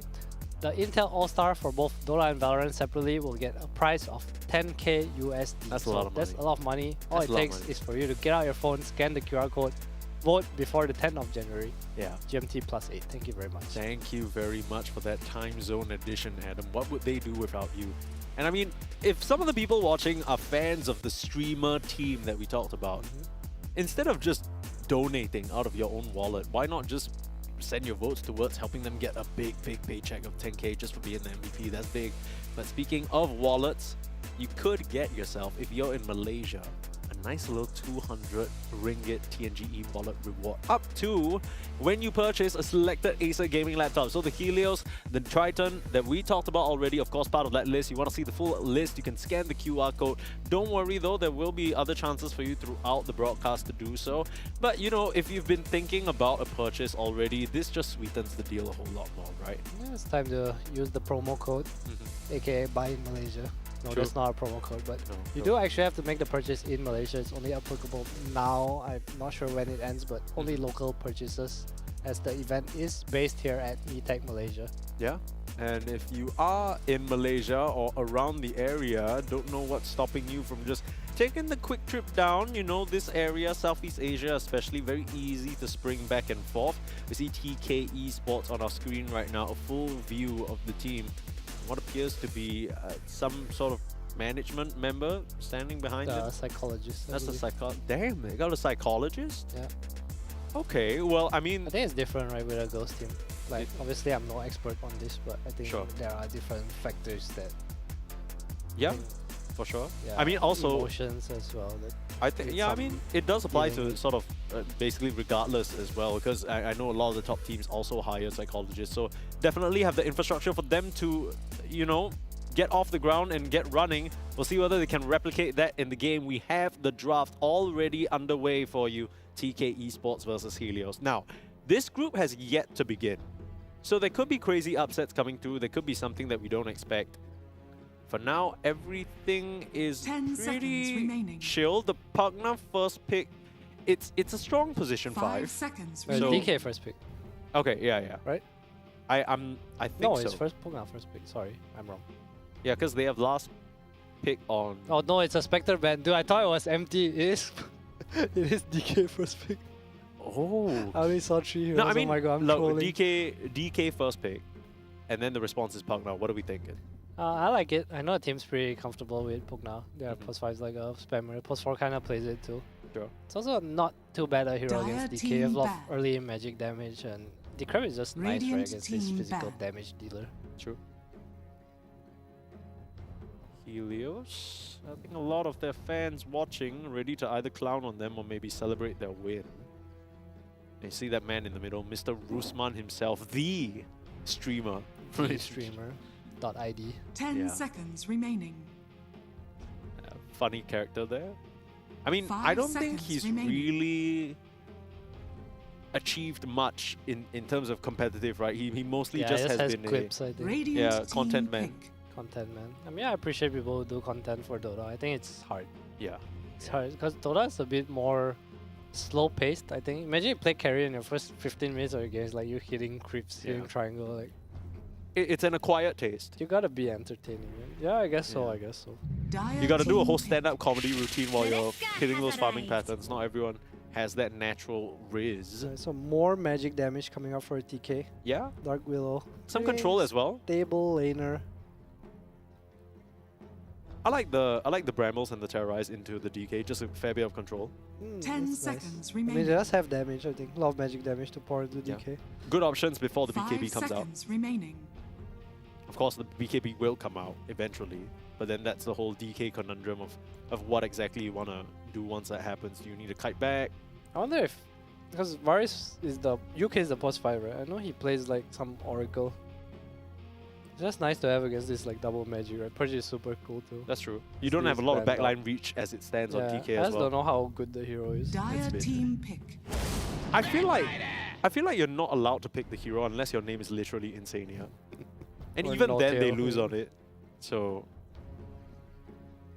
okay, let's see here. Bat Rider, some nice catch. So the fire team continues. True. Please don't pick Emperor 10 Spirit, seconds brothers. Fire. remaining. Phoenix. 5 seconds I remaining. don't- Radiant Not that I team pick. recognize his face or anything, but is that Alright, Bane. Varish who's sitting in the coaching seat?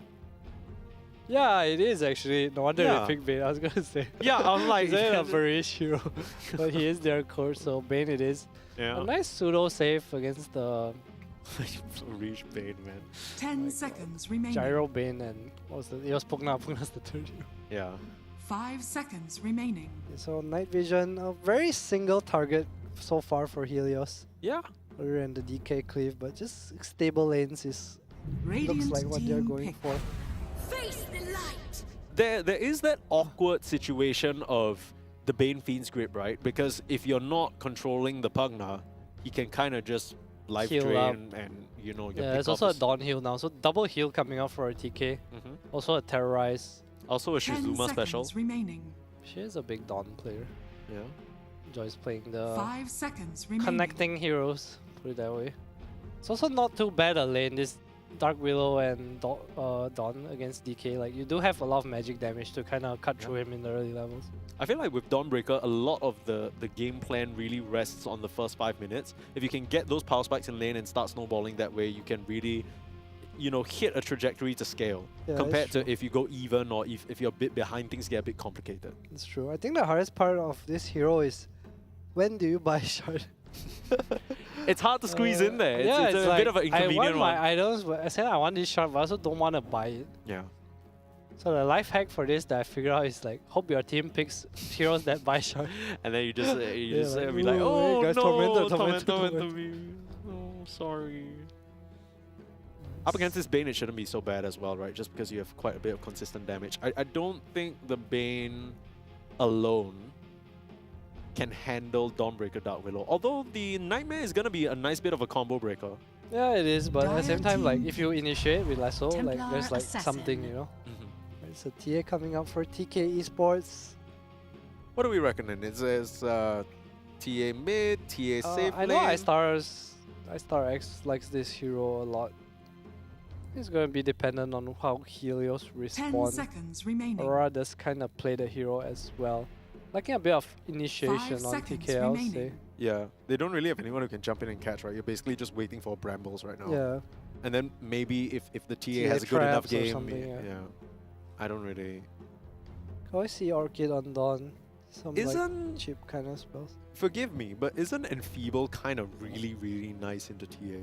Yeah, Feeble's just nice against any right clicker or spellcaster. It's Dire not easy to play team Bane back. into a TA trap. Yeah, Dark true. Sphere, okay. Something new. Dark Sphere bad. You just wanna armor up, ball up. I guess you have this cleave into, what do you call it? DK splash. Vacuum Yeah. into DK splash. Yeah, a bit less single target and a bit 10 more AoE seconds control, right? remaining. Which is what they were missing a little bit. Oh. Also, pretty decent for the Bat Rider with the 5 surge and everything. seconds Yeah, remaining. it's really nice to. It's Radiant so easy. If you team go like back. Blink BKB and your search, like every last was just a free kill. Yeah, and drag them so far back they don't even see their families anymore. Alright, so mid for both sides, I will say.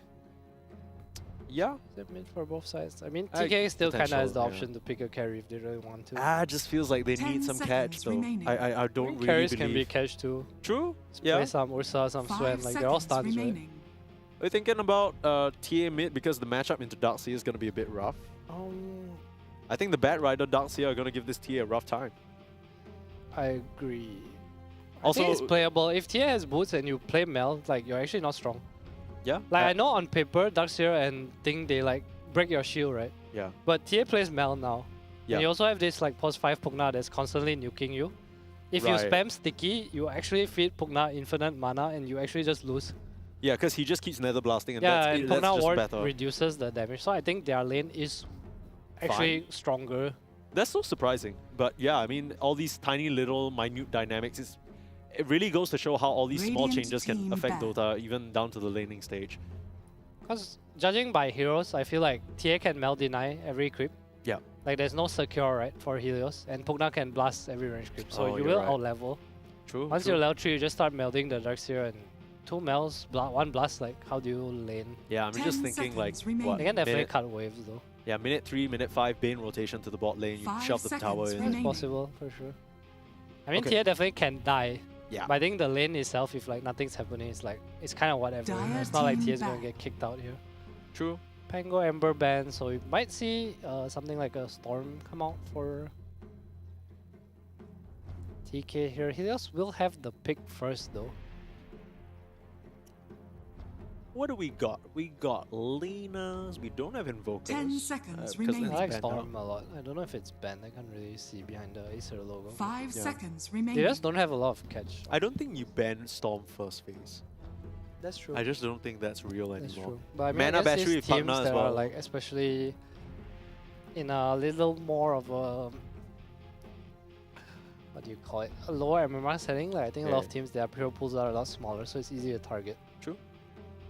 Well, is Storm and Aurora specific hero? I always feel like She has Aurora's played more quite of, a bit. more of a Puck Invoker. She has played quite a bit of Storm recently, at least. Okay, okay. It's also nice against their heroes. Queen looks okay too, in my opinion. Yeah, I in feel most like case- with Queen is like I just like the cheap stun from the Storm, you know. Yeah, I get what you mean. Like low commitment initiate, right? And then Yeah. if anything happens, you get You have Pugna Dawn to out bail on you top of you. I feel like Dawn out now is like Dire super team reactive, pick. you know. Yeah. Huskar Viper ban, so it's a mid DK most likely, Radiant and they're gonna team pick a pick. carry for Helios. No, they go Earth Spirit. I was okay. actually gonna suggest Earth Spirit Yeah, for this is the- TK. This is the Earth Shaker game. Ooh. Just spank. Yeah, Dark just Se- beat him in Darkseid the on lane. walls, you just go kaboom. Long range Bane, Nice. Fiend Sand King King, cancel as Sand King well. looks okay too. Sand Sand King, Storm, Oh, I guess you don't have enough burst 10 damage to cut through the seconds Sand King, huh? yeah. There's the Storm. You may now select I your mean, it's just nice heroes. with Dawn and Pugna, right? Like, it makes Yeah. sense. Yeah, it's crazy. It's almost like you have a deep knowledge of Almost. what kind of. I mean, it's strategies. just like that kind of hero, right? Yeah, no, that's true. Earth Spirit would have worked maybe. Queen of Pain, I think. I get what you mean, but it's just Queen of Pain doesn't really There's give no you stun, yeah. You kind of can blink in slow and then dawn out, you know. Okay, which draft are we liking a bit more here? I actually like TK's draft a little more. You believe in the Templar Assassin this game? I believe in the Dawn, Storm, Pugna, Willow. The TA not so much, but I think if TA does well in lane, like she definitely has damage to kill their heroes. I think this game, like DK is not gonna 1v5. You know, there's Decryptify, there's Shadow Realm, there's Solar Guardian. 10 seconds He can't really remaining. stick onto their heroes, you know. Whereas on Helios, if their heroes do get stunned, like they can kind of die. If TK is slightly ahead, it's a lot of physical damage, right? Dawn and TA. You get Rosh early against for Storm. Meanwhile, if you look at Helios, like when can they take Rosh? I'm not gonna lie, I'm a bit disappointed with Helios. You know why? You're telling me we go BO1s, we go streamer team, and then they pick like the most generic, like Where's the my most. Pudge? Bro, the most interesting thing in this lineup is the Bane. Can you imagine saying that? That is ridiculous. Let's speak to Varys. I mean, look, iStar gave us more spice than the That's true, I streamer like the team. TA. Like the TA is a little bit, you know, off the rails a bit, but it's nice to see because I think that tells you that this is a player that's confident, and this is a player that just. They don't look very confident right now. Do they? They look like they just woke up. That's true. The gamer hours have just begun. 4 p.m. But wake that's up just time. life, right? I'm sure for people who work too, it's like 4 p.m. is like, goddamn, I want to sleep. Is it not? Is it I don't really know. a gamer I think, thing? I don't know. You talk to anyone with like a regular schedule, they might. I feel like differently as about it. someone who has experienced the regular schedule life, Okay. if I'm in a Dota game at 4 p.m., I'm way more awake than if I'm at work at 4 p.m. No, for sure. But I think in general, if I'm in a Dota game, I'm way more awake than if I was at work. So when I play with Uni, like he would play like Smurf just to like fix his body clock. Who is it? Universe. Universe? Yeah, Okay. like he'll just like play Dota to stay awake. Like they all do it. It's so easy. It's like the That's true. life hack, right? It's like a little bit of drug. Yeah, like it's if you like did it. who cares if your game sucks? Yeah, like they Smurf and then they just play. Yeah. I mean they are trying obviously, but it like keeps you awake, you know. It Yeah. beats like lying on the couch watching TV. You're probably gonna fall asleep. That's true. That's true. I mean, watching Pro Dota, playing Dota, it's just can keep you going.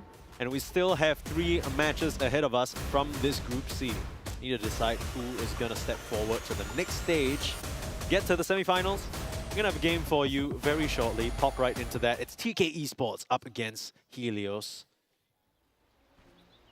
Mercy. What are you asking for mercy for? As if you don't stand a chance. Please. Rusman Darkseer. Is that I always a taken signi- Rusman more of a units kind of guy. Yeah? I know he plays like Visage, Enigma, Beast. The problem is that seconds to I know Rusman as a personality. Mhm. Have I actually a watched him play Dota? No, I don't know what he's good at. That's fair. You've heard it before, folks. You know what's the deal. We got the Intel Core i9, we got Purified Voice, we got Acer AI, Predator Sense, RGB keyboard, everything you could ask for in a laptop, thin and slick. The battle begins. If you needed a sign to upgrade your sort of on-the-go setup, you're watching this event. Come on, man. It's a If you Acer lag at event. all, yeah, if get you down here. yeah, what are you doing? Meanwhile, production just lowers the frame rate. Just yeah, that's the sale. That's the sale. It's a brilliant strategy. Did they get a D-Ward? Varys has one CS. What's it for? Could it be ward? I don't. Another ward? Nah. Nah. I mean, it seems like there's only one ward on the map for the side of TK, so probably a D ward in the mid lane. Oh, that's true. It was D-Ward. Mid lane matchup, Spirit Bros. It's kind of chill lane. It's Just chill. farms. Probably gonna be slightly ahead of the Spirit. Don't think you'll see much here. Not missing a CS. I think the good Storm Spirits can actually force the Earth Spirit into uncomfortable positions though. I think once you get bottle, it's like whatever. Okay. So I think Storm you free farm for sure. I think whether you get denies or not is like depend on the Spirit. Like that, you know? Yeah. Like this. Called. There's a little bit of early sloppiness from both sides, I think, missing some free ones and kind of. Okay, they're doing good. Yeah. Just beat the. How you get your bottle before too? Yeah, just classic brotherhood stuff, right? You True, mock the shit out of each other. bros. Roll, kick back. So we'll take a lot. Let's say a lot, but It's I mean, it's traded. Aurora also isn't really doing the best in the HP department. And no surprises that the Darkseer is doing well in terms of CS. But I was kind of under the expectation that there'd be a lot more denies coming out. Top lane, really in trouble. Just drop the Bramble. Oh dear. Yeah, level 1, unfortunately. Yeah, maybe just trading a bit too close to the sun there. Ends up getting clicked down. Just a little level 2 spike. We'll get the Willow for free first blood for an already free farming Dragon Knight.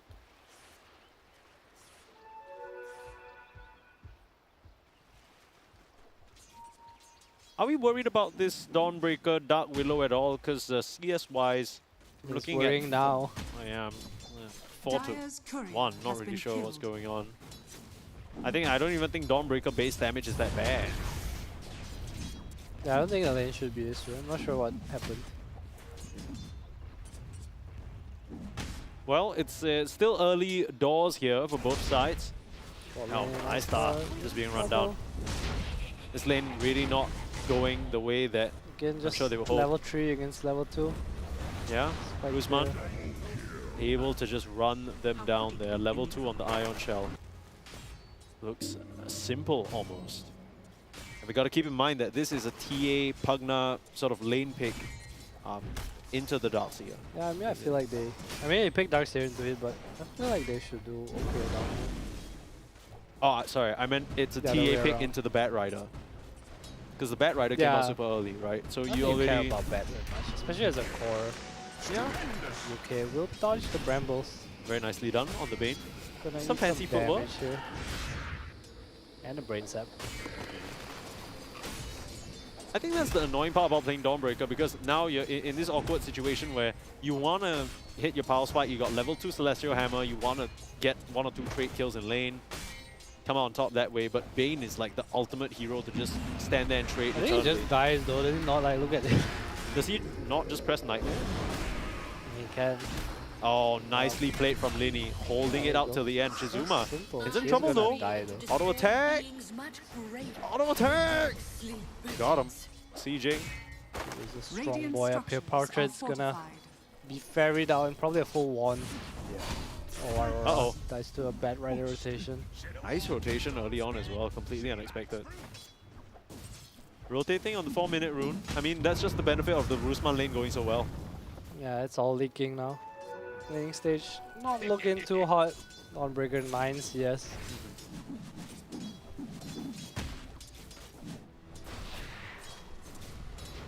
On the bright side, the Storm can always recovery farm in the jungle. And in fact, you could argue the same for the TA despite And the the rough Dawn. early start. We can't all jungle. That's true. Who's getting priority here? Dawn will suffer, I guess. Uh-oh. Wow. You'll see Bane head over to the mid lane. Looks like they want to kind of grief this Storm. UK trying to abuse the nighttime, but Lini is just kind of mirroring. Oh, nice. No melt. Nice vacuum. But they don't have enough HP to stand up against the Ion Shells. Nice setup there from Helios team. Juju was patient with it too, you saw that? Like, just Yeah, waited he the just entire saw time. the and- melt being used. Nicely done, no Storm being. Uh-oh. Oh, the into the body tower. blocks. That is nasty stuff. No way Aurora gets out of that one. They're really putting this sleepwalking talent to good use, huh? Yeah, it's pretty nice. They kick back as well. Yeah, probably will go down here. There's no TP. Advertise is used though. One more rock. She Gets a did, connection. I think. Ooh, okay. We'll take out. I thought. Alright, runes coming up. What can TK do here? We're playing for Dawn 6. Try to protect the Storm a little bit. Get some stacks out. While Bane, he's not done on the hate train, heading down to the bot lane. Damn. I This thought Bane I really actually making a trouble. lot happen. That is the Varige effect right there. Vacuum back onto Ice Star. She's gonna get snuffed out by nice Rusman. rotation. Punch away, and the Darkseer is fine. Now they might get a return kill Oh, onto no. Juju. Not if he just walks through the tree line. Now Shizuma in trouble. Rotation from Azura into the top lane. Level 6 already on CJ while the Dawnbreaker is suffering. Last few auto attacks. Can they find it over the cliff? Rolling through. They will find the connection of the kick onto the Dawnbreaker. Everything falling apart here for TK Esports early on. What's gonna happen to the Wisdom Rune top lane? Radiant's top tower is under So I'm attack. gonna stick around. Rusman and UK are half health down here. It's like they still wanna kind of conquer this area. They've done a really good job at empowering this Darkseer. Just the early kills. Great pairing as well with the Earth Spirit, that last pick coming through from Helios. The draft really connecting. Shadow Realm, but probably just gonna go down here. Vacuum back, another dive under the tower. Rusman is dominating. Very, very simple Darkseer play here, and he can just do this. Cut the creep wave, min-max the net worth. No one can really come down bot to deal with him. It feels like you just need Aurora maybe, but she's not having the best game herself. Yeah, I mean it's a level 4 TA, right? Even if you go help her, it's not like it's a good lane to play in. I think they really just need to try to get levels right now, stack and play for Dawn out possibly. Do you think it was a sort of draft problem no, with I the... don't think so. Okay. This feels more of an execution type. Yeah, Aurora will be set up upon again. There's a Pugna here. Yeah, but I don't know whether Aurora has the HP to survive. Yeah, she just has to zip out. The Magnetizer's continuing to go. Wonder whether Azura is going to roll in. Magnetizer keeps going. Alright. The pain subsides for now. 1 to 11, a 5k gold lead already. I thought some of the games in Group A ended pretty quickly, but we might just see DK ones that are setting up in bot lane. quicker. All these plays connecting into each other. The early wraparound from the Bane to set up the vision. And now iStar X in some trouble. Now they do get a kill onto Azura in the mid lane, but iStar can't finish off Rusman, and CJ gets that done. 4 heroes on Helios converging in this bot lane. Radiant structures are fortified. Radiant's bottom tower is under attack. Is that a completed armlet already on CJ? Yeah, I mean he's pretty much free farm, right? 3 kills and this tower. He's monster land. Radiant are scanning. Just missed the tower, but nicely done. He's Dire's very middle tower farmed. is under attack. Would have missed that tower if he had a Predator laptop, that's all I'm saying. That is true. Prayer sense to have told him. He's missing that Predator sense. Sentry just. Is that what Predator sense does? There's no way. It's just an AI, right? Like ChatGPT, but not chat. I think Predator sense is something else. Acer AI is the one that we're talking about. Okay, nice grip. No interrupt though.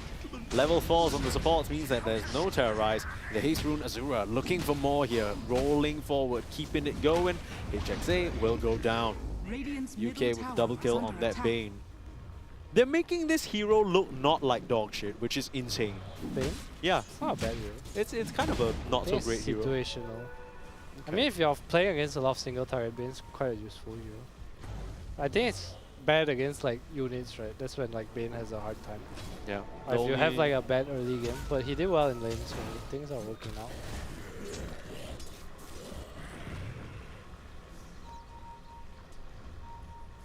Gold lead continuing to extend here. As TK scramble to find some sort of opening. A smoke move out. Juju's waiting on the high ground though. There's a lasso available. They have to watch their step. But Aurora should have enough damage to finish off this Bat Rider. Has to commit deep for it. They end up losing her life for the cause. Shizuma comes in. Didn't actually use the Solar Guardian on the Storm. Yeah, that's kind of awkward. Yeah, because it's a bit too close. And now Ice Stack. I mean, now surely you pop the ult. It means somebody help Ice Star here. They've just left her high and dry. Radiant's top tower is under attack. Yeah, game's looking pretty tough right now. Not sure if they can even fight through the Iron Shells. Yeah, the Darkseer mech on top. Getting a real early timing here with how the laning phase went in again. Oh, you're not allowed to do what there, HXA. That's not allowed.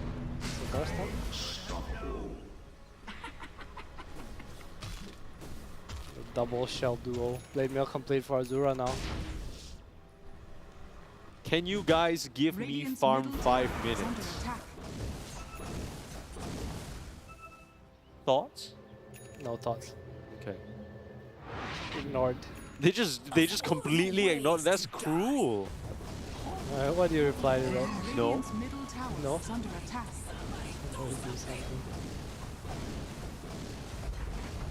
I mean, also, I don't know what the partner farms in 5 minutes that changes. That's true, actually. Like a glimmer? Like who is asking for a friend?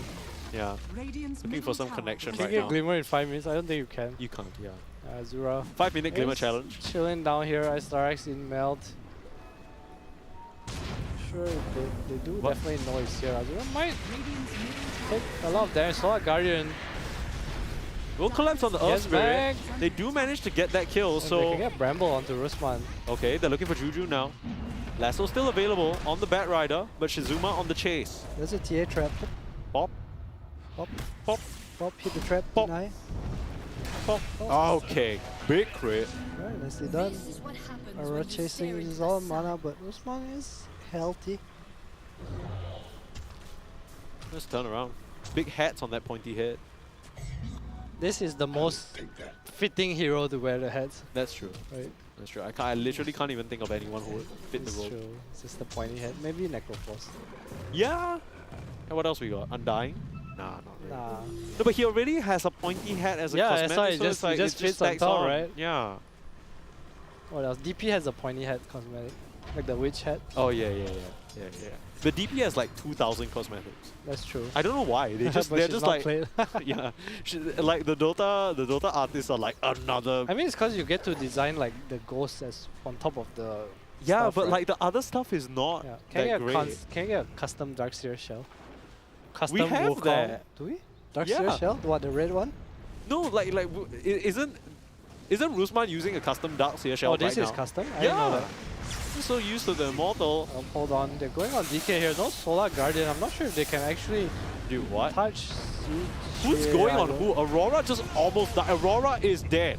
HXA couldn't get the heals out in time, and the rest of Helios are here to punish.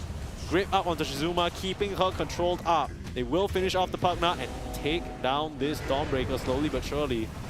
Meanwhile, Azura was able to punch through that poor Dark Willow on the back line. This is one of the games of Dota of all time. It is. Well, we still have a game. We do. Thinking of where they can. Where's the point of comeback? Okay, just pretend you're the coach of TK. What would you do or say to them, right? Like what? How do they pick themselves up from this situation? Is there coming back in this game? I feel like this is one of those games where you just need to try to keep fighting every time you go Solar Guardian. Okay. Like when you lose this much this early in the game, there is no farming back. Okay. Because this is what happens. Literally every hero can kill you, you know? Or every poke needs a response. So in this game, the You wanna be the one to go. hyper-reactiveness Yeah. Even if you get a Bane kill, yeah. it's value for money. True. Storm Shard, get Tomera 20 minutes. Storm could be a good wearer of the hats. He's got a That's true. the cat on. I think Earth Spirit has like a nice head for it. Farmer's hat too. Oh yeah, you're right. The little noble sort of wide. I wish I could pull those type of hats off. Smoke action here, Storm. Oh, nice zip away. Oh, nice Back shower out the safety. Solar Guardian. Oh, they Solar Guardian. I don't know They if want to you wanna fight. this. I mean, Linny is still alive. The heal isn't going to be enough. And now they're bumped to the low ground. So back to safety. Do they still want to try and contest though? A bit of a mixed reaction from TK. They're not sure how they want to contest. Stacking the stuns a bit. Azura, like you mentioned, in trouble will go down. But Shizuma, no, Azura doesn't even die. Manages to roll out, and HXA next on the chopping block there. Oh, the Ice Star is here too. No, iStar, you couldn't be there. That's not. No, girl. Game's looking tough right now. Game has looked tough. I don't know what to tell you, Adam. Game has looked tough. TK Esports. It is a bleak outlook for them here. 15k gold lead at the 15-minute mark. 1k per minute. We know what that means. What does it mean? Misery. And I'm not talking about Rasmus Philipsen. Is it Philipsen or Flipsen? It's one of the two. We're not professional. Like, I'm gonna call his full name. his government name. Yeah. Government name. Is that what you call it in Singapore? I mean, that's a like My government name is like that. Wait, So you what actually the- call it government name? Yeah, why not? I've never heard that term in my life. Damn. You know what Damn. I have heard of? I know. The I do- Predator I do Triton know. Neo 16. And I believe you guys have heard it too, as we keep talking about it because it's so damn good. That's true. That's real. But why is it so damn good, Mike? Well, first and foremost, as you can see on your screen, Intel Core Ultra 9 processors. But I think what really sticks out to me, and I keep saying this, is how cool it is. I mean, we have the Helios in front of us. That's true. And If it you would has- spend money on cosmetics, why would you not buy the Predator Triton Neo 16? That's what I'm saying. They do get UK here, very, very deep from the side of Helios. And actually, I mean, the thing is, you're at the stage of the game where shit looks tough, but if you can try and bait them in. Well, they're in. Any helpers? Decryptify? No helpers. Okay, now a Bat Rider lasso. HXA trying to TP out. Vacuum back into death. Look at the wards from Helios as well. Yeah, it's so They aggressive. see everything. Yeah, they see everything because they're playing on this side of the map, and the rest of the map is dark because nothing's happening there. That's true. It'd be like that. It do be like that. 806 on CJ. Sure, he's not playing a meepo, but it sure feels like he is smurfing on them right now. It's a little bit tough. It's just a little bit tough. They see I-Star X with the high ground ward in the triangle, and she knows she's spotted as well. Hightails on out of there. UK does not want to give up here. It's gonna evict her from the jungle. That's tough. Can't even find the side ancients, man. Radiant's top tower is under Net attack. worth-wise, looking rough. I do think that Aurora was looking actually pretty decent in the early game until those Bane rotations came Bat through. came in and Bat Bane Bane came in, like what Think can of you do? Aurora. Yeah. There's a 4-level difference between the brothers in the mid lane here. Might just extend a little bit. She did. Yeah.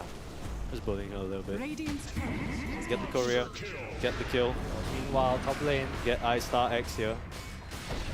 You can't hide. Yeah. There's a sentry right Matt, there. where's the team at? Are they just not? What the? Okay. Nice try. I mean, if you wanted to do that, don't you do it like? This time, Yeah, I don't know. Well, now this is despair. Pull you back in. The Terrorize not going to help. It just feels like the responses coming out from TK are maybe 1 to 2 seconds too late to actually have any impact. And then they bleed into the whole giving you more and more kills situation. It almost feels like a friendly donation. A little bit of many disconnects. It's like save your buddy syndrome, but like it's not even unified, you know what I mean? Like if you save your buddy and you're all going in at the same time, Oh, then speaking of unified, here the 3 men go onto Azura. okay, that's not too bad. Kurskron gonna proc. And the brambles around him, HXA, the daring partner stepping up to the front lines.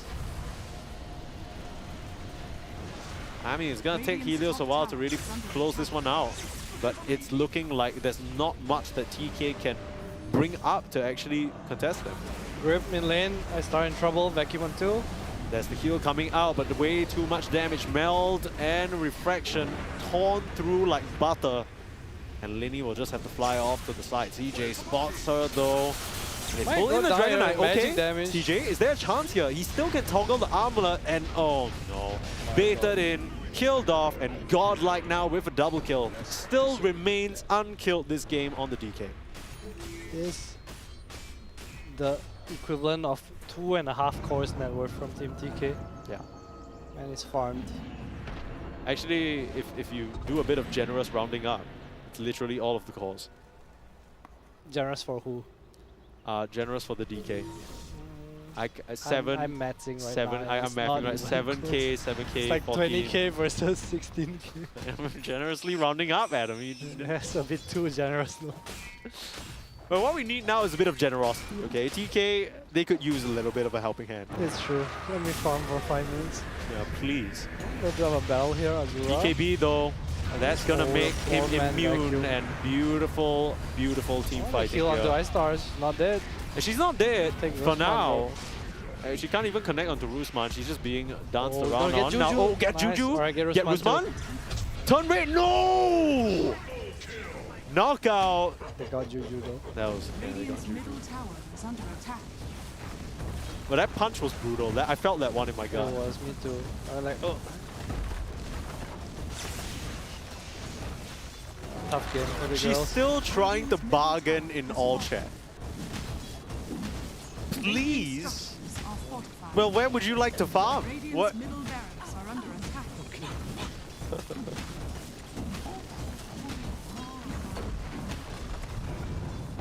I don't think she understands this. 10 minutes, alright, it's gone up now. Okay, From well, 5 to surely 10. you can farm a Glimmer in 10 minutes. She just bargained 5 extra minutes. You can, but where do you farm? How does this work? It's like a guided, you know when prisoners, Escorted? yeah, prisoners go out and then you need a parole officer to like. It's like if you farm anything outside of your allocated zone, you just get Rochdale shot said immediately. yes, but they are fighting here. They are liars. So- Linny will go down. HXA, just give her the farm, man. Stop killing her. They'll let her TP out, but Shizuma won't be quite as lucky. Oh. Why like that? You okay, well, first and foremost, I can tell you exactly why like that. They're trying to make it to the semi-finals. To be fair, they kill everyone except for So, technically... They just ignored her, actually. They just... She wasn't there, I think. Yeah. No, she was there. She was in front. They just walked away. Like, they literally had nightmare for her and they're just like, yeah, let her TP out. It's fine. So the bargaining in all chat does kind of Let's not work. farming. If you have to TP out. Okay, okay. There's a creep wave right there, HXA. If you want to go scoop some of that up. She's a bit too scared. I don't blame her. You ask to farm, you need to go somewhere to farm. 31k net worth. Kill Rusman. Playboy. Can they even kill Rusman? I don't know. I feel like if it's DK, he's just there. It's like there's no killing anyone. Yeah, go Rusman 1v5. The partner is gone. No farm for her. Now Quite a lot of Azura. damage from Meld, honestly. Yeah. So too. Okay. The four-man vacuum is a bit too brutal. Yeah, this is. Yeah. Oh, DK. Well, DK. Oh! The sixth member of TK Esports, the founder. There That's goes your all perfect game. they needed. Okay, okay. We're so back. We're so back. Aurora. Oh my Oh, god. they got down two. Rusman. Gonna get Wait, are they three. gonna find 3? Please, no. No, where's team? Stop Wait, bye buyback. I'm like holding my breath. Dude, where's the zip? I'm Yeah, waiting for I zip. thought Where's the she was buy gonna rate go in zip? and then get. Okay. There it comes. Okay. Nice try. She took a bit to decide that. I think that was the kicker. If she Yeah, just went for it, she might have actually gotten the kill. It's true. Bit of hesitation. They're kind of back. Small back. Little back. I don't know about this. Baby back. 29k gold lead. Backity back. It's only 29k in 24 minutes. Yeah, it's only 29. So if you're down this far, every kill like gives you like 3,000 gold, so it's okay. And they did kill CJ. You just need to kill them again. Yeah, just kill CJ again. Off brain, stop hit creeps. Every hero kill is worth like 300 creeps. Yeah. Just kill heroes. 300 creeps. 5v1. Oh, Yeah. okay. Coming to feed. Yeah, I heard that if you get a hero kill in this game, you actually get a 200 ringgit TNG e-wallet reward. For each. I wish. Yeah, I don't know. Okay, iStar not going to win this carry duel. So much. Less of a duel, more of a bullying session. The punch as well onto Shizuma. And this was a bit of a painful death. But TK, you know, I think... I'm not gonna lie to you, Adam. I know that your perspective was it lied more in the execution. I kind of feel like this draft wasn't easy to play either. Maybe. I don't think that... I mean, the lanes were what like made it hard, right? Yeah. I feel like we didn't really get to see the game because the lanes kind of exploded. Yeah. Like top lane was poor for I don't know what happened, and then it kind of leaked onto the mid lane. Yeah. Bot lane as well. Yeah, everything just kind of started flowing into each other, and you could see Yeah, the very it's big... like by the time you want to talk about like the Anything. actual gameplay, it's, Yeah. it's kind of too late. There was not a lot of gameplay there for sure. GG. Rusman is a bit of a stylo there, puts the 9-9. 9-9. Well, yeah, look, the way that... people. Dude, why do Helios look like they just lost? It looks like TK TK won. I mean, they're smiling. I mean, I do hope... This is one of those games where you just kind of hope they had something to take away from it Yeah, a little it's bit, true. right? some laning phase mechanics to learn from, you know. Yeah. It was a bit tough because I think you hit the nail on the head there, Adam. We barely got to see the actual dynamics of the game because, you know, everything exploded so quickly that it was like, okay, whatever. Control before, like, when you actually want to make a team move, it felt like, oh, we're like 7k behind. Yeah. Can we do it now? And then there was like a lot of awkward like Solar Guardians coming in. We have miscomm, like how do we take the fight? Yeah. And honestly, Helios was just a bit faster when it came to everything. It felt like. I think the main thing for me is that when I talk to you about it, and you're telling me, oh, this is how this lane matchup is going to go. It was clear, right? Like, I kind of get the idea, but when I watched them play, it didn't really resonate the same way. Like, I don't know whether their idea was the same as yours. Yeah, it's like this top lane, like, how do you die to Bane DK, you know? In my head, it's like... yes, they can trade well. Up, right? Yeah. There had to be a few mistakes here, and I think TK, they just made one too many. And yeah, this honestly just looks like a Rusman highlight reel.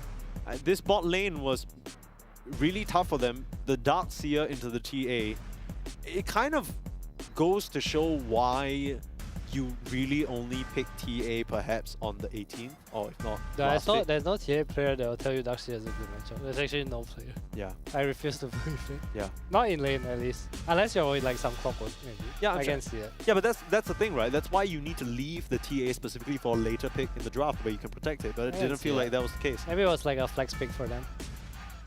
Well, as, whatever flex that was, it didn't really look very muscular. It was a bit tough. Looked a bit lean.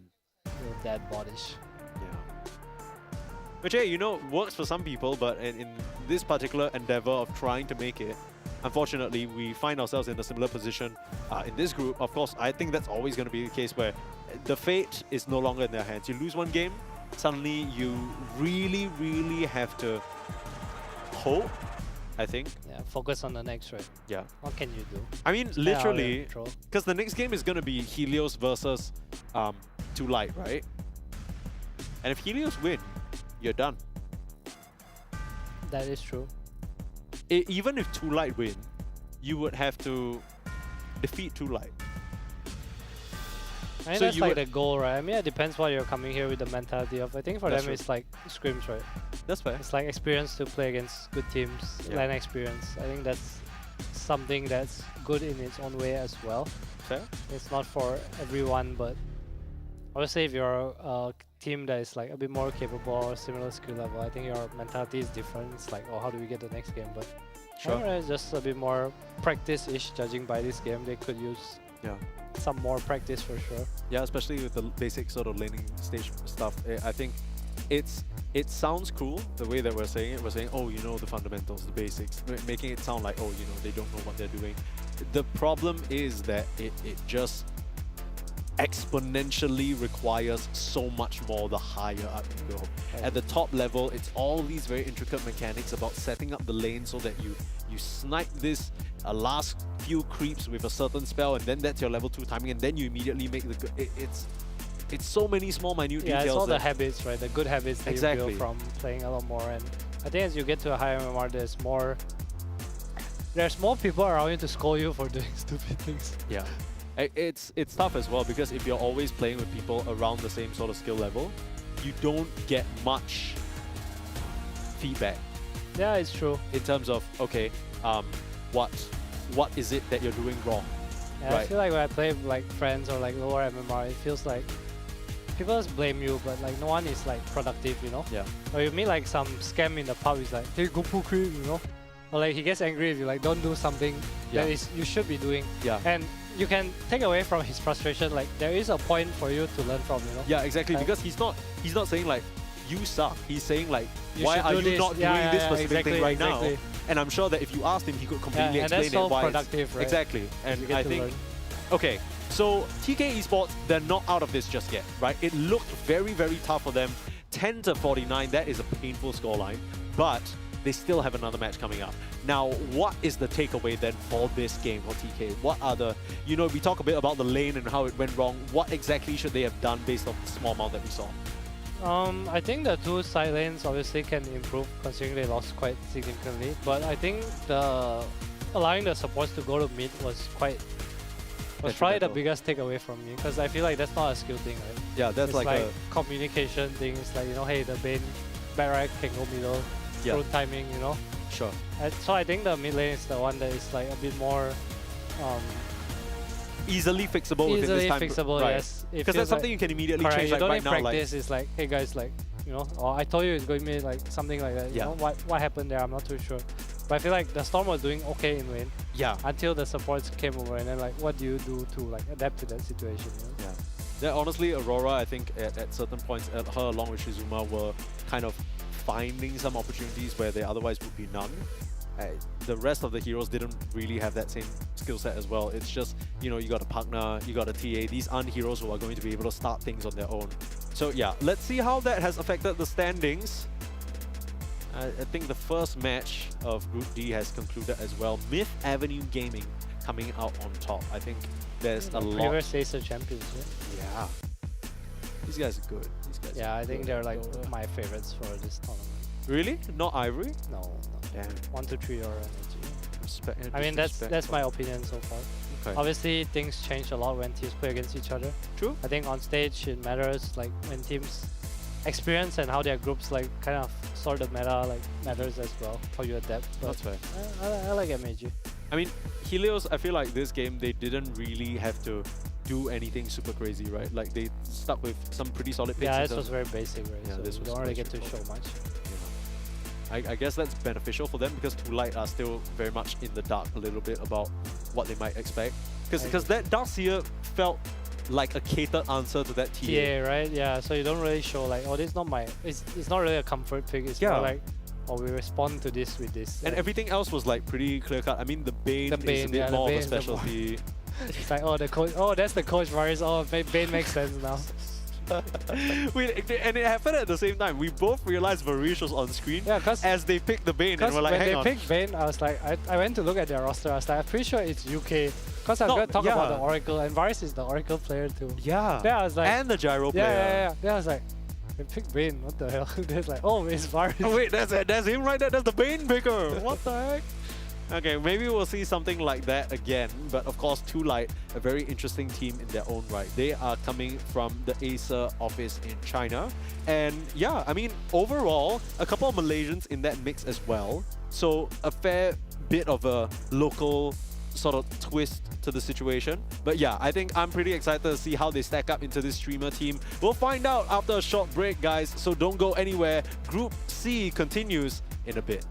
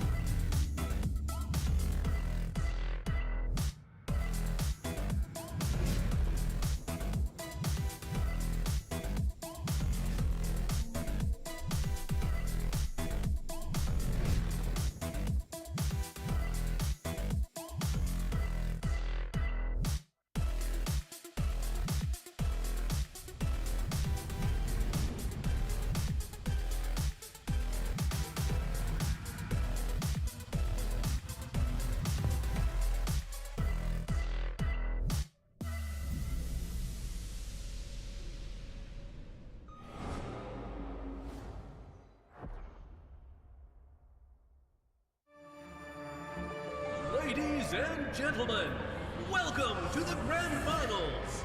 The match is about to reach its thrilling climax. The final showdown features two opponents who have been close friends and gaming buddies since childhood. But only one can claim the ultimate glory. Zero! Who will emerge victorious in the end?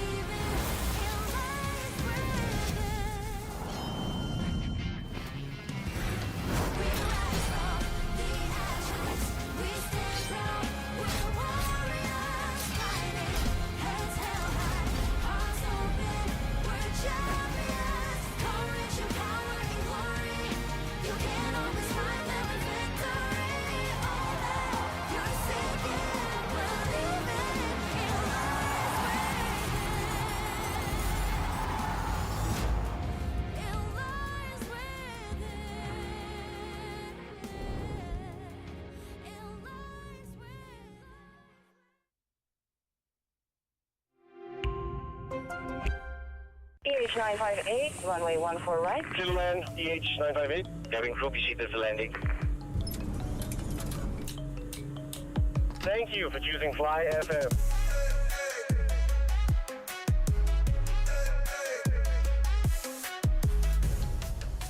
Mat. Kita dah lambat ni, Mat. You need to speak English now. Bro, we're late, bro. It's okay, let's go. It's Ian and Hanif on the fly breakfast.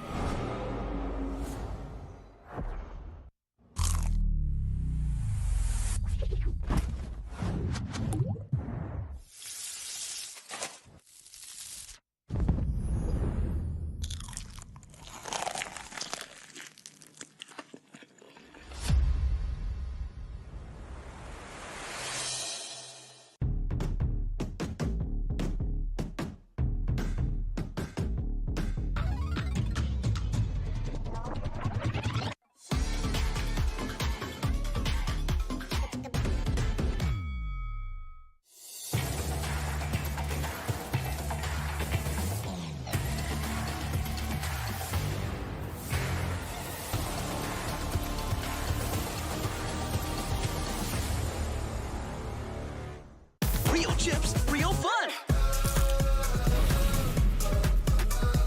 Real tastes good with that real. Real tastes good. Real chips, real fun!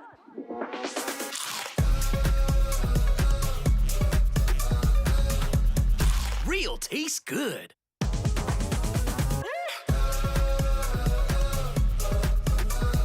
Real tastes good with that real.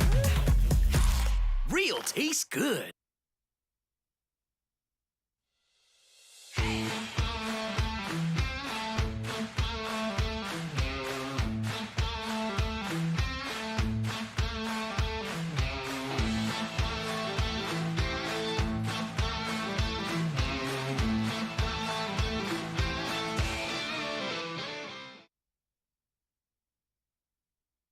Ladies and gentlemen, welcome to the Who Am I Challenge Finals. Now, if you did miss out on our first two episodes, we had our 4 challenges battling out to make their way to the finals, and here we are. Allow me to introduce Mr. Ikuto, and you also have Sir Cloud. Hello, everybody.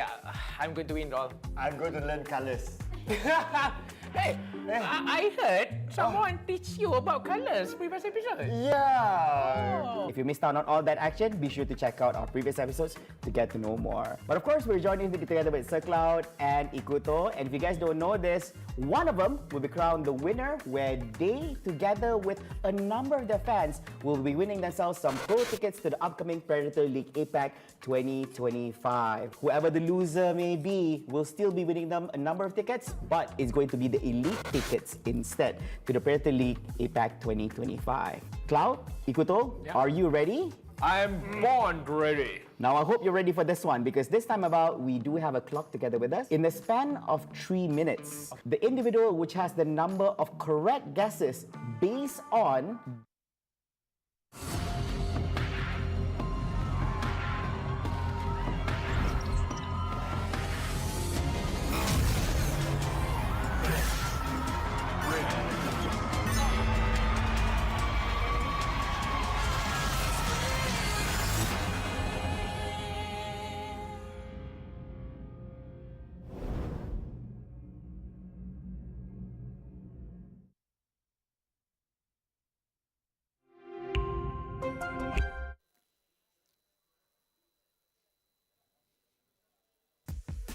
The only upside to how that game ended is at least TK Esports are going to have themselves a bit of a break to regroup, because we're still in Group C. We're still underway with the one-day group stage that we have here over here at APAC Predator League 2025.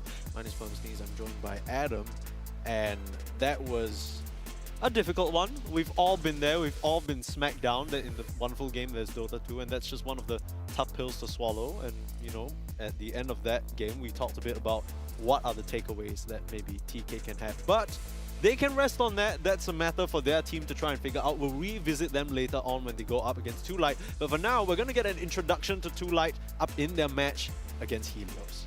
Yeah, it's kind of interesting. I feel I've seen most of their players before, but I also have not seen them play before. Yeah. Like, I don't know where their skill levels are. I don't know how they play. Like, what's their approach to Dota. I mean, even in the China region, like, I've not seen their games. I think the best way to explain this, like to summarize 2Light in a nutshell, is you have seen their names on Liquipedia pages. Yeah. Like, you have seen them on the Open Qualifier Liquipedia pages. They all their names are red. You know, they don't have any notable achievements or notable times on any major team or even tier 2 team to speak of. I've seen their carry play, Momo from Ever. Okay. That's the only guy I know. Yeah, but even then, it's like, okay, what does he, like, what did that team do? That's true. That's me. Oh, that's my bad. Not really. You know what? You know what this team it's is going to do? reality. They're going to put up a damn good fight for us, right? Because I think... I expect them to... I expect the game to be pretty even. I hope so. I hope the game's pretty paper, even. Yeah, at least on paper. Because if not, we're going to see like... Okay, maybe there's a chance that Helios is just heads and shoulders above their current group, and then at least that 2Light and TK Esports match at the end might be a bit more even. So either we're going to get an even one now or even one later. So at least it's one of one. That's one true. of two. Oh my god, I want tiebreakers. Yeah. We get It could be tiebreakers? No, crazy. actually No. I mean, okay, so just to paint you guys a little bit of a picture, we'll go to the standings later so you can see what's going on. But for Group A and Group B, there were no tiebreakers. It was very clear who was moving on. It's 1, 2, 3 as well as Ivory. So those are our first semi-finalists locked. We're still trying to figure out. Over on the B stream, I believe Myth Avenue were able to defeat Caterpillar. Yeah, 1-0. Yeah, so it's just a matter of them now up against Rogue Squad to see how that goes. But we will be still getting the pleasure of watching this quote-unquote streamer team that only just joined this for fun. Now, they did say in their team bio that if they manage to do well here in this tournament, then they might actually give this a proper shot. Dude, the way he worded it was so funny. Yeah, what did he say? If we win this tournament, we will stay together. Yeah. That's literally what he said. So it's like, it's like some sad story, but I'm sure he didn't mean it that way. So Yeah, like, he if we lose, accidentally we wrote a disband. tragedy, right? Yeah. If we lose, we disband. That's literally their team bio. Yeah. I like UK. UK seems like a cool guy. Yeah, look at that. Yeah. The Looks Juju like he's not- looks like an anime character. UK? Like a good vibe anime character from a fisherman's village. Yeah, a little bit. And then on the flip side, you got 2Light, of course, 0-2, I think more commonly known locally as Candy Loon, that you might be a bit more familiar with. Yeah, So used to play in MAG. True. Back when MAG was still sort of up and coming and didn't really have some of the success that they have now. We play on like Aero Gaming and stuff from ages ago. I mean, the rest of these names, you said you know Bobo, but I feel like I the know rest of these... newbie How. I mean, this is... I know know, this yeah, How. exactly. This is not the same How, unfortunately. That's But yeah. another thing is like something about Chinese scenes, like a lot of them change names often. Yeah. And it's hard to keep up for us because it's kind of like it's on their Weibo, you know, which is I don't follow. If it's on Twitter, sure, like I'll probably know. Yeah. So again, learning experience, we will slowly find out, but expecting a pretty close series between these two teams, just based on names. Yeah, themselves. again, I do hope so. We have not gotten the chance to see Too Light, and I think the difficult part about Too Light is because of where they're playing from in the tournaments that they've been participating in so far. It's been a bit hard to get a read on what they've been up to. Draft-wise, you know, even the players have been switching hands a little bit here and there. I believe... That's never a good sign. Actually, You think so? that's never a good sign. Yeah. But to be fair, a lot of the rosters coming into today also had some roster changes as well, right? Did any of those teams win? No. 1, 2, 3? I didn't get to watch their games. That doesn't count. Okay. If it's not on this stream, it's not real. You heard it here first, folks. Adam's decree. But yeah, we're gonna be looking at these two teams. Hopefully bring us a bit more of a competitive series. But yeah, before we get into the mix, of course, we have to talk about, as we always do, the new line of Predator laptops. Because that's kind of the new boy on the block, right? We got the Helios Neo 16. You got everything you could want in there. It's powered by the iCore i9. If you're a true Helios team fan, if you love Rusman That's from what the I'm bottom of your heart, Yeah. they literally have the same logo. Support Helios team. Yeah, I don't know what Get to do. the Predator Helios Yeah. Neo 16. And you don't even have an excuse, right? Because it's not even like if you know they were shilling some random product that was not great. That's true. That makes sense. But like you don't even have an excuse. Like this fulfills. You literally chose this, yeah. Yeah, this fulfills everything you could ask for in terms of like a laptop that you want to bring around that can still maintain high performance, still stays cool as well. It's just, you know, you can actually try it yourself if you come down to my tech. It's true. You have the weekend, right? Saturday. You have the But if you hate Rusman, Yeah, that's what I was saying. You don't have to- anti-team Helios. Yeah, the anti-team Helios. So if you like Rusman, you get the Helios. You don't like Rusman, you get the Triton. Tried the Neo just to rub it. It's like Team Helios like, no. Nah, screw you. And then you get Rusman to sign it. Ooh, yeah. On Saturday. Get And Rusman the to teams sign. have a walk-in. Regardless of whether the teams make it or not to the main event, they will be here for a walk-in on Saturday. Yeah, so you can still meet your favorite players even if they don't make it, which unfortunately seems to be the fate of TK Esports. I'm not sure whether they're going to... And I mean Execration as well, right? I think a lot of people probably had high Yeah. hopes for expectations for them. I wonder if teams will go back earlier. I'm not sure if they're allowed to. Who knows? Who knows what will happen? But as of right now, the plan is to have every team walk in on Saturday. So Yeah. don't miss it. Be there or be square. Yeah. Or be just like not a Acer Predator product haver, which is kind of cringe. Square. Yeah. Is a square cringe? I don't think so. Like, it's, I don't know. Where was that? Where What's did they a even? cringe shape? What's a cringe Oval, shape? probably. Yeah, oval is a little sounds bit. very Like, what the cringe. hell is Be there or be oval? This just doesn't roll off the You know tongue what as else well. is cringe? What? Not voting for your That's favorite what I'm player. saying. If you love Rusman, you gotta vote for Rusman. You might I just love get 10,000. Do you I love love Rusman? Do you actually? I have not voted, but I love Rusman. Are you gonna vote I'll for vote Rusman? him. Yeah, why not? Okay. 10k USD. 10k USD for one I'll of talk the to him Dota later. players. Maybe I'll get a bit. You say sign this Triton and then we're talking. Get my vote. Do a little bit of bribery. But of course, the group stage is almost coming to a close. We're on our 5th game. We only have 6 games on this stream. Of course, there's another stream going on and whatever, but you know, you want to stay here. And you want to make sure that you throw in your vote before 10, which is before the grand final. So Vote today, guys. yeah, After the literally games, vote after the today. games are There's done. no Vote. games tomorrow, I believe, so. There's Vote no today. games tomorrow. There's Valorant tomorrow. It's separate, okay? So It's All-Star, separate, we have exactly. Dota All-Star, and we have Valorant All-Star. Yeah. So if you want to do it, if you want to watch both, if you're that kind of person, just like me, I love Valorant too, vote on the 10th, before the 10th, 6 p.m. Yeah, vote for both. You MVP can vote. Yeah, you for can your vote. favorite Valorant player, your favorite Dota player, both individually have a chance to win 10k USD. It's a lot of money for SEA players, please. Yeah. As an SEA player myself, it's a lot of money. Guys. It's a lot of money for all of us. Vote, everyone counts. Yeah, that's literally like what, 1/6, slightly. What's this maths? Yeah, 1/6 of the grand prize. Like if you win, you get 65k Is that USD. grand prize 100k? The overall prize pool is 100k. Ah, okay. Yeah, but this thing is separate entirely. Alright. There's a lot of 10k. I mean, 10k is like whatever percent of prize pool. If the prize pool is 1 million, you give me 10k, I'll take a 10k. Anyway. How many Tritons could you buy with? Actually, no. But here's something. Not You could- enough. Not enough, but you could probably get a little bit more if you make use of our deal. Oh my So, look, you can really stretch that 10k USD. If you're purchasing select Acer laptops from Malaysia, you can scan the QR code to find out more. You can get up to 200 ringgit cash rewards to your TNG e-wallet. Of course, this only applies to selected products, like two of the ones that we just mentioned. And it only applies if you're making the purchase from Malaysia because, newsflash, TNG doesn't exist outside of Malaysia. That's true. unfortunately. I don't know if I can claim it for you, but if I can, you know, I'll take it, guys. Don't worry. Good guy, Don't Adam, go just it- taking the put it money to for waste. you. Exactly. That's, yeah. I'll give you half. Yeah. You got That's Wise, hit me up. Damn. Alright, anyway, you guys like the laptops? I mean, this is what it looks like. It's actually so aesthetic. I wish It has I a wish nice I could feel like to it. flip it around, but I don't want to mess anything up. You know what I mean? Like, We'll do it after our last game, maybe. Just mess up the just everything before we go. Get in trouble. I don't know, but yeah, I mean, it's a beautiful setup. I think it only looks a little bit blocky, like that sort of ending part. It's just because that's, I believe, where the cooling is at. I mean, my charger's plugged in there, but overall, we've been using this basically the whole day. If you're here at the start of the stream, you'll know we've been typing on these. We've been sort of having everything that we need on here, and it's been a very comfortable experience. And I think that's what's the most important when it comes to a laptop, right? You don't want to be like, you know, getting like And electric it's just shock. easy to carry around, right? I think that's like the main thing. And it's also well, the AI, which is kind of new for any laptop, I guess. Yeah. Helps you. It's like the next big thing, right? navigate. All these. Yeah. But of course, that's not the only thing that we have on our desk. We actually did not really explore this so much.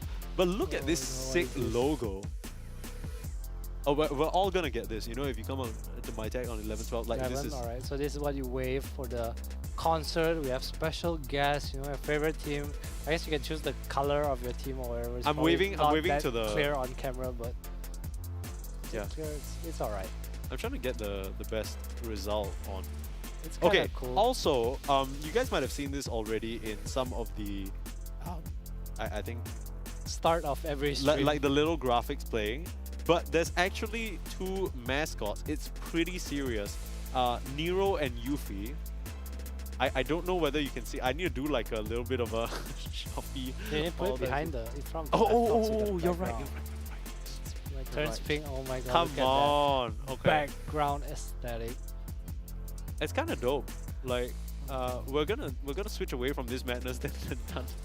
Then done with us talking about Right, these. back to Dota. Back to the Dota. Enough shenanigans. There's Helios team. There's Varish. That filthy The legend Bane himself, all the way from Acer Indonesia's office. Yeah. Are they the only representative from there? I think so, right? The look I is think so. so- Yeah, I believe so. Yeah, because the others are just individuals. Yeah, and then right. we have and- Tulite, which are definitely the only representatives from the Acer China side. Yeah. I have yet to see them play. That's a cool mousepad.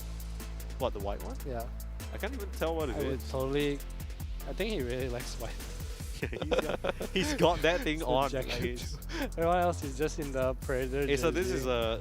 is literally a chance to make a special edition all white Predator Helios Neo 16. Ooh, that's kind of lit. That could be cool. It is cool. Would you use an all white Yeah, laptop? I would. Really? I would buy it and then regret it when it gets dirty, but I Yeah, would probably have classic. bought it already. Tulite doing their research here, seconds banning the remaining. Alchemist, the DK, as well as the Meepo, saying a big seconds no remaining. siree to CJ. Sorry, sub. Rosman plays carry. Nah, CJ plays normal heroes too. It's just annoying to have to deal with this Dire shit, team banned. especially with the draft sequence. So Doom removed as well. A Rosman hero. 10 seconds remaining. Well, for Helios, time to find out if they're as lost as us when it comes 5 to Tulite seconds team, or remaining. they actually know what's going on. Yeah, it's true. I mean, look, It sounds a Dire bit silly, team but we pick. did try our best to dig up as much as we can on these players. And Radiant the only team recent pick. sort of games that they've played have Wow, not first pick revealed Morphling. a lot. Helios first pick Morphling. That is a sign of Dire confidence. team We didn't back. see it work out for Century Symphony Esports though. But I picked Morph as a response to Gyro. I think that's more understandable. This is like a 8-pick Morphling, you know? Lich in response, nothing too special. Lich just the flavor of the seconds month, as we like remaining. to call it. 5 So the seconds Too Light remaining. logo is TL, right? But I keep seeing TV on the logo. I can't No, stop. I see what you mean. I see what it is a It's bit kind of the confusing. Dire design, team right? back. Yeah. I like the logo. I like the Yeah, logo. it's cool. It's a bit of a. I don't know what the theme is that they're going for here, and It's I too don't know what light. it means. Like, Too light? yeah, They're just towards the light.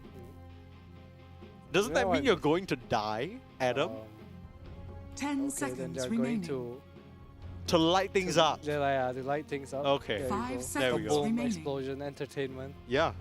Hi. Wow. Radiant team ban. Ban out the Doom. Okay, so Too Light do know what they're dealing with here a little bit.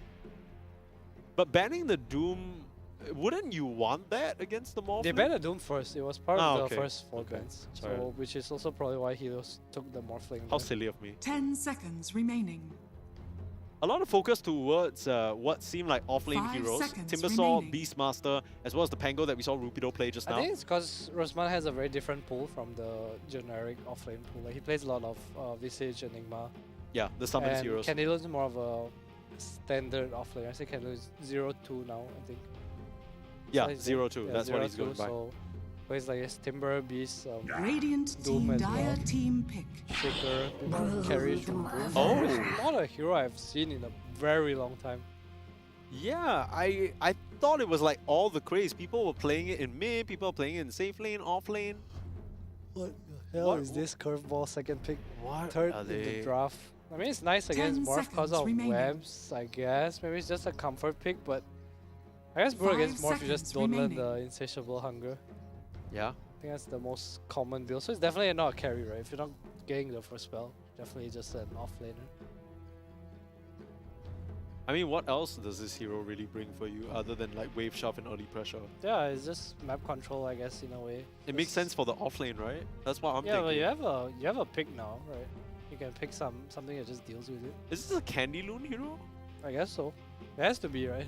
Yeah, right? Like, I can't imagine it's like the second pick you made, like into blind, like just first pick morph. Yeah, so no Pango, no Earthshaker, no Beast. What's the response here?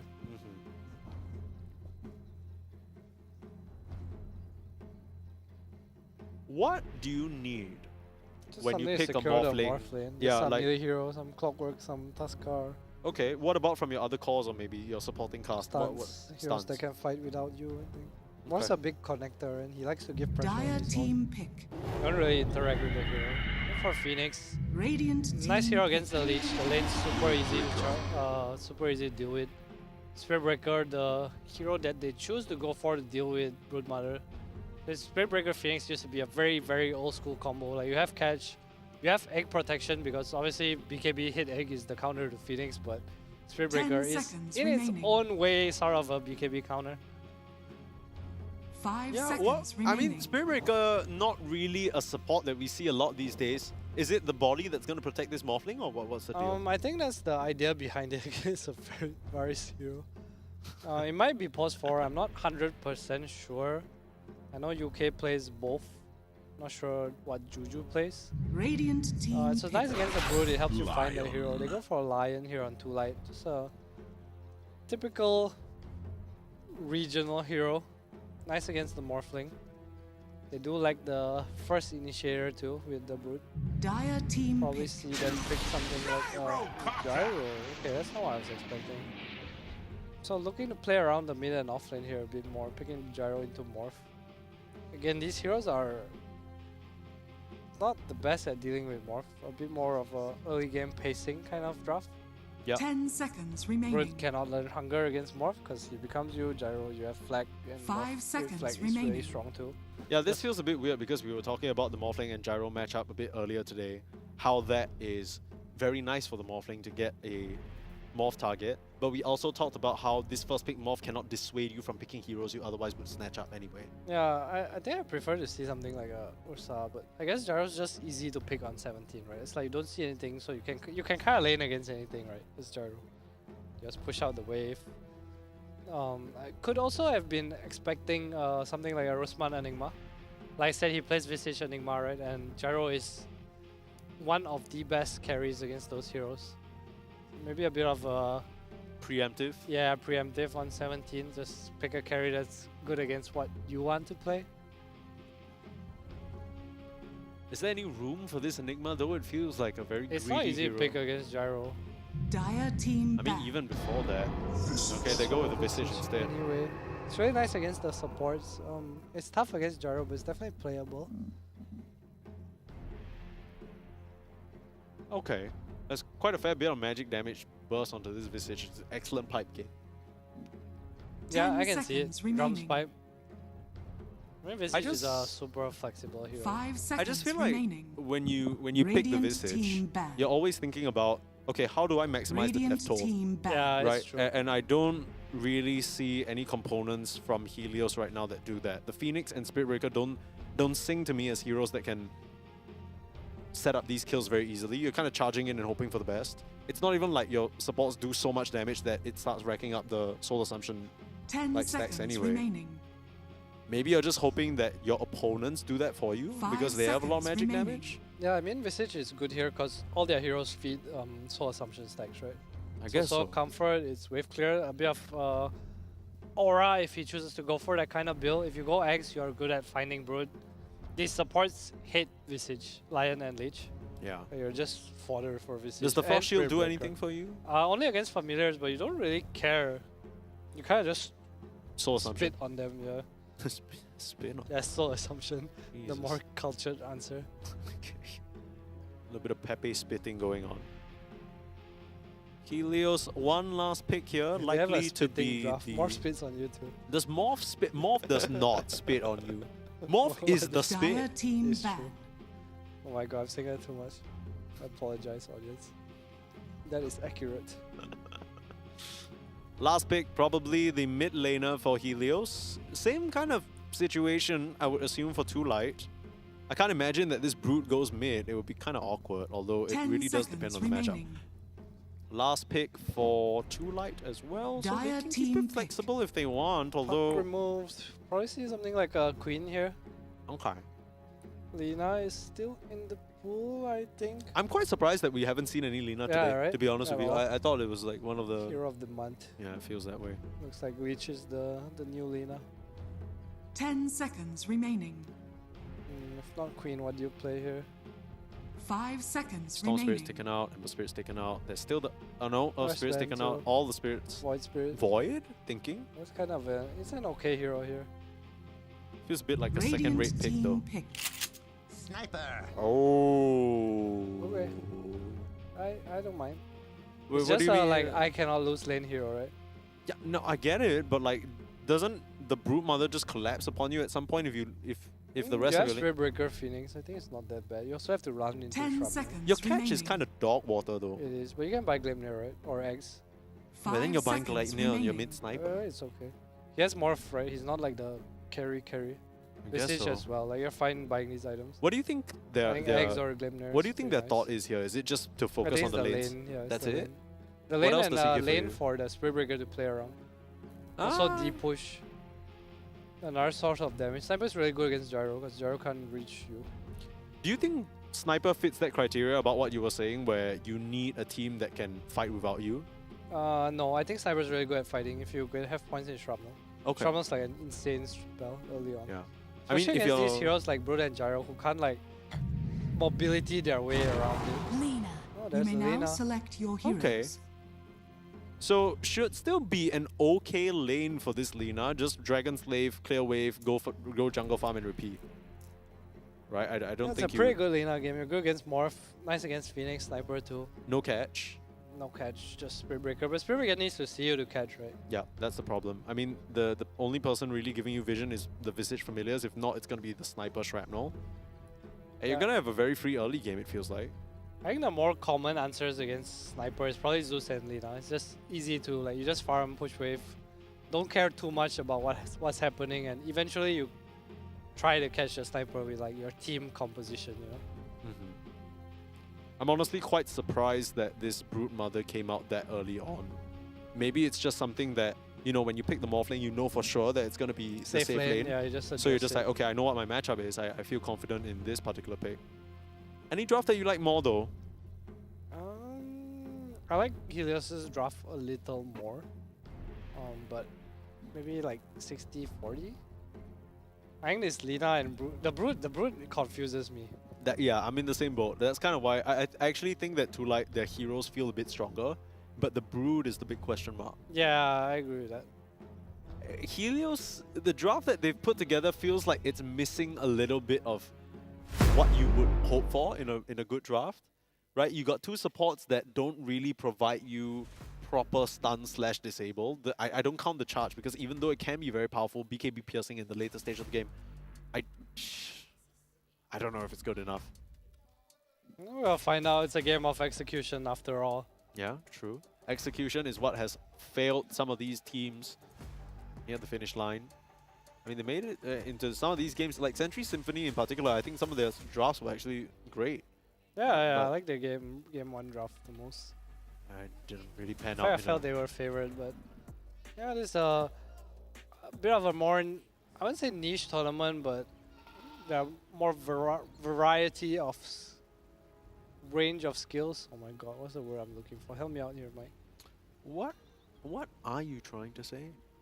The range of difference in skill is higher in this tournament than most common Dota tournaments. Right. So what you're trying to say is that in general, some teams are just better. Like there's a wider skill matter, gap in this tournament across the different rosters. Correct. And how does that affect the draft, you reckon? Like just I think it makes the draft more insignificant. Okay. Yeah, like if it's 60-40, but I'm 10k and you're 6k, like it like who doesn't cares? matter, Yeah, that makes sense. So you think that even with this slightly awkward draft, Helios stand a better chance? Is that kind of your It perspective? doesn't look awkward to me. On the Helios draft? Oh, Yeah, what's the game plan then? They both don't look awkward to me. The game plan is to win lanes and then gate and then you ball. And then your ball is strong enough and you have Spirit Breaker for a catch. This is the Rusman signature. Because their heroes have Visage. to show the push waves, so Spirit Breaker is like real catch, right? Other than Lina, every hero has to like show. True. You have Brood Mother, Spiders, sure, but that's like whatever. 30 seconds to battle. You think they appropriately addressed this morphing first pick Breaker's though? tag is the fast life. This guy is the Spirit Breaker. Where's my 9-9? He's appropriately tagged to play this game. Oh my god, we had HBK earlier and Lich is triple H.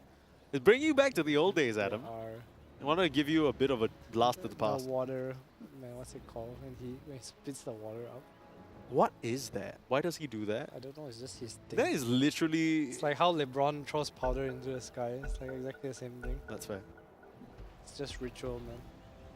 Aura. And then we got Adam343, whose thing was just getting a bottle of water thrown at him by mid one. Yeah, it worked. You know, it wasn't thrown. That's like wrong way. He just tossed it over or something.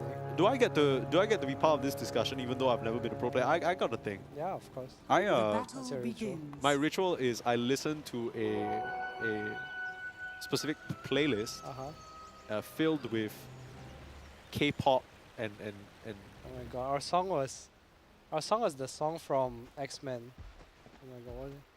Sweet dreams are made of these. Oh no, that was the sequence of Quicksilver and everything. Yes, correct. Oh, that was one of the best movie That sequences was of all song. time. So the whole TI, I don't even remember if it was TI. I think it was TI. Like we would just, Ohio would just turn it on his phone and it would be like some 1 hour of just this song. And it would just be like vibing those in YouTube the compilations, car. right? Yeah, Like yeah. the sweet.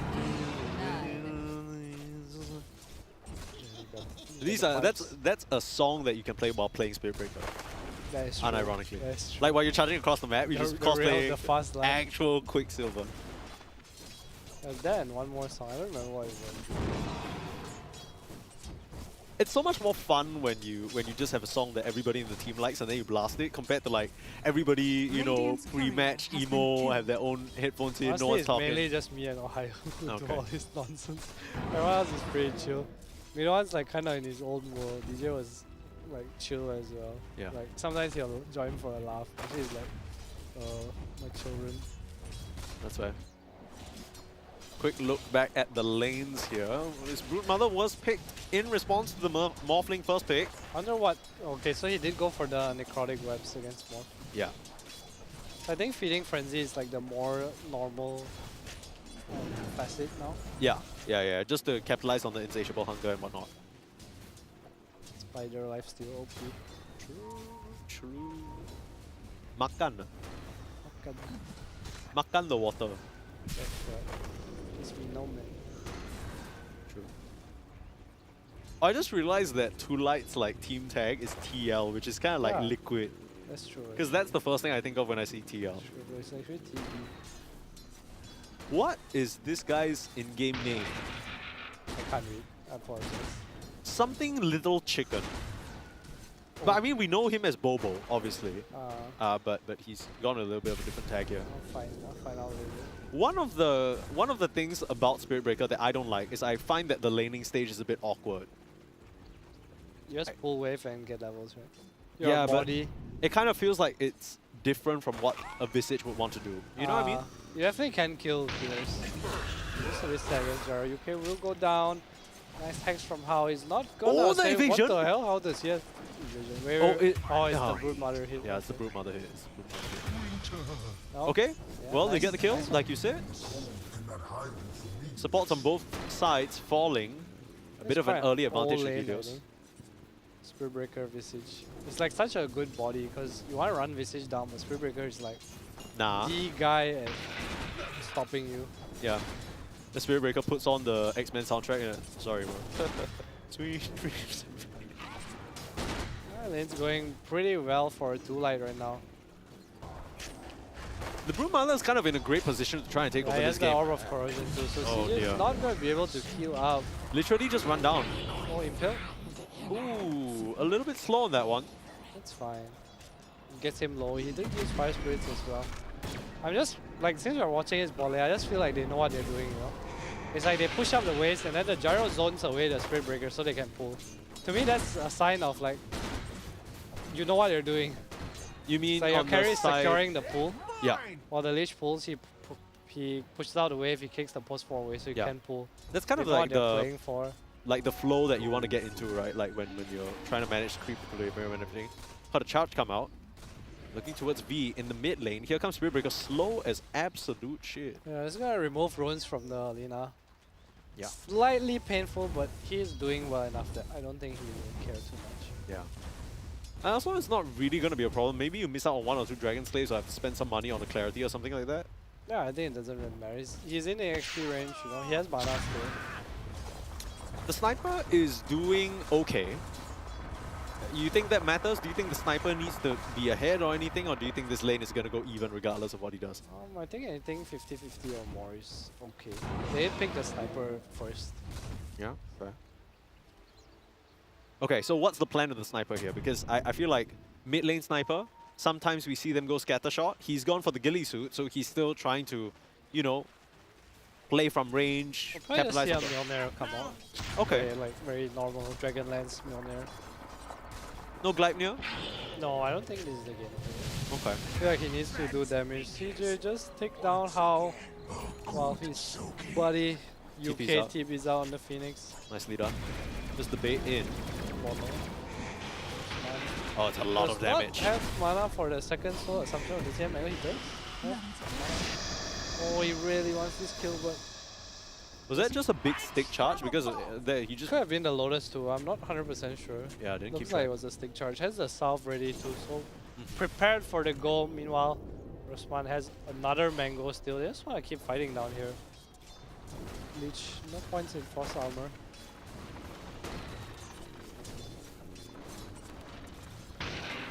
Morphling is gaining. Oh, this is a bad time to go from Little Chicken. Oh, Little Chicken about to get hatched here. Smack He's down. dead, didn't even need the gate. Bam. Juju with the chase down. Rusman looking good on this Visage, man. He just comes over to say hello. Wow, is very dead. UK might be in trouble. No, he's only level 5. Ooh, no Laguna means that the Phoenix flaps free. Nice execution there from Helios. Getting themselves that early advantage and finding some of these support kills. Nice bit of gold their way, but they still haven't stopped this Brute Mother who's absolutely dominating the We top saw how lane. went mid and died, and now he has to walk to the Wisdom Rune. That opens up a lot of pressure for bot lane. CJ didn't even gate back. He's been farming the small camp here. Will finally gate back now. They see him though. They finally decide they can't get Wait, no, he's like, hang on. Under attack. They're gonna still stick around. Wait, whoa, this is aggressive. Nice sinister nice gaze. pull. I mean, Triple H might have just turned that stuff around. Is under attack. They lost Are their top tower. scanning. Meanwhile, Lion having a battle here with UK will require some backup. The Lich TP is over. Cancel the TP, but How will take a lot of damage, get kicked out here. Yeah, only level 3 on both supports. Still lacking severely in the EXP department. Oh, UK is actually gonna try. Whoa. He's dead, right? They're both For real? gonna die. He has the tower He has regen. first spirit. Oh, so close. Oh, it's so close. UK stick. No, UK. I mean, props to the Phoenix for going for that play. That was really, really close. I mean, that would have gotten him like a level He or missed his something. dive, right? Pretty much. Like, Did he? Didn't reach. Yeah.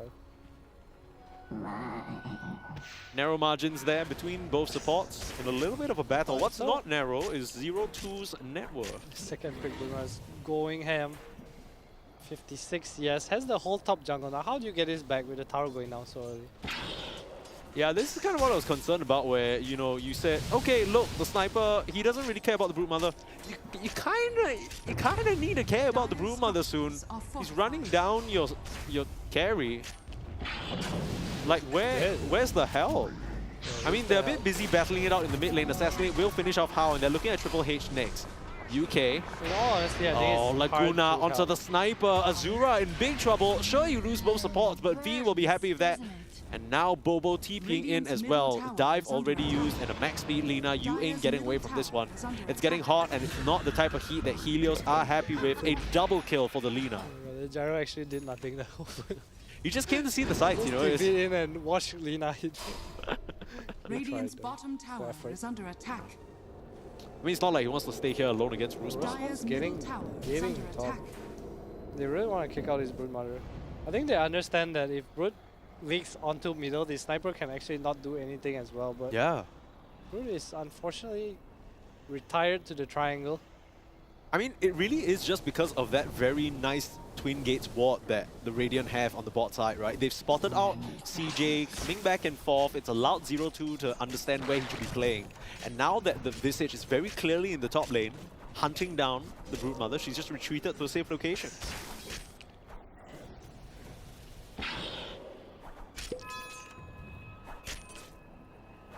When Orchid comes up, it's going to be such a problem. I actually don't like this item on Brood Mother very much, but this is a pretty good game for it, and he's so far ahead. Radiant are That's kind of the standard, right? When you're trying to play, because you want to build into the Bloodthorn eventually. It's We're not lets your playing solo kills. Spiders. Tower But is under I like the Harpoon SNY kind of Mm. style. Okay, go into a right Or clicker like- yourself yeah, on the yeah, hero kind of Manta situation. Harpoon. Okay. You think this is the game for it? Do you think it would have been good? I don't know whether you're I man can fighting. see why he's buying Orchid. It's just pressure for his morph, right? I feel like his whole purpose is just to grief Dire morph are as much as scanning. possible. No, he's doing a great job. Yeah, he is. Visage has relegated to his own jungle for the past 2 minutes, just trying to give supports levels. Yeah, but it's not like... I don't know whether this is the right call, because Gyro is getting quite a bit of space to work with as well. He won't be able to kick out the gyro anyway. I think it's okay for now. They only really need like one fight with like 2-3 kills for the Visage to kind of come back. West Death farm toll. doesn't really matter too much. It's a weird ass hero. It's like track. Have you played Visage with Market before? Oh. They just fly in goal. There's actually like no point hitting creeps. Yeah, I think the Migos made a song about that very combination. It's called Major Bag Alert. Have you heard it? Literally money raining from the skies. I love playing Bounty Hunter. Also, another hero I'm surprised we didn't see at all today. I like the hero. That's a cool I've hero. only seen one bounty hunter in like the past 6 months. It was DOTA yesterday in his Talon versus Aurora game, which they lost. Sedge. Unlucky. Oh, wait, sorry. Alright, the move is finally being made to the bottom lane. Rusman does return down here. Spiritbreaker and Sniper Cardell are smoked up. Chain Frost is up. I think this is not gonna be too hard to read. Gyro kind of baiting down here, but there's a Chain Frost, and it comes. There's an egg on top of the Gyro, and there's no hope that he survives. Brought in all the members here. Like you mentioned, it's not hard to read, but they still fall prey to it. The full force of Helios collapsing in his bot lane. And mid lane. Oh? Do we see a trade? Broodmother is collapsing down here. Okay. And this tower for sure is going to go down. Looks like Too Light are not interested in defending this. The question is whether they can get the trade, like you said. Seems that way. Nicely done from Too Light. Real good macro movement so far. Brood has Orchid now, so if they want to, they see Morph TB top. I think if he wants to sweep back here, he can kind of just kick CJ out. Oh, scary business. On the prowl is this Broodmother. I just have to ask though, Adam, because I know that you mentioned, look, the supports need levels. That's why Rusman is farming the jungle. I kind of feel like they could have just made that move a lot earlier. Like, why didn't they? What are they waiting for? Like level 6s maybe? I'm not sure. I think you also don't want to like AFK in a lane forever, right? So I guess it was so. just their move, and then Rusman went to gate, and he's like, oh, I'm top anyway, so he just stayed there. Yeah, the timings didn't match up maybe. He got the Orchid, chilling with it now. Not too pressed to try and find anything immediately. Now that's because net worth-wise, this Broodmother is doing spectacularly. He is doing really, really good. They really would want to slow him down, but Orchid's up already. Top jungle is unfortunate for Helios. Does belong to Too Light. And it's not even like the Broodmother's there, right? You just can't go there out of just like, that's her territory now. Yeah, it needs smoke at least. It's not worth to go in, drop a sentry, deward, and then you just don't really want to play in the area either. Yeah. Visage Sniper kind of want to farm ancients on these heroes. So CJ has that Vlad's completed, looking towards the Manta naturally. That'll help him greatly up against the Orchid. Smoke move out from Helios here. They're going to try and look for some action with Rusman. Boots are bearing complete. They need the Spirit Breaker though. Maybe they're hoping that the Spirit Breaker can connect from off on the map wherever he is, but yeah, he's there with them. Triple H, dead, dead, dead, and dead. More gold, nicely done. Reclaim top side, good reward. It's just all to enable the Morphs farm. Yeah, Rusman, the great equalizer, he's done a lot of work this game to try and help Helios at least even the status quo. And it's reflected in terms of the gold, right? It's a less than 1k gold lead. Silence up onto Juju. Living life in the fast lane, those skirts away from that stun. He's completely fine.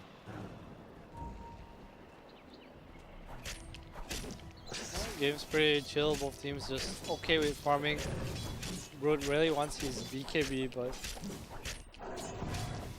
Silverlight is coming out. I wouldn't even say they're coming out ahead. I feel like this favors Helios a little more, considering how good a start the Brood had. Yeah. I thought that the Sniper would feel a bit sore about this because they would want, you know, him to be play around the Sniper, take some towers. Ooh, broken the smoke, Juju. Very nicely done on the Spirit Breaker. I think it's the Brood's too fat, right? It's hard to just wall down towers. Oh, UK. Smart TP out. Nicely done. So both supports get out scot-free here. I say Helios is happier with farming. Whereas for TL, they definitely want to just get this eggs on Lina, BKB Brood, and then maybe try to mow down some objectives. As someone who's played against a lot of Lina lately, I wonder whether the late game Lina is something that Helios can deal with, because I know they have a Spirit Breaker that can help them exert map control, so it's not like you can just split push these waves or whatever. But I can't help but feel like V is going to have a free path into executing whoever he wants once he gets up to those 2-3 items. How do you even deal with that? I think there'll be like the pipe on Visage, just something that's gonna help. Or if he chooses to go for eggs, the Lina goes from like hunter to hunter. I think that's also like a different True. Like if I look at this game, like Lina in the trees, Brood in the trees, the Visage X has so much value. Who's the Predator now? Hashtag it lies within. He's going for the pipe first though. Juju might be in trouble, but he looks He's like fine. he will just walk away. He's not gonna charge, so he dies. He'll probably charge to a couple. Not sure if he had vision there. You like roast beef? Yeah. That's what just happened to this poor man. Oh man. Unfortunate. Don't know how I feel. About it. Eating Spirit Breaker now. This is kind of the problem with having a sniper Visage and Morphling core though. You're not really able to hold on to these they positions. can though, like they're just not ready, right? If Spirit really Breaker's doing it. alive and they move like Sniper Spirit Breaker for example, like his Brood just dies. I just feel like Helios haven't really made as many moves as I would have liked them to this game. I get your point in saying that, you know, maybe they're happy farming. I and feel like get- they should play with this three man, like the Spirit Breaker, Visage and Phoenix. Yeah. They should be running around. Like, I think it has nothing to do with the Morph and Sniper. Okay. Like the Visage should be running around with them. Most of Bearing charge. Oh, they run around with the Morphling instead. CJ able to claim the kill on Triple H. He just pings the ward like 10 times. It was here. No, it's here. Just in case you guys missed it, by the way, the ward was there. Yeah, it's right there, Specifically- right? Yeah, it's right there. Just to remind you. Oh, how drops the orbs. What the hell? Is, trying to deward it. The bird, there's a Yules on UK. Yeah, I like the Yules. Very nice item pickup. Gets in the kill there. Alright, keep going, boys. Yeah, come on. This is what you want to see with the death toll, right? You want to get these kills. I just want three of them to play together. I feel like they're strong. Yeah, They're they strong most enough to definitely- kill anyone. Maybe not Brood, but Lina and Gyro, yes. Uh-oh. Oh no. Nicely Yeah. done by V. Didn't even need the Aghanims. So just coming out of the tree with that nice boost of travel, they will find the Brood Mother, but the Spider, that is a lot of gold. Many CS. Many CS. It's really not that much. 9 times 15. Is that 135? It's not too much. Okay It's lah. like one quick count. Yeah, if you actually purchase a selected Acer laptop, you get more in terms of ringgit as a TNG e-wallet reward than what he got from killing all the spiders. That's true. That's just quick math. Quick man. Yeah, I mean, I still have major concerns about this Lina, I'll be honest. I still think what we saw just there, where she just completely executed CJ, that can happen the whole just need game. Lincoln's, right? It's because this Morph has Manta offering. This is like a Lincoln's game, isn't Is it a Link? I Okay. think Yeah, so. that makes sense. Like against Lion, Lich, and Lina. Yeah, also helps you against the Bloodthorn. Orchid, Come yeah, on. whatever it is, like it's a good thing. True. That's pretty true. Manta is good against the Orchid, sure. But against Lion and Lina, they like, no one cares about your Orchid, you know? Yeah. I forgot about this, but Level this is like 15 a big combo as well, right? The Lion and the Lina on the same team, just absolutely Avada Kedavra someone. Get the dag on. Yeah. He is so farmed. It's the Ancients, man. He's just been farming all the Ancients. This Brute Mother is How's Gyro eating doing? everything. I feel on like that. I forgot there was a Gyro in the game. I'm not gonna lie, you know who I forgot about? I forgot about the sniper. I feel like I haven't seen him on my screen in He and ages. Gyro are just in their own business. Yeah. They got other matters to settle here, and at least for now, the matter itself is Roche. The time has come, Aghanim's picked up, ready to keep it rolling here. Little Chicken or Bobo will likely be the one grabbing that Aegis. That should start the aggression towards the tier 2 towers.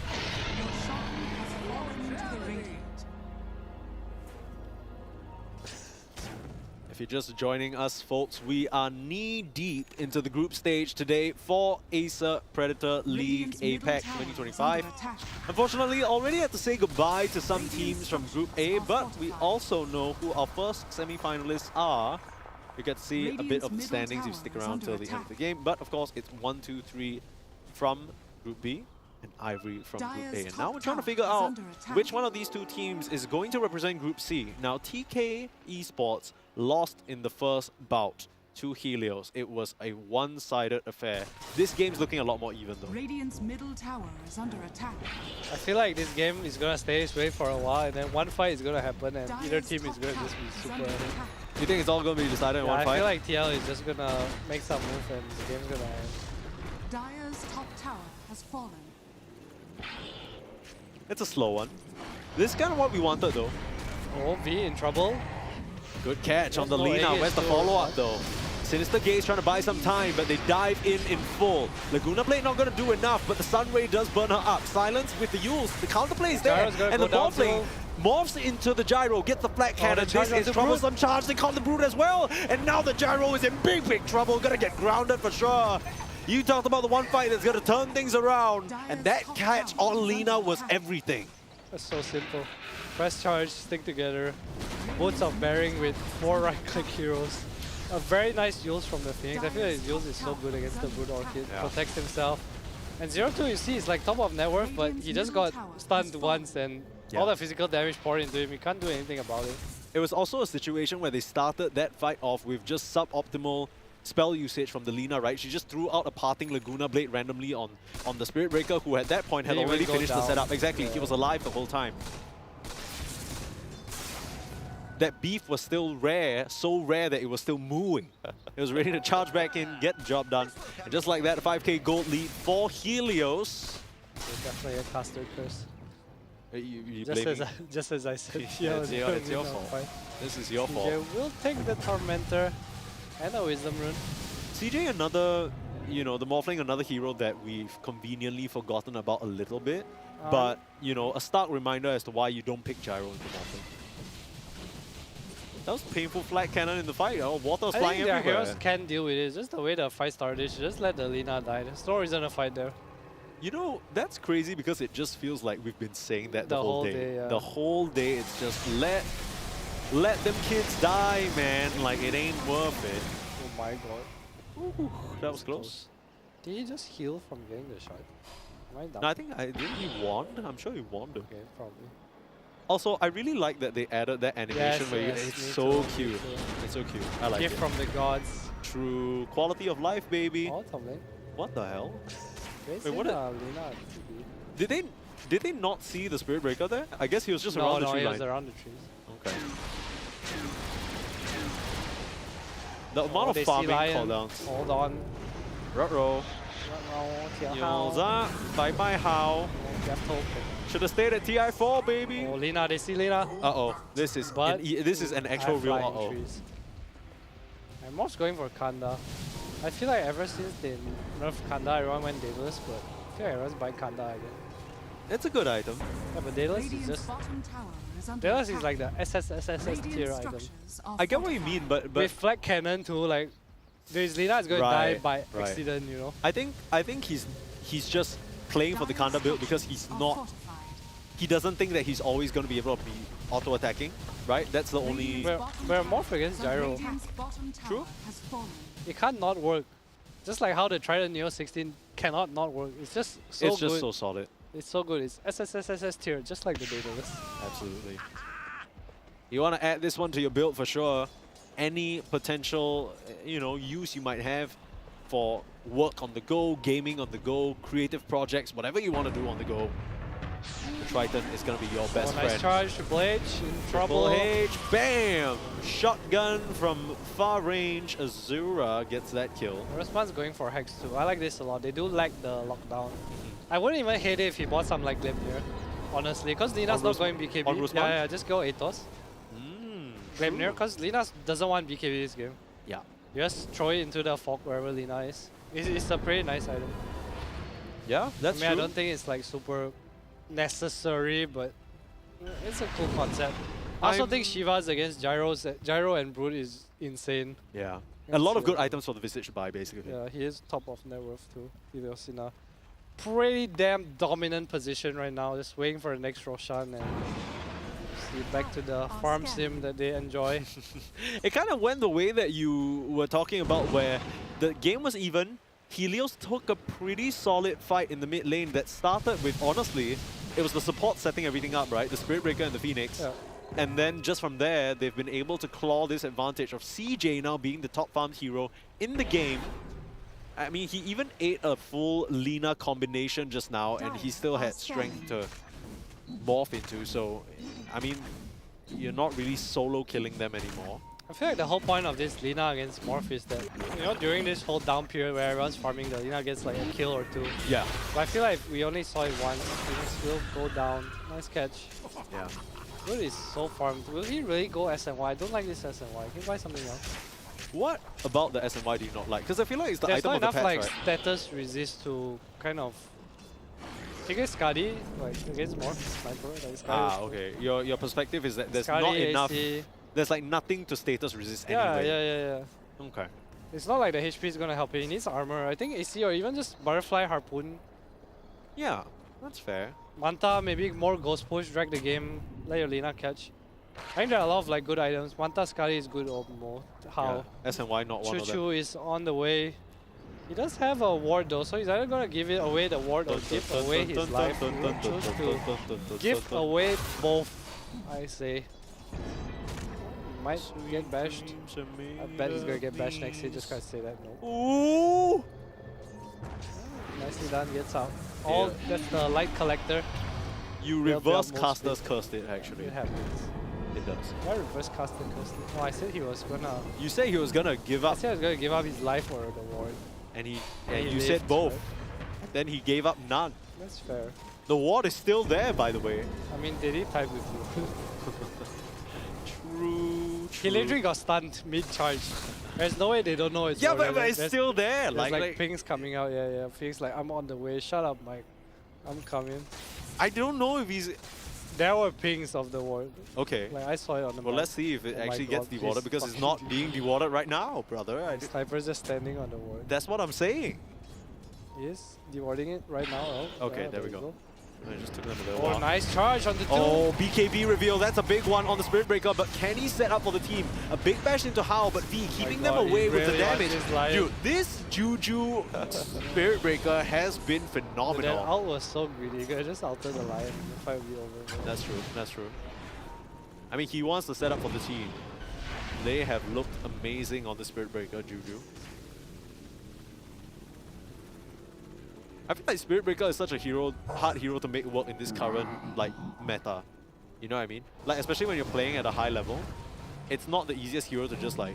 I think it's easier at a high level. It's harder at a Oh, you think so? pub. Yeah, because in high levels you can coordinate and draft around I like guess strong so. lanes, right? In pubs, it's like playing out Spirit without like this sniper morph Visage. Like he can go to all three lanes, you know, in a way. Right. Okay. I kind of get what you mean. I was a bit confused because I didn't think that these partnerships were that meaningful, but you know. It's something. It's enough, I think. Scanning. It's That's like fair. this SB he ult someone and someone will die, you know, to these heroes. Right, because there's the damage backing Yeah, up. yeah, yeah. Right. Okay. So I feel like in two different ways they like enable each other. That's It's fair. like 3 cores farming in 3 lanes enable you to kind of split the map too. Yeah. Because wherever the Spirit Breaker shows up, that's a kill, right? Yep. Another smoke coming out. Morph, they will see the Dragon Slave. Hope they caught that. Not really holding the high ground here. TL really want to take a fight. Spirit Breaker Juju's coming in. Oh, they're break smoke onto V. Hex coming out. Charge. Charge Oh, through. beautiful hex They onto the don't have Phoenix, can get enough off the egg. follow-up damage, but still gets the egg off, and that's gonna mean everything. They might be able to pop it, but they've already lost far too much onto like the buybacks come out way too late, and an ultra kill for this Morphling. I mean, this Phoenix has been the difference maker from start to finish. Azura is fine, TPing out, and 0-2 can't get a thing. They can't fight this no Daedalus Morphling. That's how hard this thing is. Damn. If you had Daedalus, like the Brood would have died too. This is CJ. so difficult, and a beautiful hex from Rosman. Yeah, Rusman I think that was a really...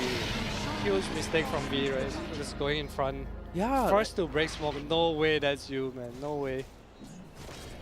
I feel honestly, this game, not that it's an easy game for the Lina, but a few missteps from V that have really set Tulite back. That's the hero, I think. You think The so? hero.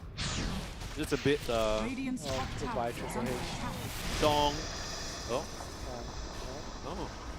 Alright, well, Triple H says goodbye. Goodbye. To I will to walk that, away. yeah, walk out of there. Back to the fountain. Okay, let's break down a little bit how that fight went, because what I saw is that V immediately broke the smoke, got hexed, and then Juju just charged straight through. I'm starting to realize that Tulite don't actually have a good way of stopping the Spirit Breaker from just... Yeah, they have no use, so Okay, Rusman in big trouble. That's a big bit of the auras going down. BKB popped by the Spirit Breaker. They Can they will get a run down trade, though? 0-2. It's not a Azura's doing worthwhile so much trade. damage. Here's Azura from far range. Now Juju's BKB does wear out, and they're not going to continue to aggress on this location. I say that. Ooh, Juju. He wants it, man. That's not something we've talked about. You can't really see the damage from his sniper. There's so much focus on Morph. True. The egg, Spirit Breaker, and Roseman. I feel like Yeah, he's just Zora blasting is away with Ghillie Suit, right? And you can't see him. Ghillie Suit, yeah, he does a lot of damage. Nemesis Curse Curse, too. yeah. It's one item away from unignorable territory. He's really had a quieter game, but slowly farmed up for himself. I think we completely forgot about it. 3-1 and 13, right? It's just that we can't see his projectiles hitting people. Yeah, we actually can't. He's I mean, what we have been seeing is a lot of assassinates.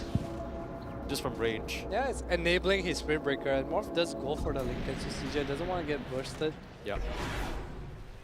Pretty defensive item build, but I think it works because he does not lack damage right now. He also has 3 other sources of damage. So this is a bit of a different situation from the ones that we watched from the other group, because in the other group, we had to wait until the last match to figure out who was going to go through. If Helios win here, they're basically through. Like Tulight and unfortunately TK, that's the end of the line for them. So that last game is going to be a bit more ceremonious than anything.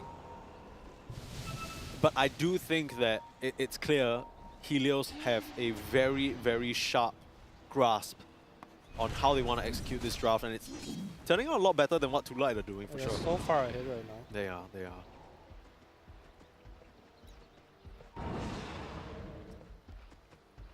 What do you do with Tulight? I guess you always have the potential for this like Gyro Rapier where you trouble. Gets Hex, UK has a Hex! Oh my goodness. Double Hex. He can be forced onto the high ground. Juju's in on. Is he gonna stop? Is he gonna stop? Is he gonna stop? Juju on that beat. At this point, Tulight look like the beat the way that Juju's all over them. Yeah, it's do. It really is. His Shanks is so farmed too. 12k net worth. 11.5. How did we get to this point? I remember a point in the game. Yeah, but like I remember a point in the game where this Broodmother was just all over them, right? He just completely faded out to irrelevance. Used into the Lincoln. Very awkward. I think that's high now. Still has the second life, yeah. How do you even go in? Brood has no BKB, you have no Laguna. Gyro can't really man up here. He's just full strength morphing. He doesn't care. He knows he's just a body for the sniper to attack from range. No warning shot. Yeah. Send him blind. Alright, what's stopping him from going middle here? True. Maybe you don't want to overdo it though, because the Roche banner is in the top Aegis. lane. Yeah. And chill. Oh my god, I hate that left and lose. Backpack everything, morph down, morph up. He's like, whoop, I'm back, baby. Hit a creep 3 times with offering. Sigh. Classic morphling plays. Where's my pension? Why doesn't he play a real skillful hero like the sniper? Huh? Sorry, what was that? Why doesn't he play a real hero with real skill? I'm like not the sure. sniper?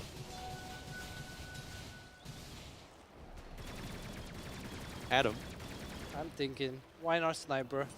why don't you... Maybe he's distracted by the power deal. That's what I'm thinking. Look at all these rewards you can get for Up to 200 ringgit. That's crazy. If you purchase any of the selected Acer Gaming rifles. So scan that QR now, do a little shopping. Yeah. You One got more. time. You got It's time. not like anything's happening right now. That's true. Who needs to do a little shopping? Cool. TL got their shard for the Broodmother. Nice. I think they use all the money, all the net worth they can get. Brood has the Lincolns as well. So Okay. finding this Spirit Breaker. So now he has SNY Lincolns. I guess it's universal hero, so it's not too bad. Yeah, I don't think it's a bad item. I do agree with what you're saying where there isn't really much status to resist this game though. I guess things have changed in that regard because of the Hex.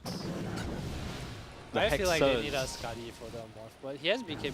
I guess it's not that significant. Maybe Basher will be a bit better. I'm not gonna lie to you, I don't even know whether the gyro is killing the morph. I don't know if Gyro's killing anything. Yeah, it doesn't feel like it. Who is killing anyone other than V, realistically speaking? Chain Frost maybe. Perhaps. They're still holding out hope for some sort of a turnaround. 16k gold lead at this point in the game is kinda rough. For Tulight. A bit of a failed smoke there. Meanwhile, Team Helios just patiently waiting for Roche to spawn. Not in a rush at all, even though Roshman is on their team. Wake up. Alright, bro. Juju farming really deep. no real threat from anyone, especially when the Lena's showing. They have no hacks or anything. Yeah. Juju is pinging around. His team's heading over. They know he's down there. He's got the Tormentor as well, so now his charges move even quicker. Oh, Right, did he see him? Okay, he can definitely just charge the wave. He saw him now. Hello? My god. Okay, they have vision. They have vision. The pings come out. Jukin. Just trying to find him. Oh, bro. Oh no! The bash. The E-blade. They turn around to the Morphling. Oh. Counter stun. Yes, Lincolns. Oh yeah, just mad. Did he actually just Laguna the Lincoln? Yes. Okay. There's water cancel. Great tips. The fast life Juju. Juju actually has been carrying this game along with the Phoenix. He's the only stun, right? He's doing everything. Yeah. I think really just nice performances from everybody on Helios, but my eyes have been on this offlane duo. Charge forward, how? It's a trouble. They still have BKB on the Spirit Breaker. If they choose to pop it, still holding on, not worried about a thing. They tank through the entirety of the Chain Frost despite it bouncing a bajillion times. Rusman forced to resummon. That's something. But Nice defense, but again, Roche is coming out soon. Yeah. See if they want to stick around. 40 seconds on the Lina still. my eyes in the fight, I'm just gonna be. Oh, big. Going in onto the gyro. He'll go full to 0. They're trying to finish off the 8, but they can't even do that. It is a disaster. And Spirit Breaker has ruined it for them. And just like that, it's that simple. Helios will be the team moving on in this group just like that. Dire victory. That was kind of anticlimactic. Kinda. It's a really nice pick off from Extremely Juju, right? anticlimactic. Like Helios will be happy though. I think they're two games that honestly were a bit sloggy. Like nothing really fun per se happened in them. It was just Playing on main stage is fun. Playing on main stage is fun. And unfortunately, that's not a privilege that Too Light will have. I think we read in their team bio that this is meant to be a team that eventually achieves great heights, but that's not going to be the case, at least for this tournament. That's so vague, isn't that every team? I think so, but the way that they explained it in their bio kind of implied that they're that's the goal. As in we go grind together. Yeah, like it's gonna be like this whole monumental journey that they're gonna take, and like this is only the start, and they're boot camping and all that jazz. You know, like you said, this is the beginning. True. Most beginnings in Dota unfortunately ends in losses, like a loss for Too Light, who is still has a series against TK Esports, but unfortunately for them, they are out of the group stage and will not be playing in the main event this weekend. Yeah, that's I mean, we're going to take a look at the game highlights, and this was kind of... I feel like as we go deeper and deeper into the day, the games get more... slow-paced and technical, right? This was very much... Not that Helios particularly out-macroed or anything crazy. It was just every single one of these early engagements felt so... They just feel so hard for Too Light to do anything. Yeah, which I didn't really expect, given that they're the lineup with the Lion, Lich, and Lina. But those are heroes that are hard to move around, right? I guess so. Compared to Spirit Breaker, like you literally press one button and you move around. Yeah, you don't Lion's really like, have you an need initiation. Like Lion's sure on paper, like once you have Dagger, you are a blink stun, right? But before that, you know, this was like the one play. Yeah. The one play of the game that I saw from them. Every other play was them getting initiated on and farming. They're also losing the farming battle. Yeah. This was the fight that really sealed the deal for me, at least. Like at the This start. was their Aegis too, right? I mean, I just showed me it got charged. Yeah. I feel like usually with the Linas, you're trying to farm up the Aghanims before you make plays. It's funny that the one play that V made was before Aghanims, and then after Aghanims happened, it just didn't really materialize that same way. I can't believe Juju got away with so much as well. As the game went on and on, you just realize Juju was unstopped. Like, they can't do anything to the Spirit Breaker. This was the fight. Like, do you see how they died? Like, Lion died for nothing. Yeah, he had randomly. a sick hex onto the Phoenix before Egg, but he lived with barely any HP, unfortunately. And it's just the flat cannon as well, right? Yeah, it's so hard to play.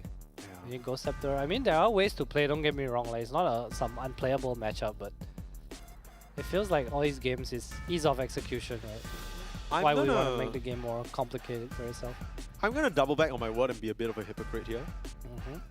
go when for it. the game started, I was like, I don't really know about this Helios draft, man. Like, I don't really see the way it comes together. But to be honest with you, I didn't. Now that we're looking back on it, I don't really know what the Two-Light draft does as well. Like, they made a lot of decisions in the draft, like picking the gyro into the morph. That we were also like, well, why? Like, I mean, I think they had a plan. Like, could kind of see the plan. It just So didn't what was the look plan? like it came together, right? what do you think? We the plan inside was? lanes, Lina like picks off on map with eggs, but instead Spirit Breaker was the one that was doing the picking off. And every time the fights happen, like again, like a broken record today, it's been very reactive. Like most of the teams, Yeah. like Lina dying mid there is not that huge a deal, but the fact the whole team came to feed. Yeah. Like Aegis too, like you have Lion with Dagger, you want to start fights, like go play your own area, you know, like why Yeah. is it like that? I kind of feel like these are the type of games where you look at the scoreboard and it just doesn't tell you the story. The story of this game was all about Mr. Spirit Breaker. Left, right and center, he's absolutely everywhere. And assist-wise, you know, Sniper was involved as well, albeit being off-screen. And it was just this duo running around and getting so much done on the map. Started to keep a pace so fast that Two-Light just could not keep up. The supports especially were just fodder for this team. A bit too difficult for them to play, it seems. Yeah, nothing much to say. Pretty chill game for Helios. Didn't feel like they were under any pressure at any point in time. Maybe just the morph gate at the bottom and when Brood took top, like that was the biggest point in the game for them, right? 5 to 10 minutes in is like, oh, nothing's happening. Okay, guess we chill. Yeah, I wonder whether there was more that the Brute Mother could have done. Do you think? Because that felt like a weird... I feel like he did so much already. Yeah, right, but he won the lane. He did really well. But then what else can you really do on the Brute Mother? I know, I just didn't like the item build. I didn't like this SMY because he bought it and then he couldn't really use it to do anything. He had to buy Lincolns anyway. So what would you want after the Orchid? Harpoon? Skadi? And just start Just running go it. through. The thing is, like, you're going for this like carry build, right? But you can't level Insatiable Hunger because you're playing against Morph. Yeah. So you also can't like turn after you wake up from status resist, you know? So it is kind of weird to go down that route. I don't know. I'm not sure. I think you look at this draft and you're like, oh man, so unlucky for That's the first pick Morphling, by the way. They picked Brute Gyro into the first pick You Morphling. look at the draft and you're like, oh man, so unlucky for them that they, you know, got countered by a morph. Yeah. Let's go with unlucky. That's Yeah. a very nice word. Unlucky indeed. But coming up next, this match is gonna be a bit more, like I mentioned, ceremonial. The result Show match isn't. at this It's point. a show match at this point. But yeah, we're gonna take a look at the standings to explain to you why exactly that's the case and catch up a bit on the B stream and how things have been going there. Now, seems like Group A and Group B followed the same trend. Group C and Group D not to be left behind. Looks like we have already decided who. Actually, Group D. It seems like, yeah, it's done. Yeah, it's done. Same thing. Myth Avenue Gaming going to be your representative on the main stage. So our semi-finalists have been set, but there still is one game to be played. 2 games. There's MAG versus Rogue Squad as well. Yeah, which so is I'm on trying to Group D. figure out what exactly the standing situation is because it's showing me a bit of a... They've all played 1 game and some have played 2 games, right? It's just Caterpillars. Yeah, as in, thing isn't is it wrong. just... Oh, okay, okay. Yeah, because Myth played 2 games already, I Right. believe. Yeah, okay. Well then Caterpillar and Rogue Squad just Yeah, haven't played or yet. they just forfeited. Or maybe game they, 2, yeah, right? maybe they just... Like they're out, they Yeah. forfeit. Yeah, that's fair. Group C though, which is the one that we are watching, we have Helios going to the semi-finals, and we will have one final match of Dota before we say good night for today between TK and Two-Light. Now, I know that this match doesn't really have any stakes anymore, but I do hope that the teams try. Yeah. It's hard to say, I guess. Yeah, give us Like, can't really something. put expectations, right? Give We us got something nothing cool. to play for. Give us something cool. I like that. Yeah. I like that. What would be cool? How do you want to end the day? What's on your wish list that you haven't got satisfied with yet? Can't think of anything. What about you? Well, I for one hope that TK Esports don't keel over because I feel like that first game Something that a bit more even. Yeah, just but give July us... looked pretty solid to me. Like Sorry. especially laning stage, which was kind of TK's problem, right, in Yeah. game 1. So If anything, I'm more worried for They them. had time to fix it though. What, like, how do you fix your laning stage in 1 I mean, hour? okay, you already sort of gave us some pointers, right, about the communication and the rotations. It's not really like Tonight were making many rotations.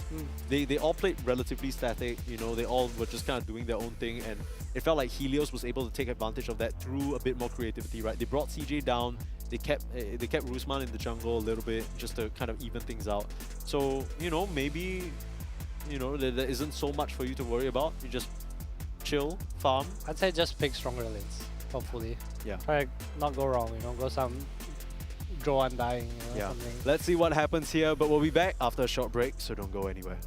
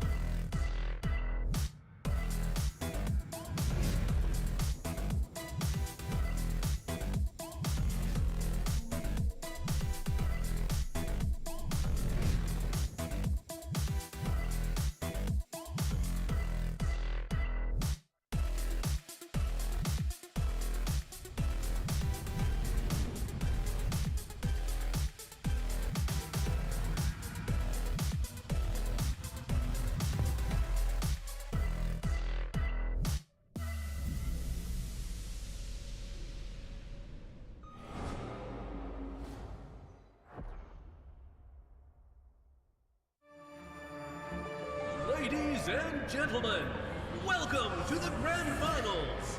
The match is about to reach its thrilling climax. The final showdown features two opponents who have been close friends and gaming buddies since childhood. But only one can claim the ultimate glory. Zero! Who will emerge victorious in the end?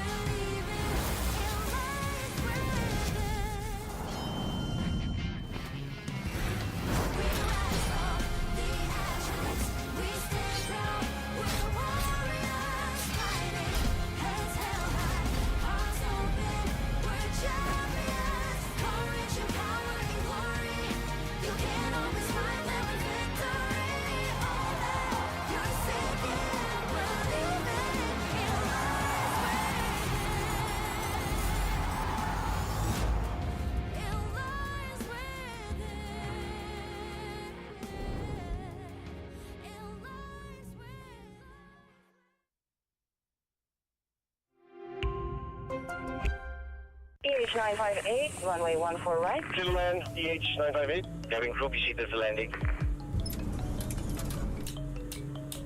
Thank you for choosing Fly FM.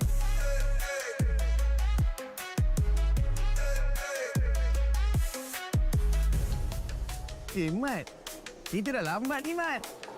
You need to speak English now. Bro, we're late, bro. It's okay, let's go. It's Ian and Hanif on the fly breakfast.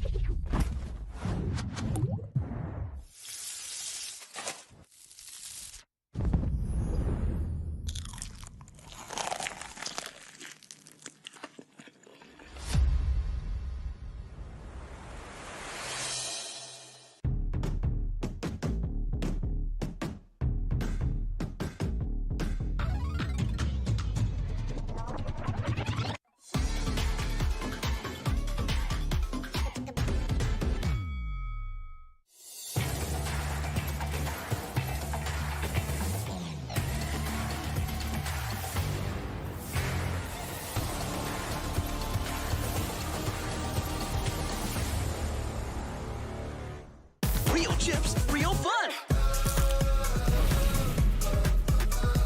Real tastes good with that real. Real tastes good. Real chips, real fun.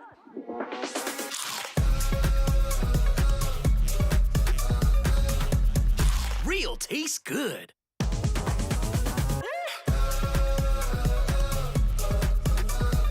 Real tastes good with that real. Real tastes good.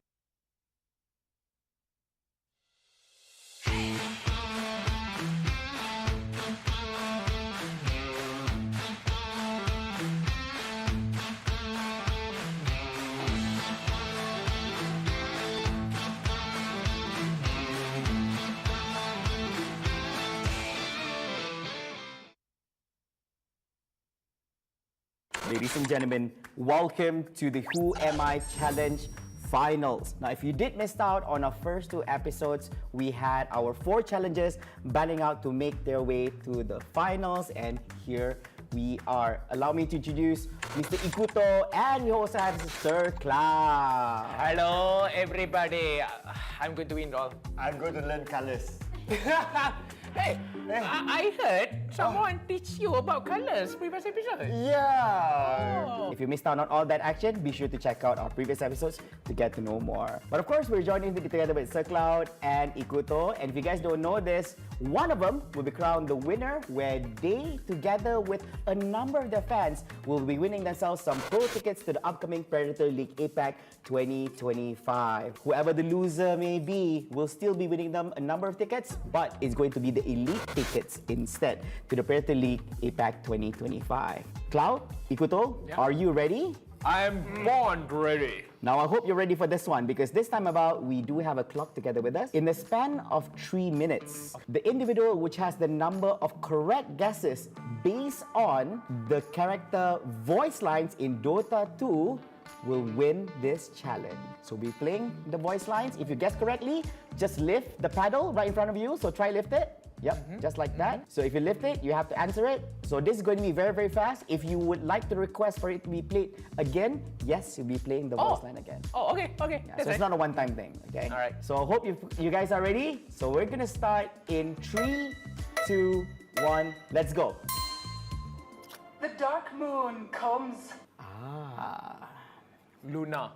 Luna is correct! So Ikuto gets a point for that one. Second one. I'm going to win your... The seven hells. Ooh, Ikuto's a bit faster on this one. So Ikuto? Doom. Yes, it is Doom! You're going to get 0, brother. You're going to get 0, brother. Number 3. Go back. Let's fly. Okay, Cloud. Cloud. No repeat. No repeat. No repeat. The repeat's only if you both together agree to a repeat. No repeat. What is it? What is it? Cloud? No repeat. No repeat. That Rider. Yes, you're right! Okay, next one. A knight in dragon's armor. Ikuto. Dragon Knight. Dragon Knight is correct! Next, number 5. I am war. Okay, this guy. Hey, no, why are you giving clues? Just answer. It's Mars. Yes, it's Mars. Yes. Correct. Okay, next one. We have very limited. Centaur. Cloud, you answer. Centaur. Centaur what? Centaur War Runner. Yes, correct. Next one. Storm clouds are gathering. Okay, Ikuto. Storm Spirit. Okay, Storm Spirit is correct. Next. How much time we have? Almost. Wind of change is blowing. Cloud. Wind Ranger. Yes, correct. Next. I am sand. Ikuto. Sinking. Who chose this voice line? Hey, who chose this voice line? Next. I am Ymir. Ikuto, unfortunately, Ikuto. Wait, Tas? Tas, yes, correct! So Ikuto wins by score 7-3. Congratulations! But anyways, guys, there you have it. We have our winner, Ikuto, who'll be winning himself and a number of his fans, a number of his pro tickets to the upcoming Predator League APAC 2025. Remember to follow Ikuto to get a very wonderful ticket. Without it, you cannot go there. So come and follow my page Ikuto. And also, don't forget to follow SirCloud. And of course, Predator Gaming Nice as well. Yeah, there you have it, ladies and gentlemen. Of course, thank you so much, ladies and gentlemen, for tuning in to this Who Am I challenge. Hopefully, you guys enjoy. Congratulations again to our winner. And of course, if you guys want to grab yourself stickers, be sure to check out our social media pages from Predator Gaming. And we'll see you guys at the Predator League APAC 20.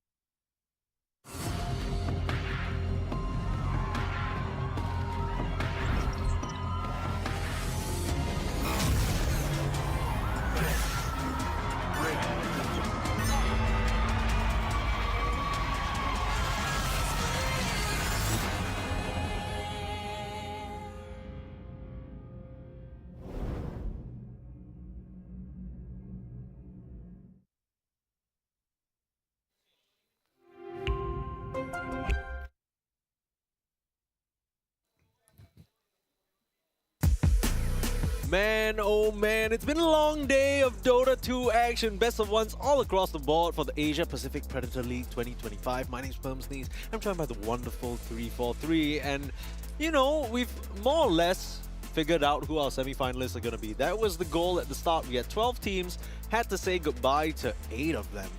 And, you know, even though we have...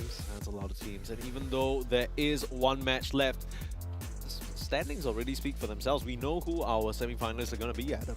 But how will we know who is the worst team? Ooh, you really going to do Does that? that not matter? You're really going to do that? Okay, well, we're going to find out, because up next, and finally, for the last match of the day for Group C, we have TK versus 2 Light. You can see those two both having one loss, but that also means that, as you can see from the graphic, highlighted in purple are our semi-finalists. We have Ivory representing Asia Philippines office. We have 123 from the Mongolia office.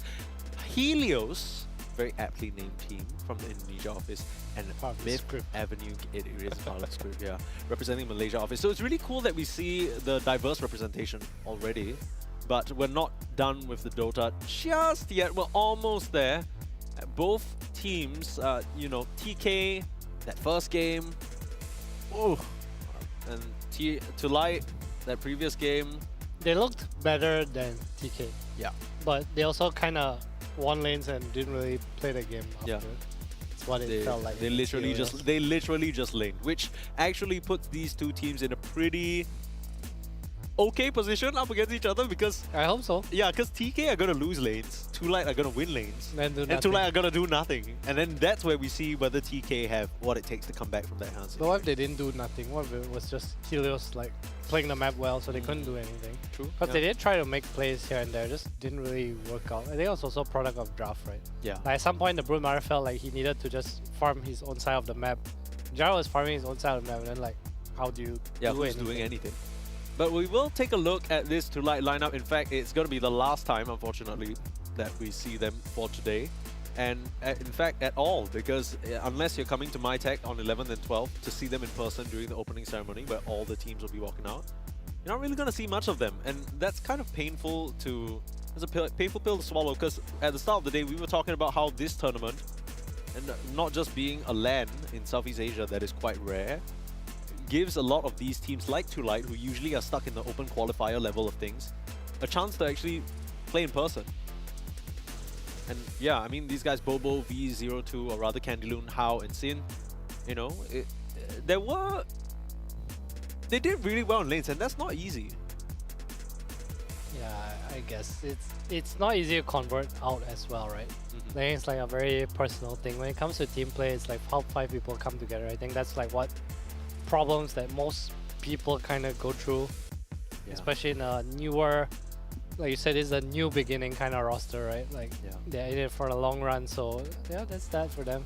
Yeah, TK Esports as well, a continuous work in progress. iStar X, Aurora, Shizuma, Linny, and HXA.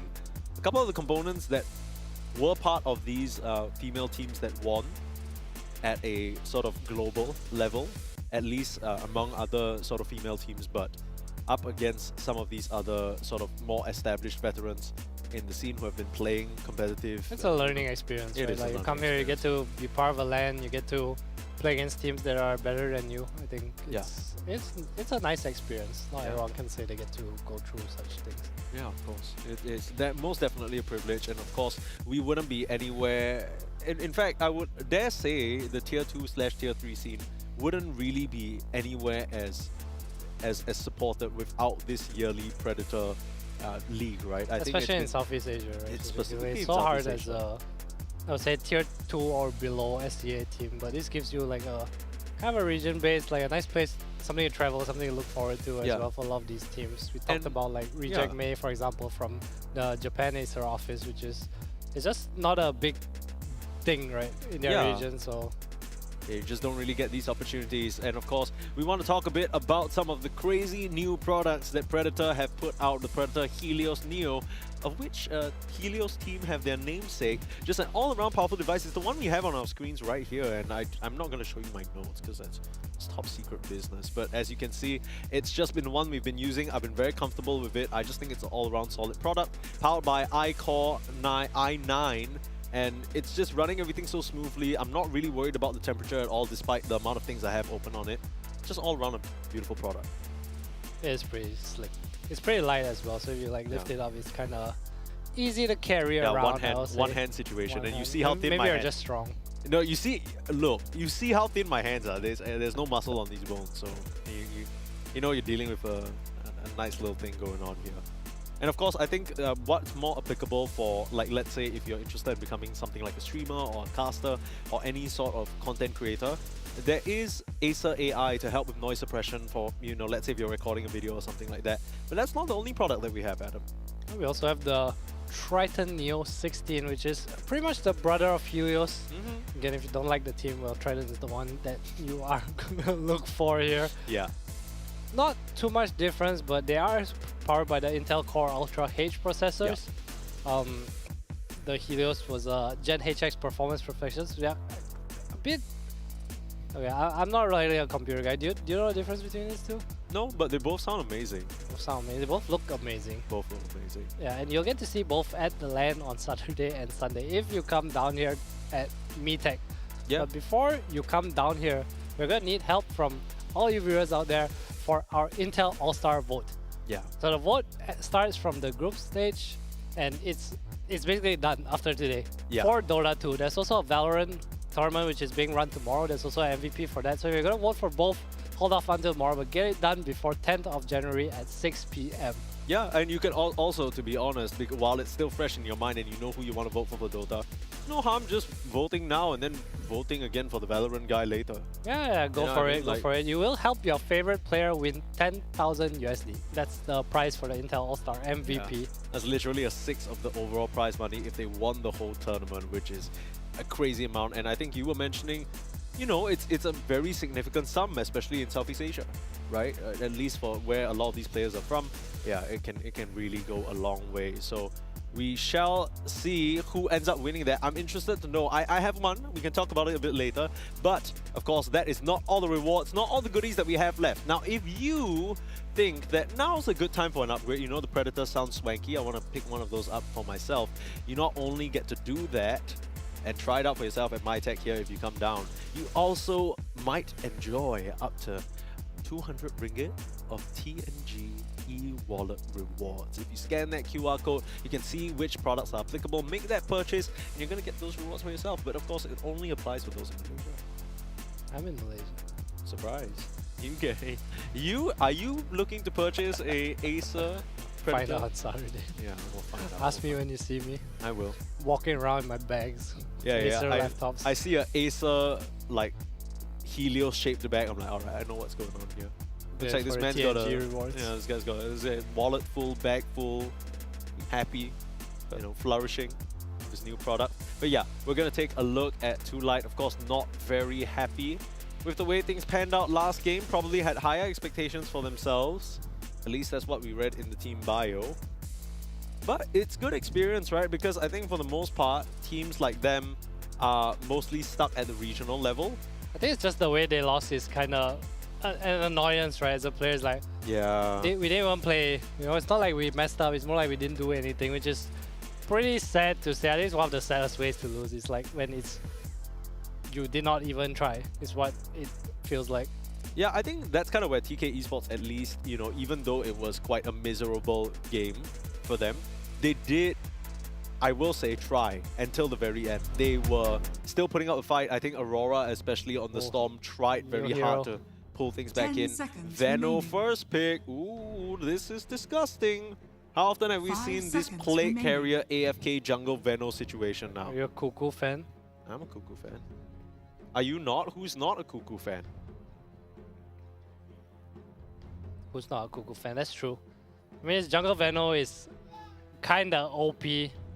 Yeah. I feel like I don't even know how you're supposed to stop it. Like, is the right, like, I feel like whenever these kind of ideas are introduced, there has to be some sort of formula to address it. Either you out macro it, or you get in there and you put a stop to it, or you pressure the offlaner enough that it ends up not being worth it. If not, it's just that guy's basically a fourth core. So the way I've seen that kind of works is obviously you win your safe lane and you pick a bit more of an independent carry. Okay. Some MP, some gyro, then eventually you move away from that to pressure other lanes. Right. Or you go into a jungle and find a Veno, but finding Veno is very, very difficult. It's kind of like people a waste of try time to as well, block right? camps, yeah. That's fair. Hoodwink early pickup, a favorite of Linny. So just going back to the comfort there. Just a safety ban on the Meepo and the Shadow Demon as well, which is quite interesting. On the flip side, Too Light, they choose to take out what looks like the Beastmaster, Dragonite, Phoenix, Bristleback, and Magnus. I mean, these don't really scream to me specifically. They're not really as- TK heroes. Yeah, so other I'm than a the bit- Magnus, actually. I think this is like just a general blanket ban of what they don't want to play Radiant against. team pick. Lich coming off for TK. Radiant Again, hero of the team tournament. pick Probably made Dire to the second phase. So like, we'll go for a Terrorblade here. Probably the off lane. Enchantress. Judging by their draft pattern so far. And we have an ENG too. Does the Eng So- dispel the Frost Shield? Yes. Nice. Okay. He also Yeah, I was thinking about that. impairs as pure damage his true shield as well. Yeah, that's true. I wonder what the Veno is going to be 10 then. Post seconds forward remaining. jungle. Yeah, I think it's a pulse 5 So edge, right? TV And then solo off lane. 5 I seconds. feel like the thing could, about yeah. like this is what you just pull wave with illusions. Yeah. Very self-sustainable. I can see it. He can deal with himself. Maybe. I mean, you can't really punish him with a lich, I don't right? like the He's not TB fast into the enough. Lich. Lich is one of the better heroes against him. You press meta, he armors, you know, you can't die to magic damage, and Lich is just magic damage. You have targets to bounce. True. What do we have on Two Light Team? No stuns. What do we have on TK Esports? Get out of jail free card with Centaur Warrunner. I like the Centaur. I love the It's Centaur. nice against what they have. There's no like real lockdown. Yeah. Many slows, many annoying 5 heroes. seconds remaining. Yeah, and then you press the Stampede and you just shake all Yeah, that you have off. Frost Armor with maybe Pipe or Crimson Guard or whatever comes out. It kind of feels like it would be a Shizuma hero as well. Just kind of those tanky Blink Initiator type beat. Radiant definitely a team Shizuma. pick. Radiant Drow Ranger. Ooh, the Drow. I like that against TV. I-Star Hero. Spirit. Silence as well. Insta-pick Storm. Wait, this is an excellent Drow team Ranger game, back. no? It's good against the first 3 heroes. Storm's pretty good against Drow, but I don't know if you carry. You have Leech Wing. It's like playable, you know. It's not like a direct counter. I guess so. But Storm's easy. It's easy to stick on top of Drow as Storm. But Silence also kind of owns Storm, so it's like a 10 seconds I think double-edged remaining. sword in a way. Yeah, I think what I'm concerned about is right now, at least from what we see 5 from Two seconds Light, remaining. Storm is the only one sticking on the Drow. Right, so if as long as I-Star positions nicely, the Storm is on her, but then you can kind of delegate the Lich or the Hoodwing to try and bail her out with some defensive items and stuff like that, and then suddenly... It's like a mid-late game thing though, right? Like you're able to stick. It's when the Lich can't really kill you. Early game is obviously way harder. Sure. Draw kind of counters just when you have like BKB Shiva and you go on the draw just to stop damage. Whereas Okay. when draw has like Pike, you know, you have Manta, you have Stampede to play around. So what are we thinking here for... what's kind of a good matchup into this Storm, you think? I like Queen for TK. Okay. I just feel like they don't have catch and the burst damage is nice Dire against team Veno back. and TB. I was thinking about the Puck where they got banned out because they just simply do Puck not have was control, the right? superior pick, I think, but yeah, it is banned out. I wouldn't mind like an Earth Spirit too. Yeah, Just pretty free game. something around. Nothing to something stop you. along That route. To like, what kind of carry can they pick? I think Lycan offlane, Night 10 Stalker offlane seconds is like remaining. something that we can look at. We Are we saw the thinking- Lycan Veno 5 before. seconds Like, remaining. Lycan's kind of independent. Are we thinking for sure that the Terrorblade is going to be offlane? No. There's still the flex potential, right? Yeah, but carry wise, I think they Radiant already team removed back. Spectre. I can kind of see Slark, I guess, as one of the better heroes against Draw. PA as well. It's kind of annoying into Centaur as well. Yeah, so they But the lane is tough. TK decided to ban the Night Stalker and Lycan. I think those two are more annoying than the PA, Slark, 10 etc. seconds Right. Radiant Because you can team kind of pick. deal with them by Dire bursting team them They down. also have last pick, right? So Templar yeah, Assassin. they go for Ooh. TA, which is a very nice hero against the Centaur in lane. Yeah. So Two Light going for a bit more of a we're gonna win lane and snowball kind of draft. TK. That's kind of what they did in the previous game, Yeah, and they it's just won their lanes. style, I guess. And then they didn't do anything, 10 so hopefully it's a bit seconds different. remaining. I think at least with a TA, the directive is a lot more simple. It's true. You 5 have seconds objective remaining. taker Roshan. I don't know what Aurora's gonna play here. I can kind of see Lash actually. I know she loves Lash. I know Heroes kind of did, but Lash is actually good against Storm in lane. Yeah. You're good against TV, good against Ench, you're good against TA. You have Frost Shield. Are you good against Veno though? Because I imagine the slower is Veno's very like the annoying. only one that's annoying, but we have Stampede, so True. you carry slow. Horse, I really like horse Lash. support Come on, route, come on. right? Like at one point you put the workhorse on and then you just pop him Oh, in the that's cart. true, if you get there. I like Lash. Come on, give me Lash. Yeah, otherwise, it's like what, Tiny? But Tiny against Veno is like, oh. Ooh, so Tiny. it is the tiny. What made you talk about? What made you say the tiny though? I think what's- Tiny Hoodwing is nice against Storm and Ench. Like, it Okay. just bursts to kill, right? And you're also not too bad against TA. Like you have high armor when you have grow. You're able to break refraction. Yeah. You also have stun, like another stun for the draw. I kind of like the tiny as well. They don't have like big burst other than the TA, right? And the TA you naturally resist thanks to I mean, if you have Frost Shield comes out, the TA is like, sure you get the melt hit in and then Frost Armor comes out if you're fast enough. And after that, it's just hard to man fight into the Frost Armor. I guess you do have the Edge Purge, but it's just all about how the interactions will go. See TA double teaming it up right there. How is the lane for Storm against Tiny? Storm favorite slightly. But the Tiny should be fine with tree toss and He's everything. fine, yeah, he's fine. Okay. I think the thing about Storm Tiny is that the Tiny is able to kill the Storm easily. And it's very hard for Storm to kill Tiny at every point in the game, of the game. Fair. I think my eyes going into this game will be on that Veno though. First picked by Tulight. They go for the plate carrier like what we expected. It's going to be a focus towards jungle. And 0-2, it really comes down to how he tries to manufacture a favorable situation for himself out of that, you know, the absence of his position. Yeah, you might see some early mag, maybe they'll ball up earlier, win lanes anyway. I can kind of see. I just don't know how this TV is going to fare on alone. Against Drow Lich, like this is a super harassed lane. Yeah, they will just push you out. Yeah, right? you can't really lane, hide in the trees. They still can run you down as like triple slow. Hide in the trees, Hide baby. in the That's trees. a callback. Stay in the trees. True. 躲在树里面. If you know, you know. If you don't know, you're too young. I think. Watch True Sight, guys. That was the Literally first free, True Sight, right? free to Free to play, yeah, My there you go. It's goodness. not even True Sight, sorry. Tulight versus TK Esports, our sixth match of the day and the last one of the group stage. Everything else has ended other than this, and unfortunately, it doesn't actually impact what we have going on here. There's a bunch of numbers in the chat. What's going on here? I have no idea, actually. 10-0-4. Is that the nuclear launch codes? What's going on? They're running, maybe. Oh, you see? TV. Walking in up here. We've been doing this the whole day, Adam. Yeah. I think the people know what what's going on. What do you think about the Helios Neo 16? What do I think about the Helios Neo 16?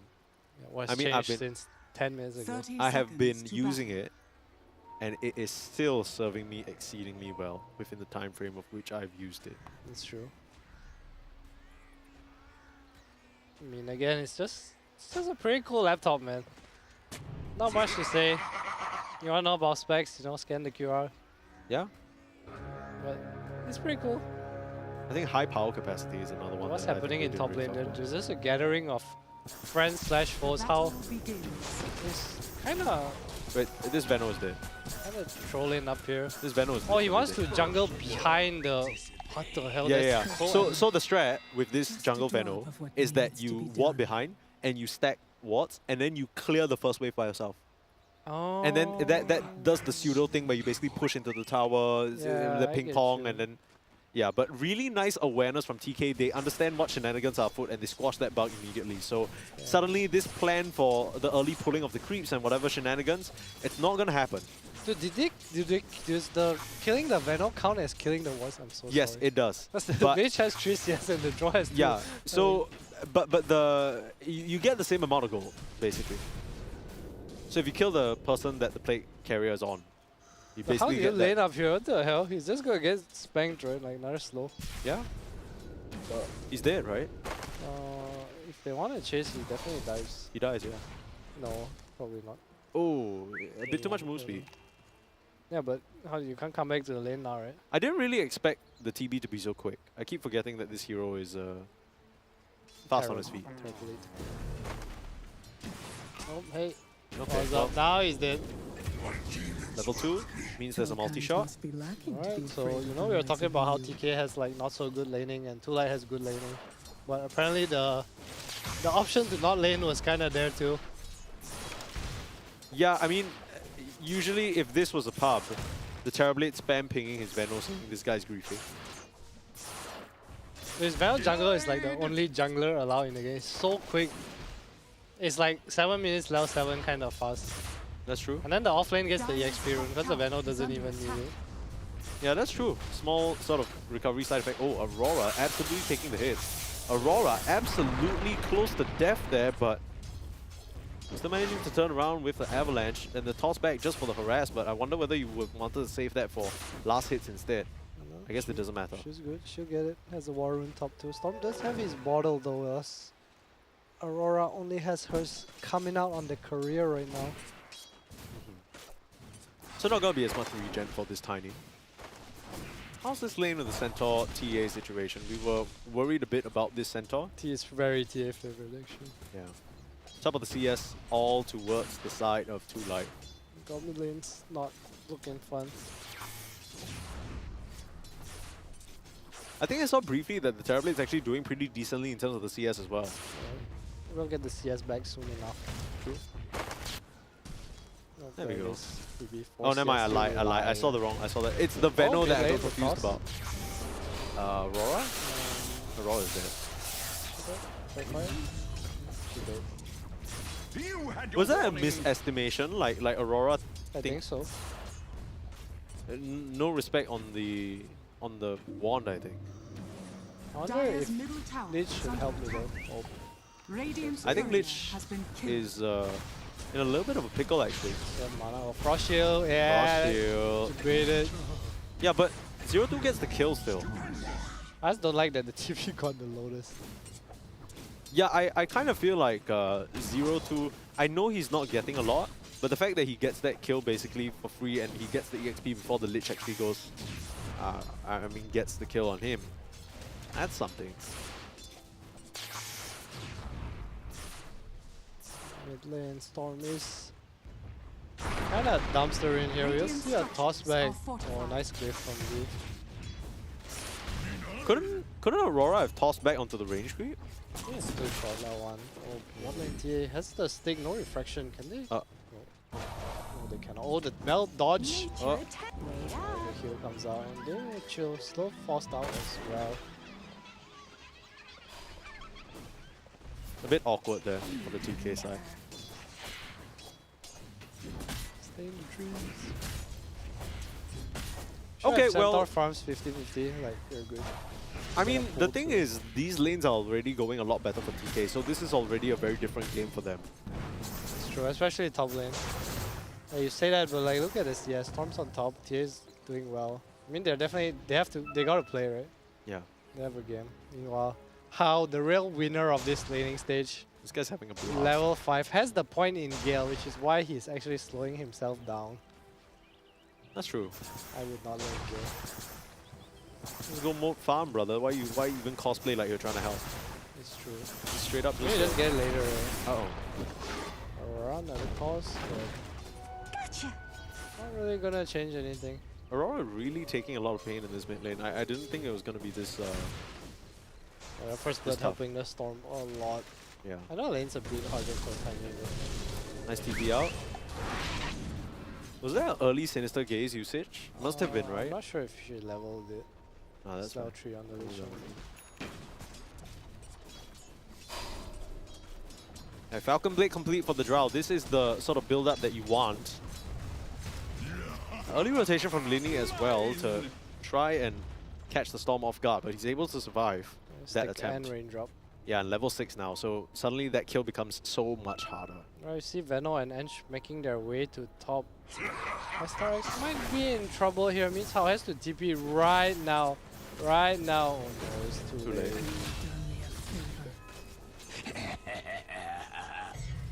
Ooh, that's tough. How do you defend this tower now?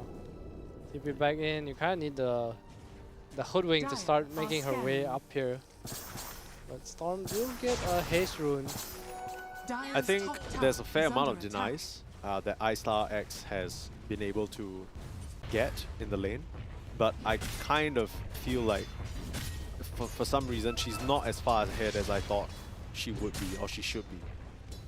But I agree. I don't know whether that's like an unrealistic expectation just because how janky the lane went. Are scanning. I feel like it wasn't janky though, was it? Shizuma bot lane. Oh, Shizuma's dead? Radiant, who's dead here? Oh, nice stick. Centaur as well. Another melt. They do need to contest for the Wisdom Rune now.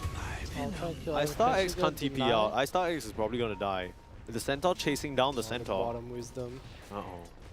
Oh, the Storm gets the kill on the rear as well. Meanwhile, 0-2 top lane. Level 6 now, minute 7. It doesn't really look like he suffered very much. Oh, they chased the Centaur out of the Wisdom Rune area. Triple H is gonna grab it.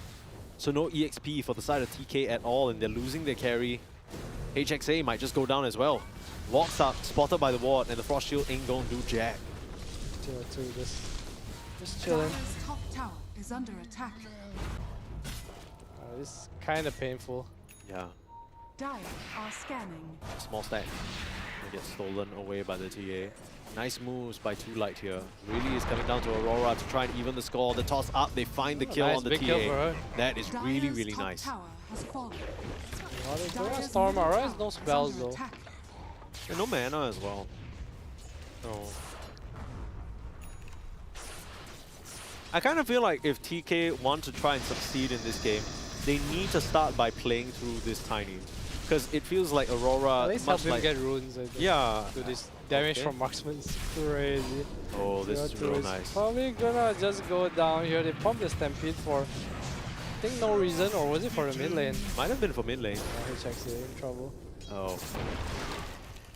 Linny able to escape for now, but the Zip is gonna chase that poor Lich down. The tree toss, not enough. The heals no. able to get him above the edge, and now Aurora, the next one, under fire.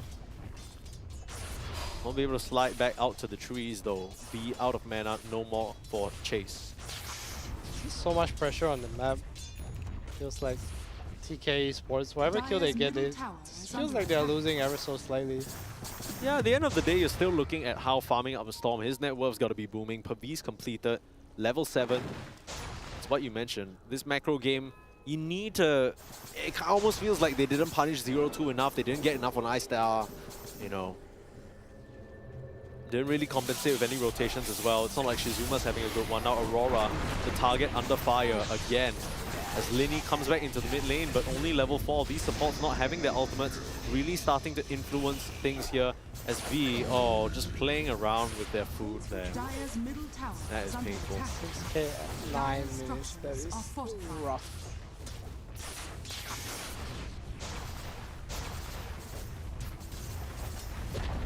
Quick tower grab, Dire's 7k. middle tower has fallen. Solar Crest flying out too for how I believe. Stacking the opponent's jungle. Dire's bottom tower is Typical under attack. Venomancer fashion.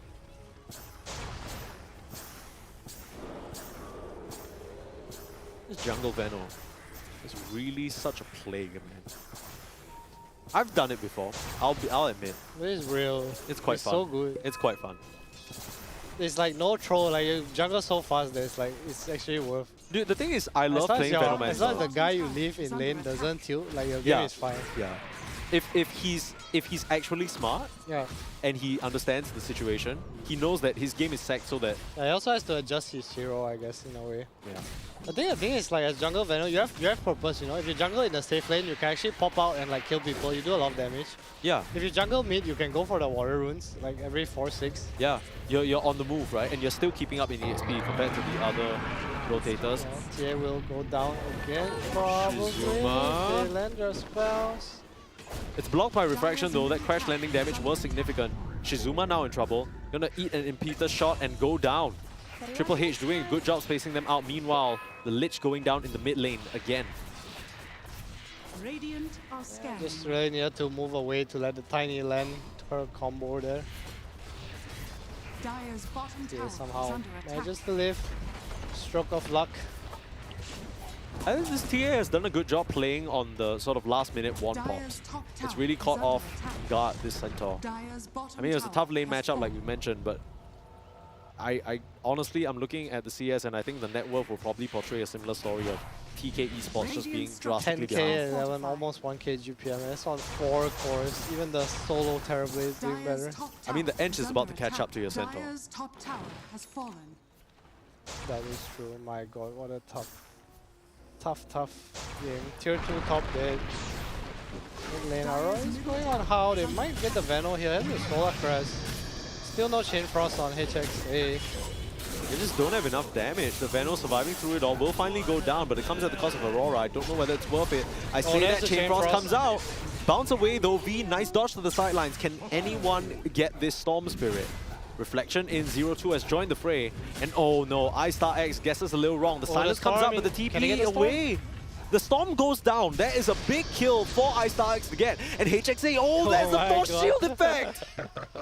The armor buff from the tower as well, man. Dire's bottom tower is under attack. Alright, 3k swing. Okay. Draw Ranger has some net worth now. Diving a bit too deep for sure. Okay, that's something. I mean, iStar, I thought she wasn't going to be able to get the kill with the missed multi-shot. Yeah, Centaur got the stun off. Storm was TPing and Centaur was just near enough to land the stun. Stop the TP. Storm totally out of mana. Yeah, well played to No Shizuma Terrorblade there. to save him as he was busy diving the tier 3s. Can you imagine if the Terrorblade was actually there? Oh, mid lane? Performance Get was a a bit toss back as a stampede. awkward. Yeah, I mean, all these misspells would never happen if you were running the Triton. How? In quite a bit of trouble, but the heals! The heals. The Venom's fight. Max Aurora's Solar, correct. TPing out. Oh my goodness. Just narrowly escaping before the Storm zips in. Cool and light, just like the Triton. Dire's middle tower has fallen. HXA is a bit of a all chatter, huh? Yeah, it looks like it.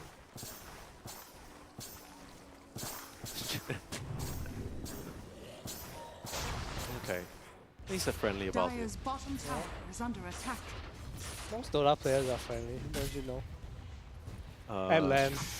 Sure. When they go home, nah. Oh, all the Nah, all bro. chat, all the flaming flame, each other. the whole I don't know, family. there's been a recent trend of shenanigans on LAN. You know what I mean? there? Yeah, people Just a threatening little. violence, you know, Dota players are all top. staring each other down when you got pub beef and stuff like that. Have you ever been stared down, Mike, in your life by anyone? Have you ever stared someone down? I've definitely stared people down. Oh damn. I've definitely stared people down. But it's more of a in the moment thing. I don't hold on to that. I see. You know what I mean? It's like I walk past someone on the street, they'd like body check me for no reason. I'm just like, yo, we good? Like, what? Attractive male problems. That's literally not what it is. Linny just getting melt struck down. Alright, let's get a bit of a pick off here if they can follow up with anything. What is this meteor hammer? I don't know, but it's working. Connects onto Shizuma. They find the TA though. Aurora in Dro big is trouble. here. Misses the silence again. Dro is here and Dro is Went gone. home. Thunder just to save the Storm Spirit as well. A double kill for V as it's a team wipe for 2 light.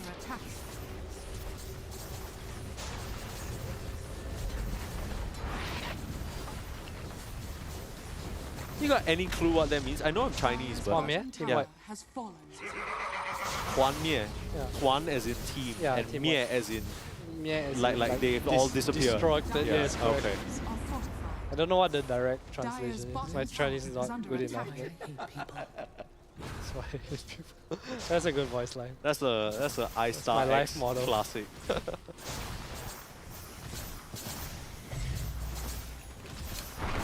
Well, another toss back coming in. Oh, another missed toss. Unfortunate. You can kind of see the idea here. It's just another situation where TK Esports lost a bit too much in these early stages of the game. Just out macro on the map. So much damage. Toss Oh, up. the silence? Silence is there. Storm is They in need to take the trouble. Storm down, and they will. iStar able to grab that kill, but I mean, Triple H starting to chuck in the impetus. HXA might just be dead. Much there's the damage glimmer. being dealt. Yeah. I felt the glimmer for sure gone there. That magic damage shield helping her survive the poison sting. Veno is such an annoying hero when he gets to this stage. Like, I mean, even back when Veno was He being was played... annoying from the first pick. Yeah, but I think back when Veno was being played in the off lane, if your lane wasn't so good, your recovery never reached this level. Yeah. Right? Like with the plate carrier, the amount of farm that you can get for yourself. Oh, a bit of color. Who? Okay, G. Little bit of lag. 他说他要杀你. Translating for those of you who don't know Chinese, he says he wants to kill you. Please no. I don't think that's a good enough plea. It's true. It's. Oh, Aurora might find the T again. Blinks a little deep here. Who's he tossing to? Up in the air. You got to set up Linny there with the bushwhack. The rest Team of is Two here, Light though. streaming over. Nice silence, nice chain frost. There's the storm. They might be able to make this happen for themselves here. Broken through the refraction, and they find the kill on the Look at TA. the No! Thunder. The Thunder from 0-2 with the save. Has no And just refraction, like though. that, doesn't have a refraction, will go down. But the TK esports lineup has lost so much on their side. The drop on Linny, lose Aurora as well as Shizuma. And how up to the high ground, chasing down HXA. This is painful. Wave you goodbye. I mean, they're both not making it to the main event, but this stings. Now, iStar X will try and gun down this storm. Meteor Hammer, dodge away. But still, that sets up for 0-2 Triple H and How to get the job done. And it's another Tuan Miele. Tuan Miele. Tuan Miele. What does TB have? Demon Zeal. Pike. Some Greeble laughters. Some desperate attempts again from HXA. Aurora still looking for another toss. That's about all she can do. Little mini game going on. Venom wards on Does she the even- ground. Aurora is Blink, right? But that's about it. Yes, there is about it. I think phase blink, possibly. I guess it doesn't matter at this point, but do you think a different pick in the mid lane would have changed things, like the Queen of Pain mid? I think Lash would have been easier, but I mean the lane just went very hard, very badly, right? Yeah. I think Tiny should not be this Far behind? Yeah. Yeah.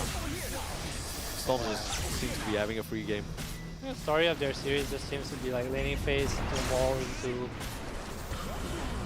tough times. Yeah.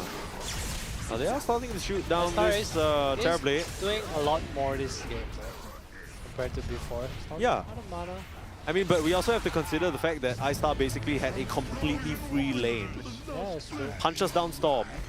Close to Manta now. Still hanging on here on Don't iStar. wanna kill that creep. Dire's middle barracks has fallen.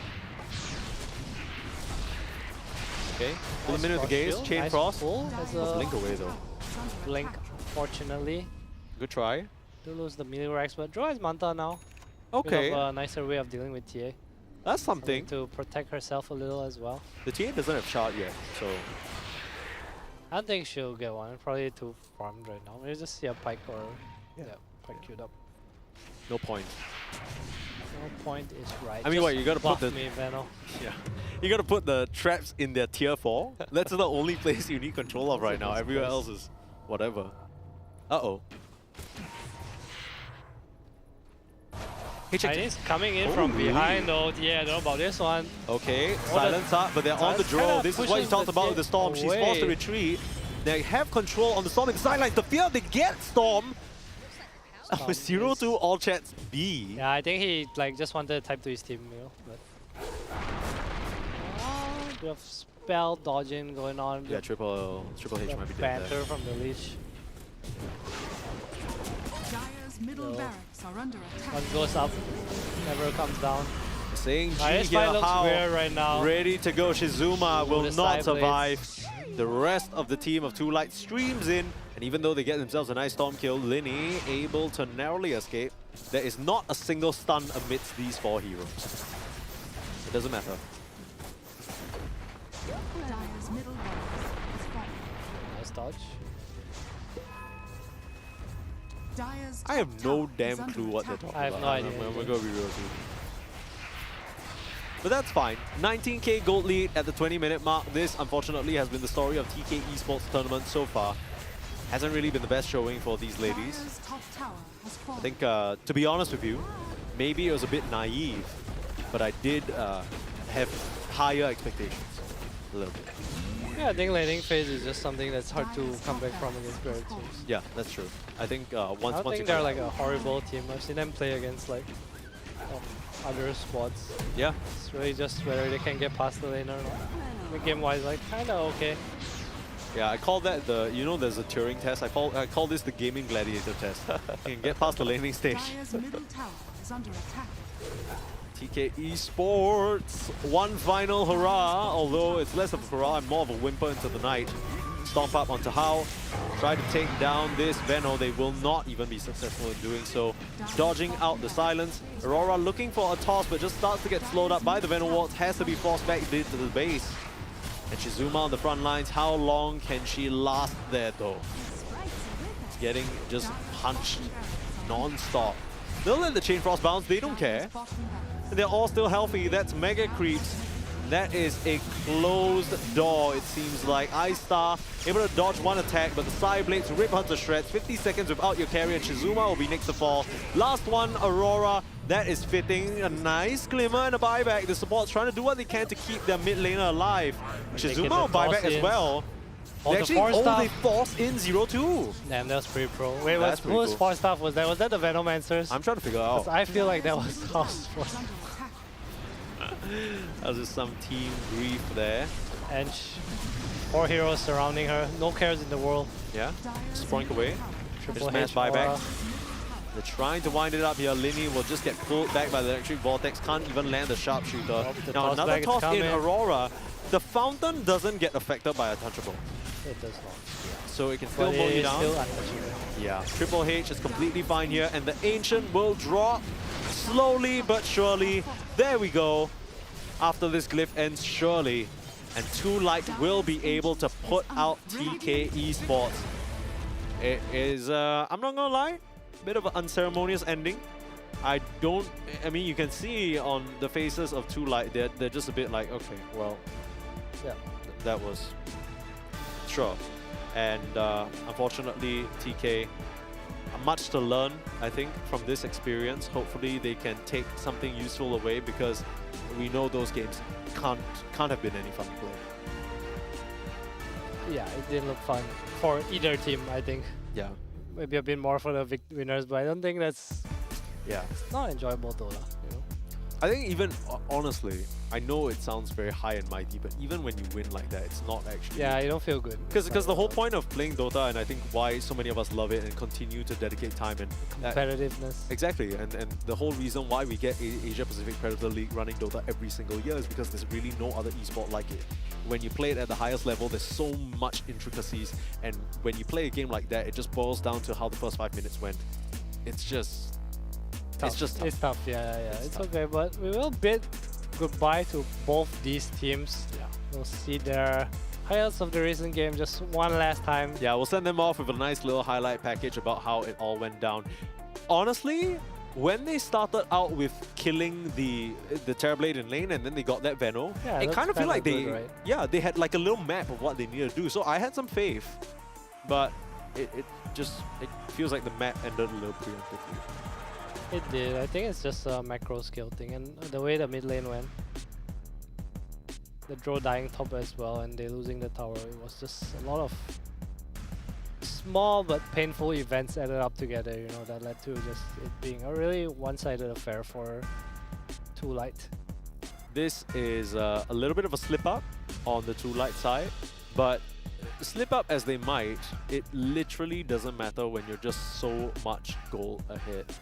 This makes up for the traditional Venom weakness of being very easy to kill, but if you get your aura items, your Solar Crest, your Guardian Greaves way ahead of the enemies can actually get their own items, you just become such an annoying figure on the front line. Take a look at how just running at them so low, and there were a few decent attempts from TK, but it's just not enough. It really just wasn't enough. It felt like they had to do a lot more. So back to the drawing board for TK Esports. Yeah.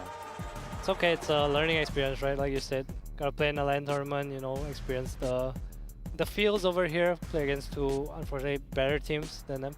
Yeah. And I think the most, funnily enough, I think what you get out of this experience is less about the in-game stuff and more about, hopefully, some sort of fire lit under you to try and improve, right? Yeah, because it's nice to fill the gap sometimes. I think it's nice to like, oh, this guy, like, even in loss, mainly you learn, right? Yeah. That's what you want to do. How do you make this day productive? You know, you went 0-2, sure, but how do you come out on top of that? I think that's really important for anyone who's striving to like just be a professional in any field, not only in gaming. It's just how do you make this better? I think there's a certain degree of pride when it comes to it as well, and you can channel that in different ways, because some people, they take those losses and they feel that as a slight on their pride, and that makes them feel demoralized, and maybe they don't really feel that same I'm glad passion to of say fire. that like I feel like the girls did look like too sad. Yeah. Probably a bit of an expected result, but also, like I said, fun experience, right? I do hope so. I do hope so, because how often do you get to say that you got flown out all the way to you know, a live event where they took care of everything for you, they had the setups, you got to play against some of the best teams. So we will see a little bit of a breakdown about how that game went, although I will say there wasn't really much to talk about. It's just too light. I think it's fair to say that they were kind of messing around a little bit. You know, they Just a little bit, probably. Yeah, I mean, some of these Venom dives... jungle is legit. Yeah, Like, no, everyone, for sure. everyone who doubts it, like, it's cheating. This Venom jungle is cheating. Yeah, I would say so. But I think what I mean by messing around a bit is a lot of the decisions as to how aggressive they would be, they would have never done like half You of just those cut moves. off your brain. Yeah. Storm has 100 CS in this. Yeah. 1 million game. Yeah, he saw a meter hammer too. Yeah, exactly. I mean, the media hammer isn't a bad item per se, but it's just like you would never really get that. And I think a little bit more work, at least for me. I know a lot of it is the execution part of things, but I do think that the draft also had a little bit of question marks, at least for TK Esports. I feel like both of their games we saw, specifically, I don't like their think draft both games. You I feel like it was playable. I don't think it was like, okay. oh wow, up draft, but I think it was playable. So here's my perspective. I think for sure if we cover all the player names and the team names, it's playable. But I don't think you're at the level of execution where you can brazenly pick your calls like that. So what I mean is like, But there's no like real workaround for that. You think so? Yeah, I think so. If like your skill gap is far, it's difficult, right? Yeah. The like ideal world is like you get your certain heroes that you specialize into play better than you want to give your best, right? So you want to play your best heroes. Yeah. Like let's say I suck at Morphling. My Morphling is like 6k, or like maybe my TA is like 8k. So I want to play TA in like every situation. So how Yeah. do you like enable that? I think that's like a good way of looking at it. Okay. So I mean, I guess it's just gearing your mind towards, for example, if you are going to pick that TA, or if you are going to sort of last pick the Tiny or slam the Drow even in the face of a tougher matchup, you just need to try and figure out how to play better. How to deal with it, yeah. It's like more of a how to. What do you think they could have done then for TK Esports? This game, I think the mid lane was a problem, and I think if the Tiny was poor, they needed to not react. I think they had to play towards the draw lane, because the draw is the winning lane, right? Like just make sure this TB can never come. Make sure this Ench doesn't get a ward, you know, make sure his draw doesn't die to his rotation. Like seal that off completely, right? Because Like, when Ench leaves, the Centaur can actually just cut one wave with return. And then I feel like the lanes are a bit more stabilized, and Tiny eventually will get a rune. But once you have levels, like the Storm does die to like a hoodwink Tiny combo. You know, we saw it which, multiple times as well, despite the advantage, right? That Winter is coming, or V rather. Just that's his name. I'm just reading it off. But yeah, I mean, we saw multiple times that he did just get bursted down. Right, once you get that toss combo, the crash landing, it's Yeah, that's why I felt like draft was fine. They had the ability to do that. It was just hard to execute based on like how the early game went, right? Maybe it's a bit of a mistake on my part, because the way that game played out, it didn't feel like they had the ability to do that. I understand. I understand where you're coming from. Yeah, but that does wrap up our one-day group stage. We had 6 best of ones, on this stream today. We had another stream that was going on covering the other groups, but that basically concludes it. We know who our semi-finalists are that are going to play here at MyTech in KL in front of a live crowd. That's hype. That's hype. How's that different for you, Adam? I know you've sort of played multiple online tournaments, multiple online qualifiers and stuff like that, and then now, I mean, you've literally played in front of a crowd at TI. It feels nice when you win. Only?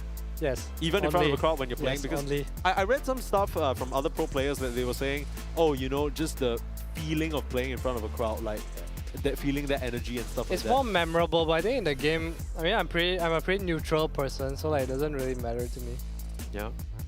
Like you don't feel it in between games, or like when you're in Dota, you know.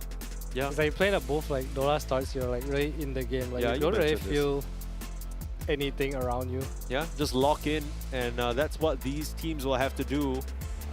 Ivory, 1, 2, 3, Helios, and Myth Avenue Gaming, your semi-finalists for the Asia Pacific Predator League 2025. Of course, we will be taking a couple of days of break until then, because we, of course, have Valorant to sort out. There's a group stage for that. And we're busy getting everything ready for you. But if you are in KL, you want to be here for this event, how often do you get Southeast Asia lands?